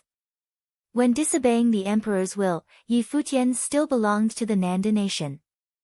I think there should be an explanation, said the emperor of Yunchu nation. Emperor Yi overacted a little bit, said Emperor Yen. The two emperors were all on Emperor Luo's side. However, Emperor Yi didn't care. As neighboring countries, wouldn't they be threatened by the Nanda nation's rise? They were just pretending to be friendly but didn't truly support Nanda nation. You have heard what the two emperors just said. Now I promise, as emperor, that as long as you leave him here, the Nanda nation will forgive all offenses and leave Kangyi alone. Emperor Luo gazed at Emperor Yi and suggested. Emperor Yi knew the promising future Luo Junlin would have after he entered the royal Xian temple. The other emperors hesitated. Will Emperor Yi take this into consideration? Though Yi Futian was very gifted, he was only a hero who had not grown up yet while Luo Junlin's future was promising. Giving up Yi Futian meant when the Nanda nation rose, the Kangyi kingdom would have no worries. Protecting Yi Futian meant the Kangyi kingdom could be in great danger once there were two kings in the Nanda nation. If I can't even protect a man, how can I protect the whole kingdom? Asked Emperor Yi. Emperor Luo, you don't need to waste your energy on this. I must take him away. Emperor Yi was determined that he must take Yi Futian away. It was silent and awkward. If Emperor Yi didn't concede, then Emperor Luo couldn't kill Yi Futian. Do you have to do this, just for him? Despite whatever the consequences will be? Emperor Luo asked coldly. I was invited here but didn't expect that this banquet would be so tragic. Since it is so, we shall go now. Emperor Yi looked at Yi Futian and said, come over here. Yi Futian nodded and walked toward Emperor Yi. The strong cultivators remained around Yi Futian. They looked at Emperor Luo, waiting for his order. Once Emperor Luo gave the order, they would kill him. But in the end, the emperor's order didn't come. Yi Futian returned to Emperor Yi. A dragon roared in the distance and descended from the sky.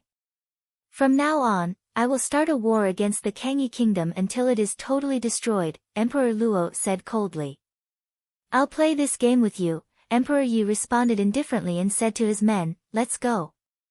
As soon as he spoke, the people of Kangyi all climbed onto the dragon. Emperor Yi was the last to embark. With a growl, the dragon soared into the air.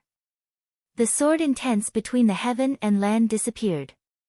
Emperor Luo looked up to the sky, gazing at those people coldly. Yi Futian was staring at him too without any evasion. The dragon flew into the distance, ready to leave. Yu Sheng was also on the back of the dragon, gazing at Emperor Luo's group with great murderous intent. Countless eyes gazed at the dragon as well as the figures on its back. Everything that happened in the Tingfeng banquet was like a dream. This banquet of the Nanda nation seemed to be held for Yi Futian's group. This 17-year-old youth became the reason of the two emperors' conflict. At this moment, countless beams of dazzling light shot over from the distance. The dragon stopped and Yi Futian's group looked at the light. Another emperor has arrived? Emperor Yi was confused. Above the dragon, a few figures flashed by without even glancing at them. When Emperor Ye's group looked toward that direction, the lights stopped in the air above the platforms. Countless figures looked up to the sky. The several figures looked dazzling under the sunshine. Did they come to congratulate too? These people seemed to be more powerful than of the strong cultivators from the royal Xian temple, shining brightly like gods. Emperor Luo also looked up to the sky. His eyes shone, full of excitement. After 3 months, the gate to the ancient barren world will open to the 100 lands forever. Everyone can enter the gate freely. A voice was heard from above the sky. Hearing this, the 8 emperors became extremely excited. This voice claimed that a new era was coming.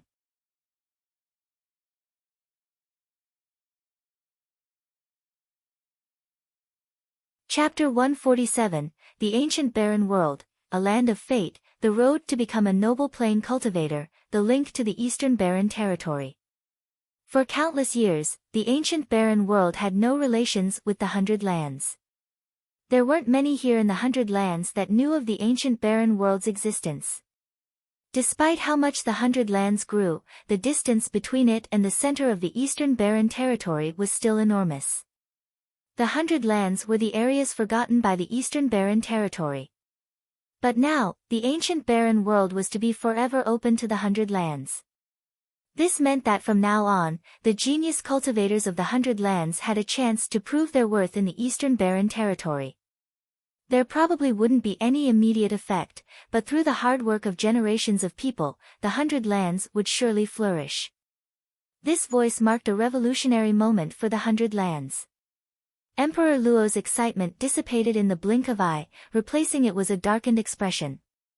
Why had he invited the emperors of other nations to the banquet? Why had other emperors come forth to congratulate him?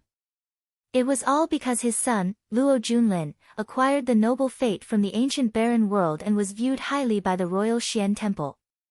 These accomplishments required not only strong talent but also a chance of luck. The other emperors probably wouldn't have been willing to pass the chance to enter the ancient barren world to the younger generation. But now, the ancient barren world was going to be open to the 100 Lands forever.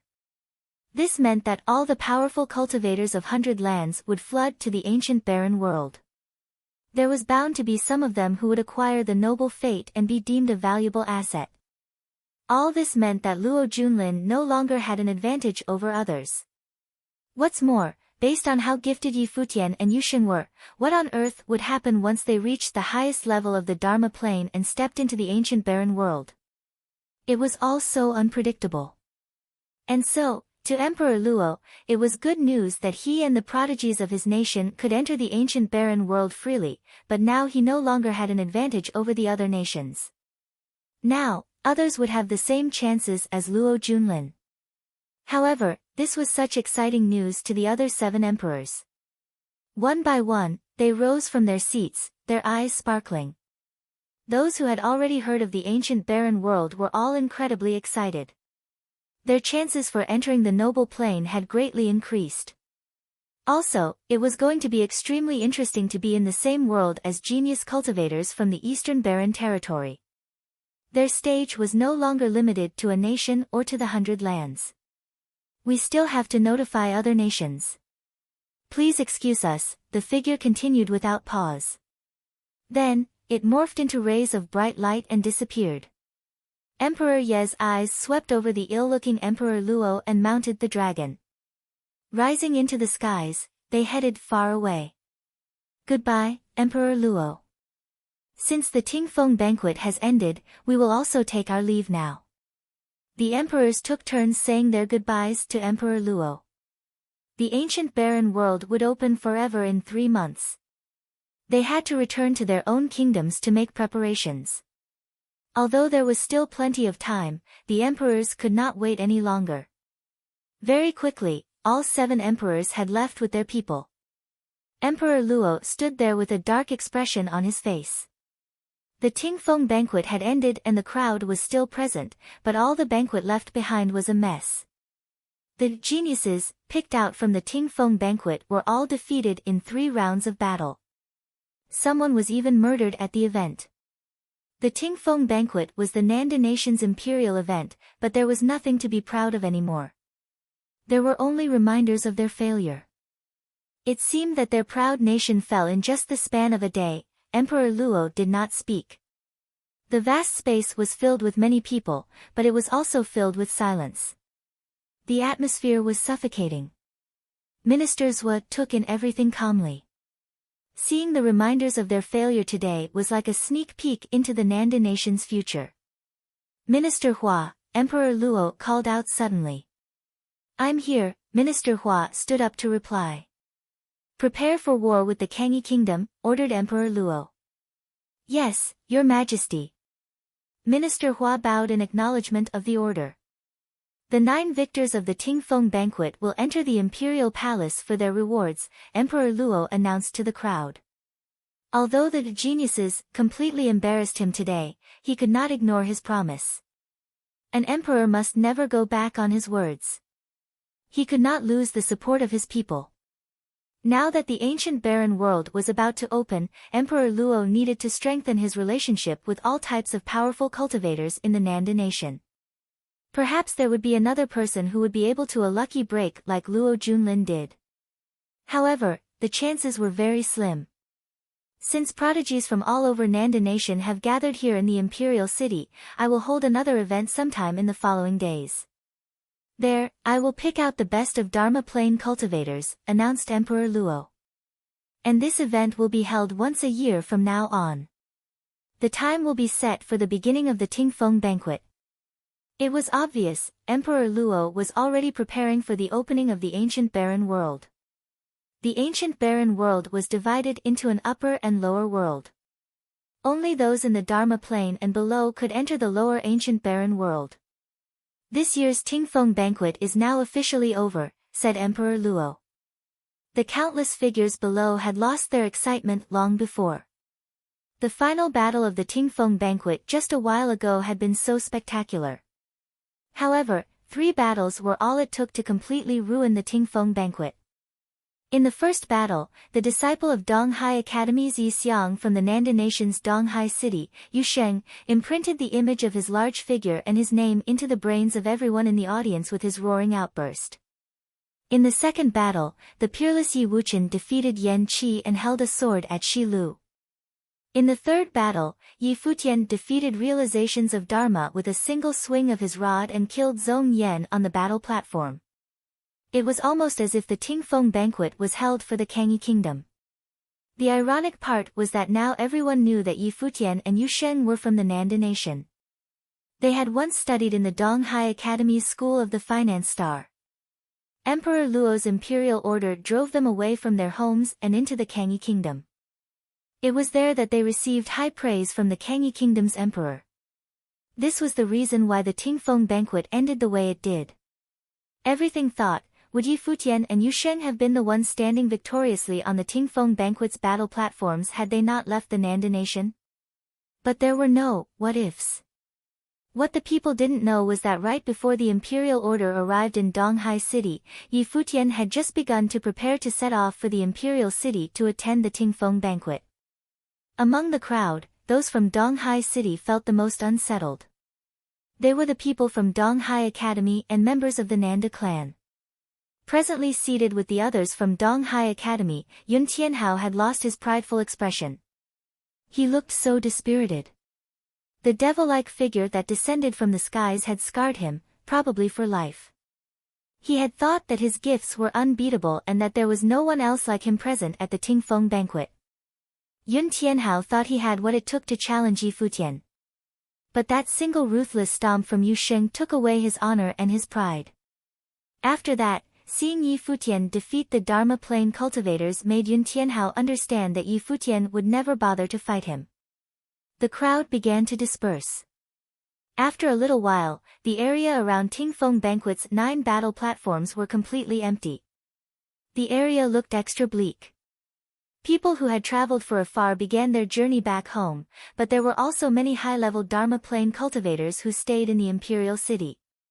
They were prepared to attend this other event Emperor Luo spoke of. However, there was no way this event would be as extravagant as the Tingfeng banquet. As everyone traveled in all different directions, the happenings of the Tingfeng banquet spread quickly through the nation. The names of Yi Futian and Yu Sheng traveled quickly to places all over the Nanda nation.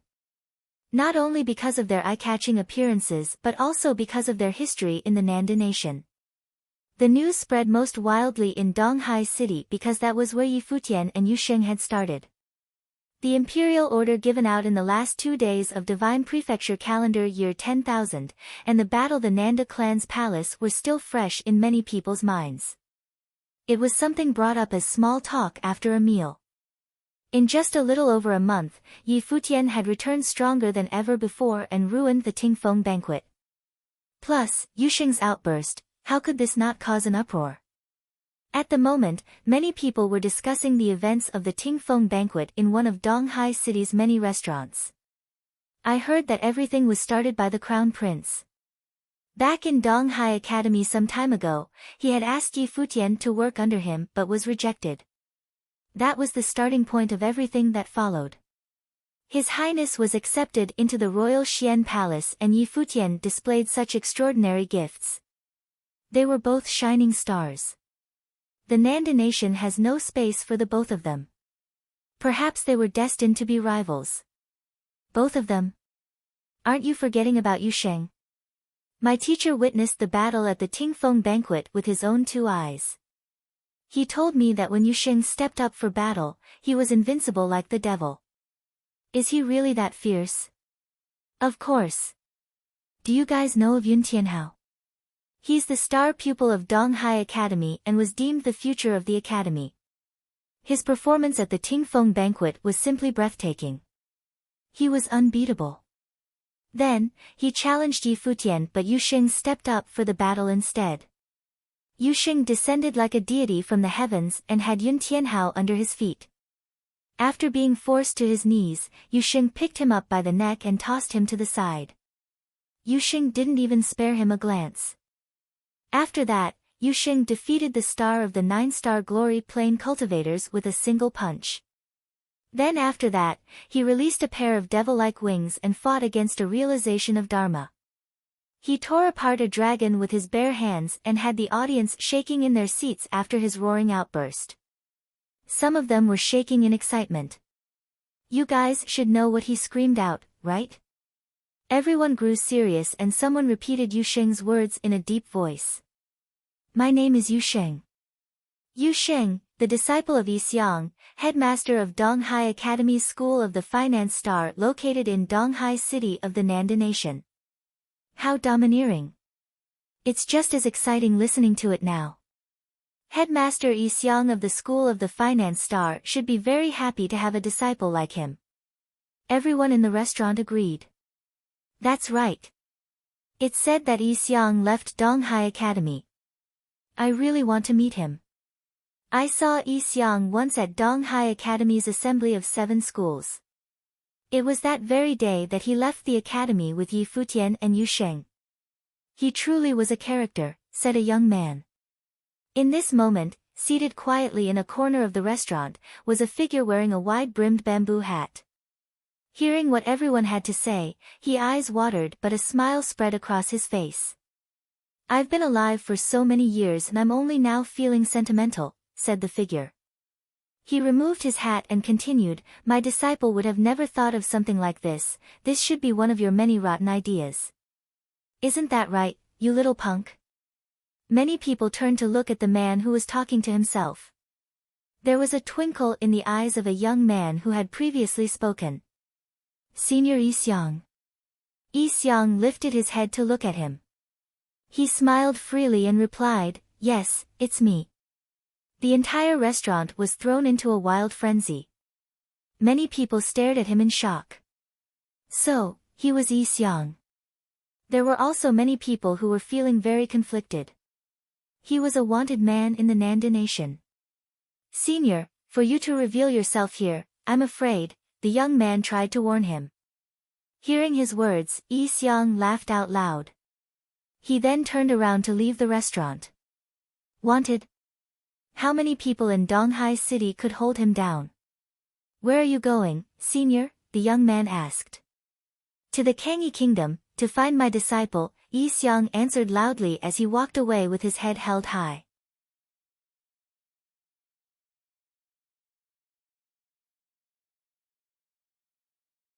Chapter 148. After Emperor Yi brought them back to the imperial city of the Kangyi Kingdom, everyone went back to their own places.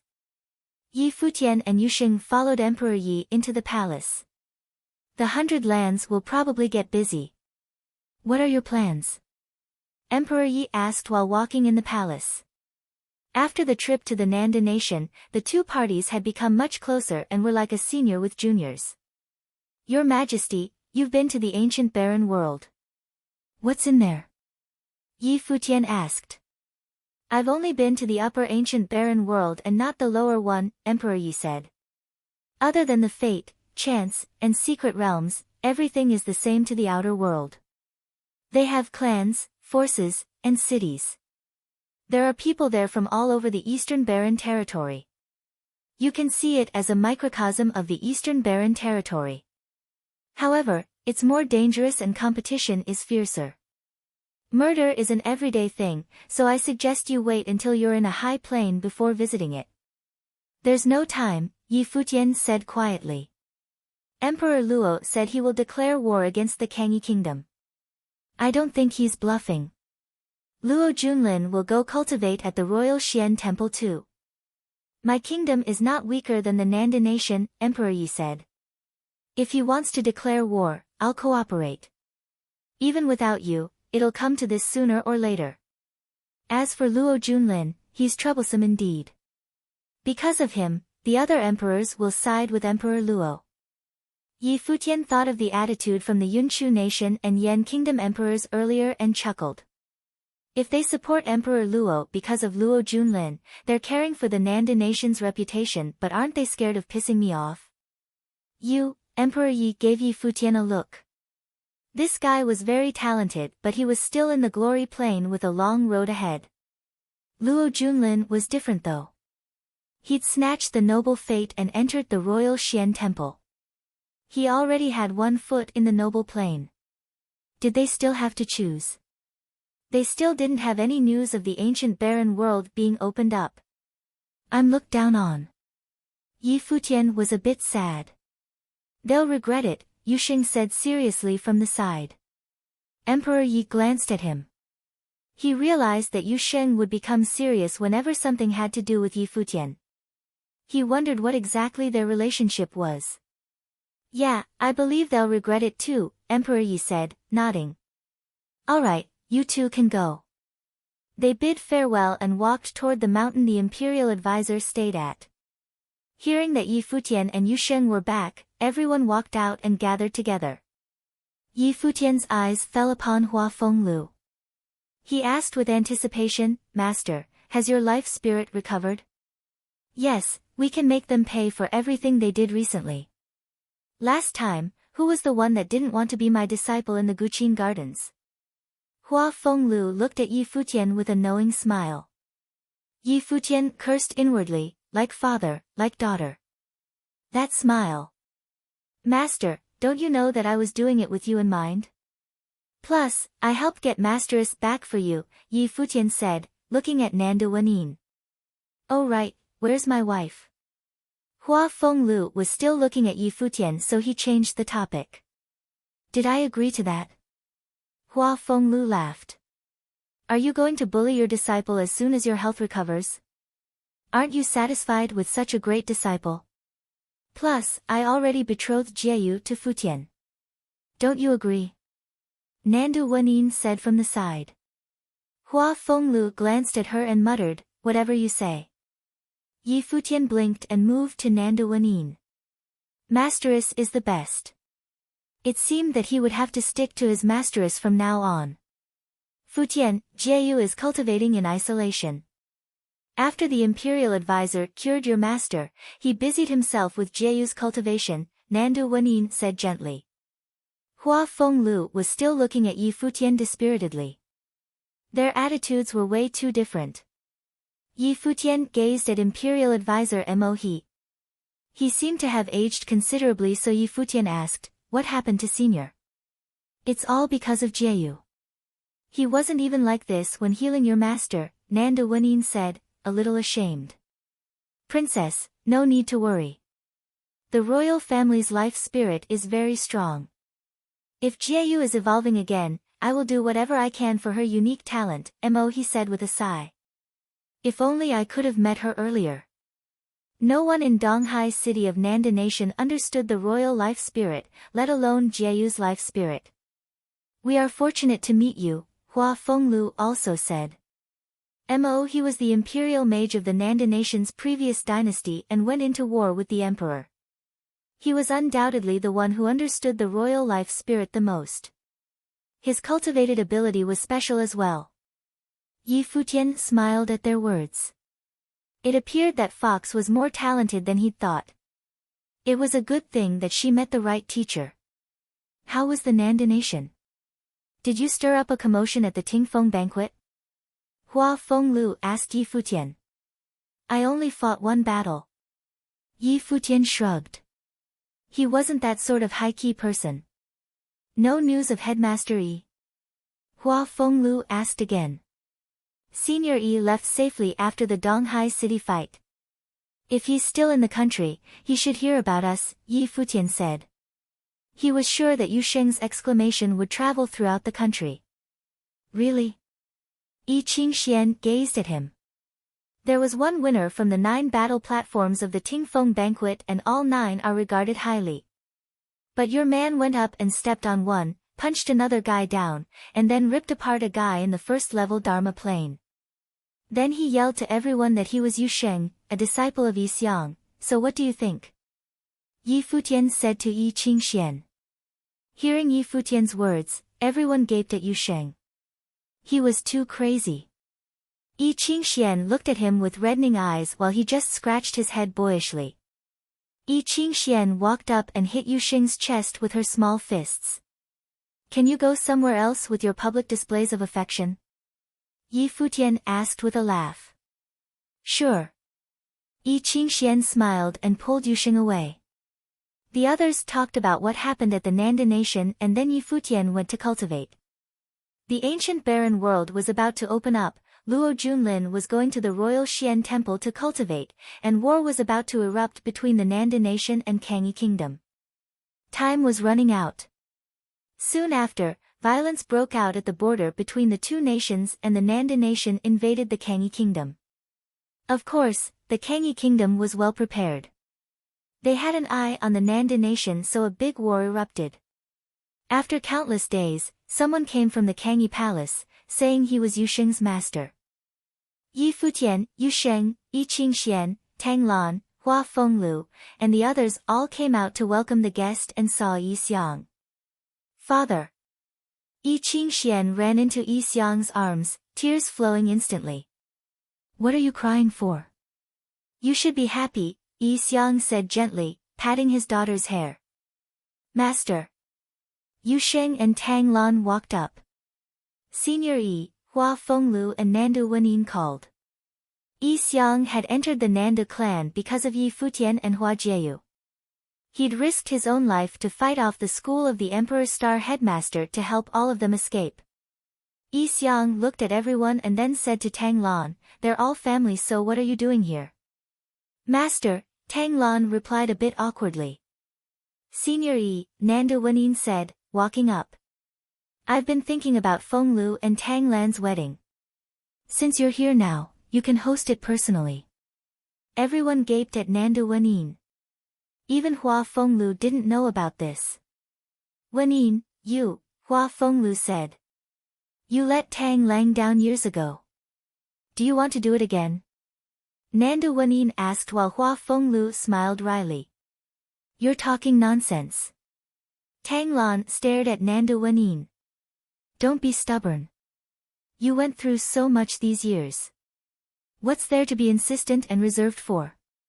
If you could move on, why did you buy the Guqin Gardens, take him in, and do so much for him? Nanda Wenin said. Tang Lan didn't know what to say. Yi Futian watched all this, dumbfounded. His masteress was helping his master find another woman. He wondered if he should tell Jieyu to learn from her mother. Seeing that Tang Lan didn't refute Nanda Wenin's words, Yi Xiang glanced at Hua Fenglu and said, this can do. Master, Tang Lan looked at Yi Xiang. You went against me for him back in the day. Where's your courage now? Yi Xiang said, looking hard at her. Don't worry. With me here, no one can mistreat you. I'll take charge of this. This can do. He obviously understood his disciple.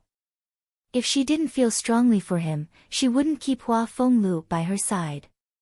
However, without a title, she would have to leave sooner or later and live alone miserably. I think it can do too. Aunt Tang, I'll have to call you second masteress from now on, Yi Futian said. He was the clearest about this relationship. Since masteress was willing to urge it on, there was no reason why it couldn't work out. Yi Xiang looked at Yi Futian, his eyes approving the youth grudgingly. Yi Lingxi walked over at this moment. Princess, what are you here for? Yi Futian asked. I heard that Senior Yi was here, so I wanted to meet him, Yi Lingxi said with a smile. Yi Xiang was a bit confused. You're too polite. No, it's just that Senior Yi is a legend nowadays. My father would like to meet you too. In order to not disturb your reunion, my father prepared a dinner banquet to welcome Senior Yi, Yi Lingxi said. Okay, I will go. Yi Xiang nodded. Then I'll leave now, Yi Lingxi said with a warm smile and left. Not bad. Yi Xiang eyed Yi Futian. Being invited personally by the princess and welcomed with a feast by the emperor was clearly not because of him. He also heard that Emperor Yi was even willing to go to war with Emperor Luo to protect Yi Futian. Of course. I'm the disciple of the school of the finance star. I can't embarrass you, headmaster, Yi Futian replied, chuckling. That's logical. Let's go. Yi Xiang nodded and the group headed into the palace.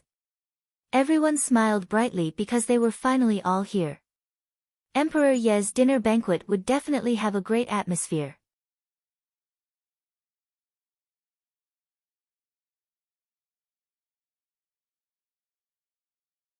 Chapter 149, Time went by very quickly. In the blink of an eye, it had already been about 3 months since the Nanda nation's Tingfeng banquet. The ancient barren world was about to open. The 100 lands were shaken up. Only God knows just how many cultivators from each nation were headed for the doors of the ancient barren world. Large armies set out and young prodigies were headed there as well. Things were the same in the Kangyi kingdom. Prodigies and cultivators of all kinds gathered in the imperial city. They were ready to head out with the emperor. Emperor Yi was going to personally see them off. He wanted to make sure all of his people made it to the ancient barren world, safe and sound. In the imperial palace, on the mountain. These past few days, Yi Futian and Yu Sheng had been focused on closed-door cultivation. Their level of cultivation had seen improvement. They had both stepped into the 9-star glory plane. They were only 1 step away from the Dharma plane. On this day, Yi Futian ended his closed-door cultivation. You're finally willing to come out? From a corner of the courtyard, Tang Lan saw Yi Futian and gave him a smile. It's been a while since I last saw this rascal. Second Masteress, you're getting more and more beautiful. He smiled at her teasingly. A couple days after Nanda Wenin proposed the marriage, Hua Fenglu and Tang Lan held a simple ceremony on the mountain and tied the knot with Yi Xiang as their witness. They were truly one big family now. Are you itching to get beat? Tang Lan laughed at Yi Futian. This punk really shows no respect for his elders. However, she had also noticed herself become more beautiful.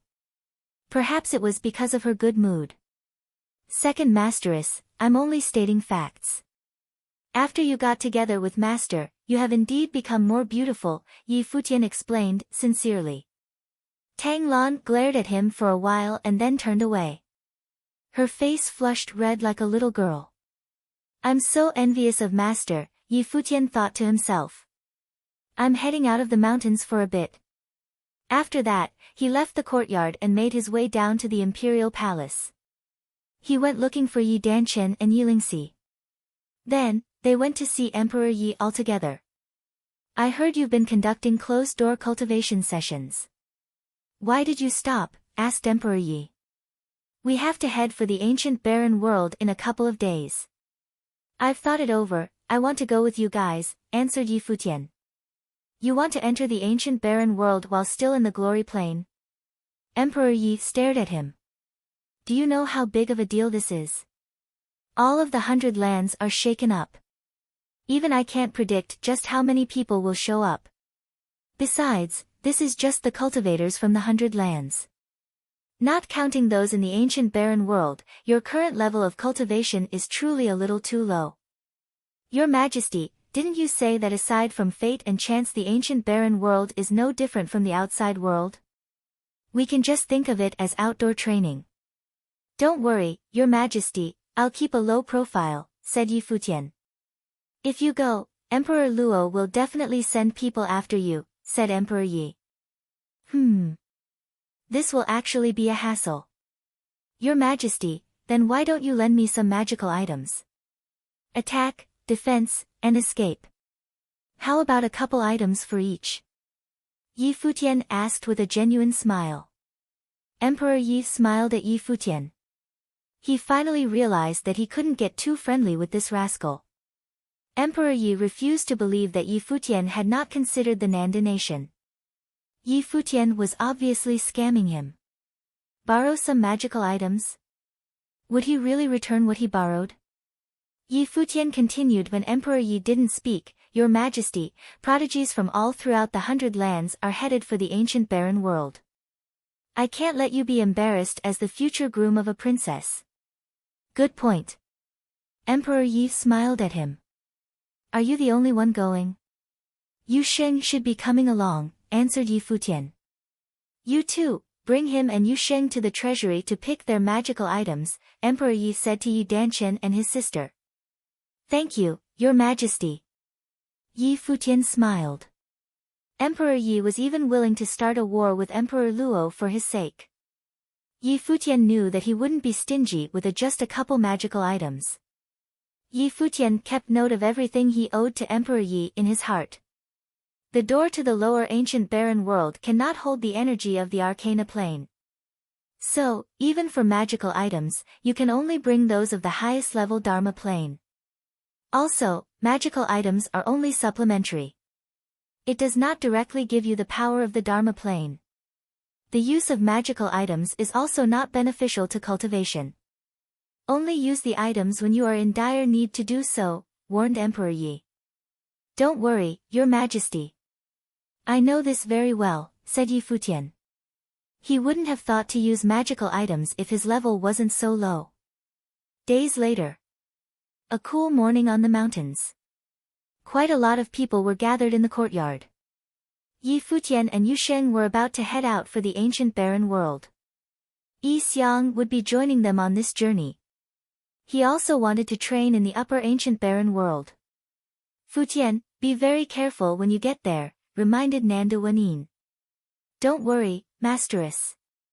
I'll be fine, nodded Yi Futian. I'm going to see Jieyu now. All right. Nanda Wanin nodded her head, and Yi Futian headed for the back mountains.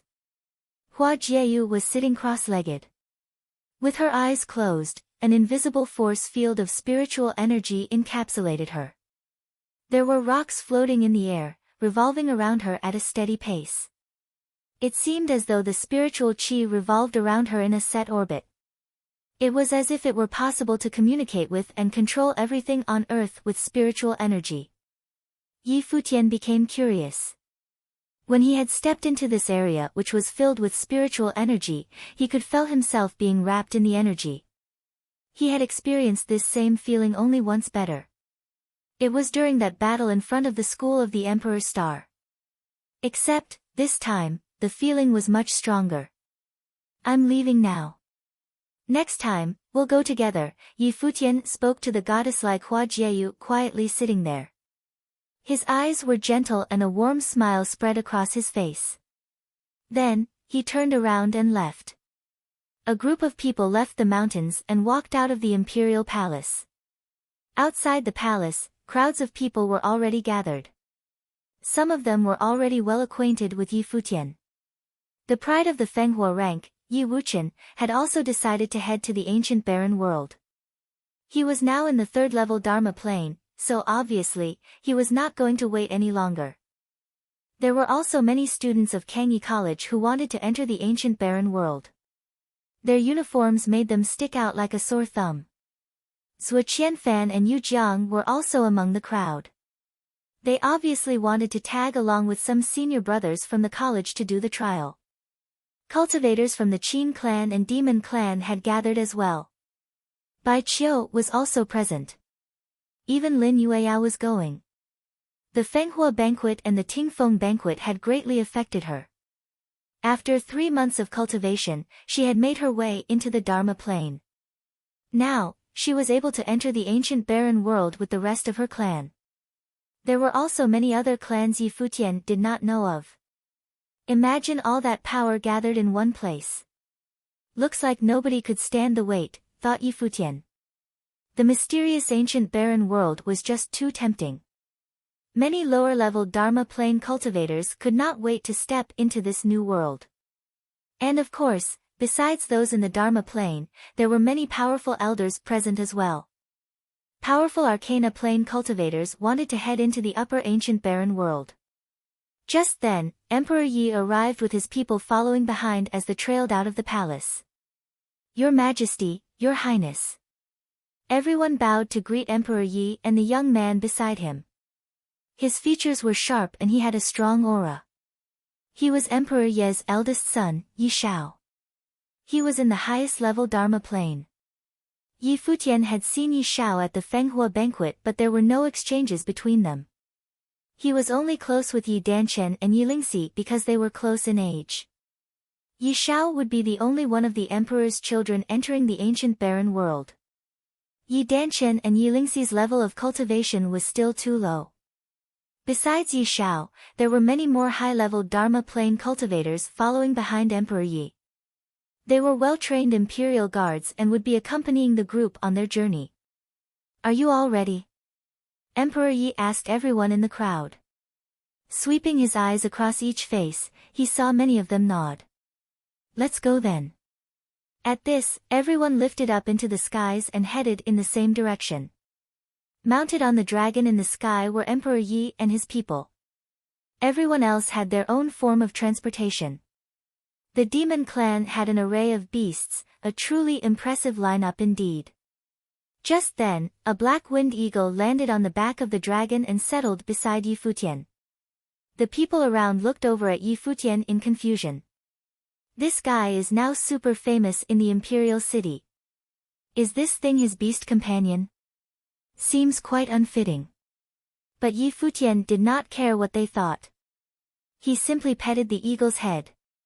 This beast was gifted to him by the snow ape, but regardless of that reason, they had built a deep relationship over time. The black-winged eagle's powers were nothing out of the ordinary, but what of it? Who says they couldn't improve? There was only one entrance to the ancient barren world in the Hundred Lands. It was located at the border of the Hundred Lands. Starting in the Kangyi Kingdom, Emperor Yi and the rest passed over multiple nations before arriving many days later. It was an extremely mountainous area. Upon arrival, Yi Futian and the others discovered palaces built all around. They seemed like clan residences. This was nothing like the barren lands that Emperor Yi had told them about. They sure do get things done quickly. Looking down from the sky, Emperor Yi saw that the once barren land had been transformed into a city. Many buildings had been erected. It was obvious to him, the other countries had already begun to claim their land. Rumors say that the great powers of the Eastern Barren Territory settle at the entrance of the ancient barren world. They dominate the entrance, allowing clan members to enter the ancient barren world as they pleased. Seems like our friends from the Hundred Lands learn quite quickly. But there doesn't seem to be a single person who has been able to completely monopolize the entrance, said Emperor Yi. Everyone listened as the emperor spoke and they reached an understanding. This was the difference between regular people and those of great power. Powerful people treated the ancient barren world as their personal resource for cultivation. Meanwhile, the people of the Hundred Lands had only just been granted access to the ancient barren world. They were so far behind. Everyone looked straight ahead and saw a mystical space in the sky. This area was warped around an enormous door. Below it was a massive matrix. In the center of the terrifying matrix formation was a beam of light radiating with the noble power. The beam struck onto the door in the sky, causing this door leading to the ancient barren world to become distorted, as if it were about to open at any moment. This matrix was most likely created by the powerful cultivators of the Eastern Barren Territory. It was placed here to activate the door to the ancient barren world. Right now, there were hordes of people gathered in the area around the door. Emperors of every country in the Hundred Lands had led the people here. Each of their lineups seemed extremely strong. Emperor Yi and his people slowed down as they approached the large group. The emperors already gathered turned their attention to the newcomers and smiled. Another kingdom has arrived.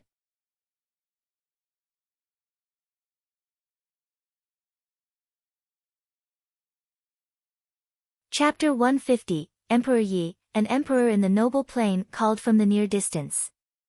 They clearly knew each other. Emperor Yi smiled at the other. Emperor Han, you came so quickly. I'm actually quite late. When I arrived, the palaces were already built, Emperor Han said, smiling. It's a waste of time, another emperor said from the side. He stood on a mountain peak, his hands behind his back with an arrogant aura. Indeed. There is no use in snatching territories when the barren ancient world opens.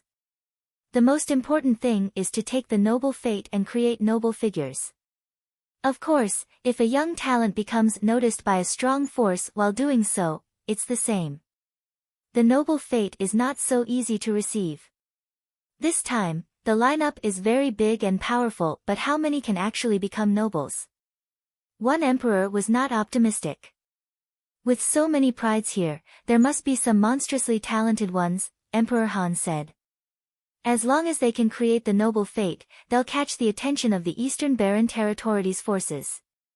I heard that this was so for the Nanda nation's crown prince, resulting in the royal Xian temple accepting him as a disciple. I heard that Emperor Yi had caused a commotion in the Nanda nation earlier too. I was only invited to attend by Emperor Luo, Emperor Yi replied with a light chuckle. Emperor Yi, no need to be modest.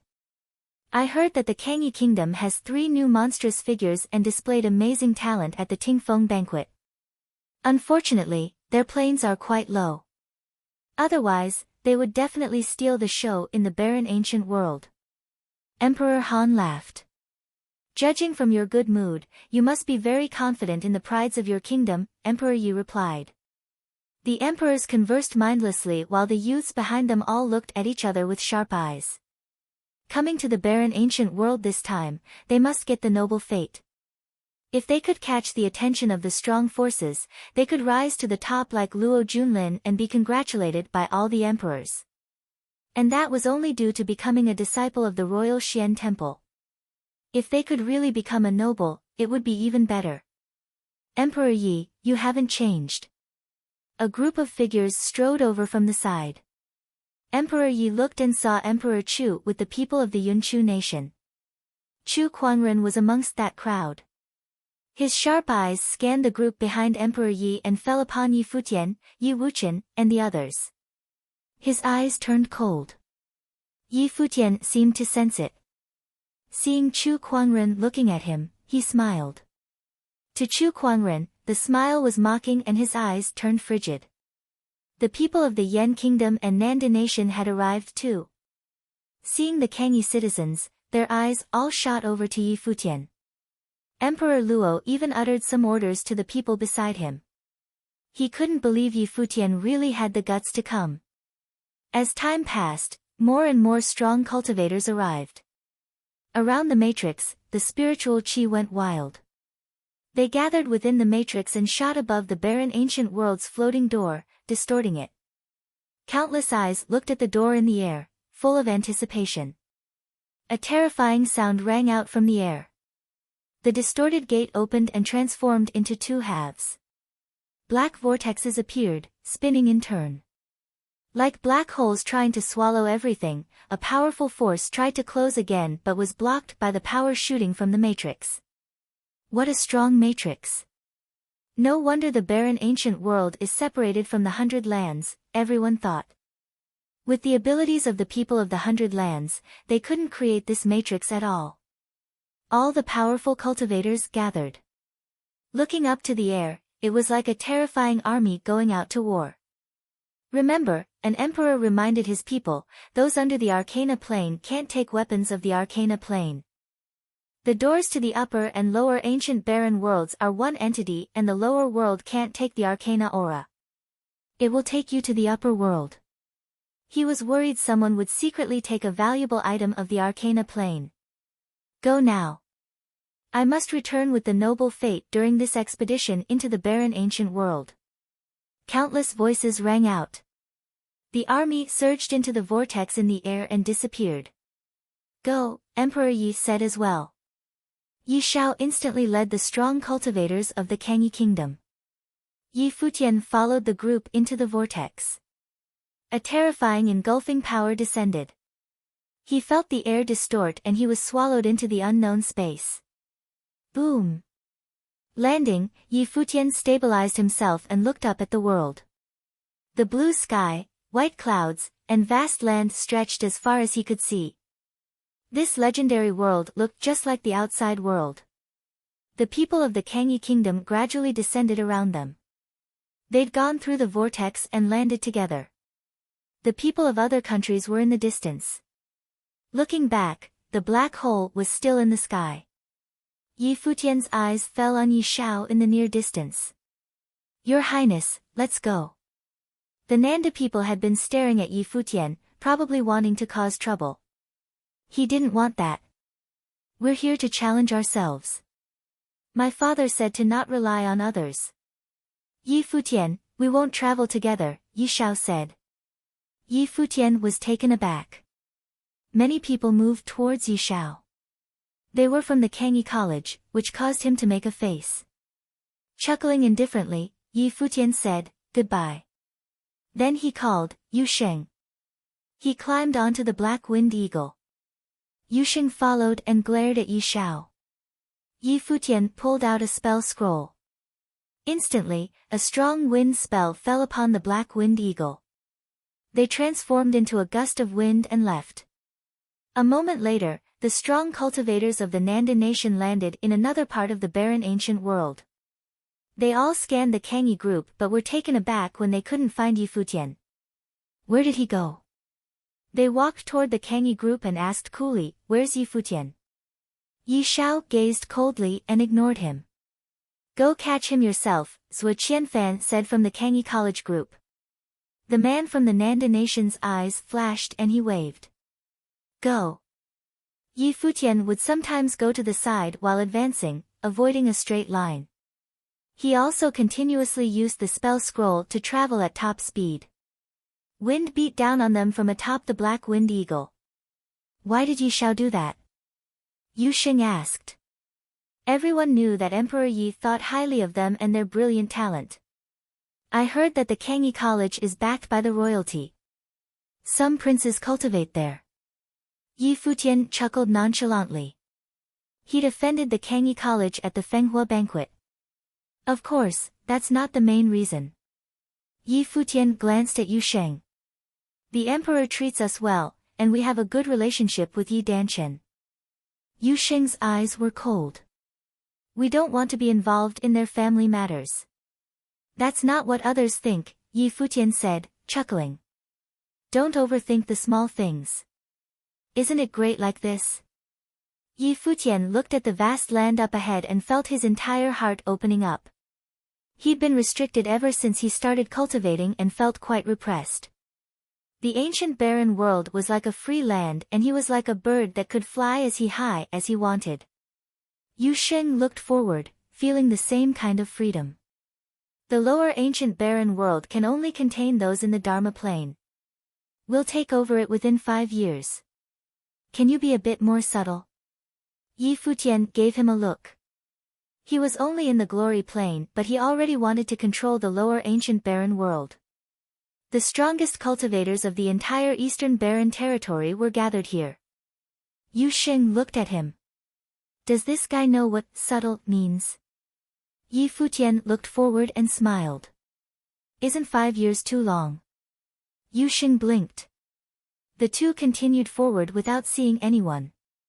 The barren ancient world was a microcosm of the eastern barren territory but for people under the Arcana plane, it was still extremely vast.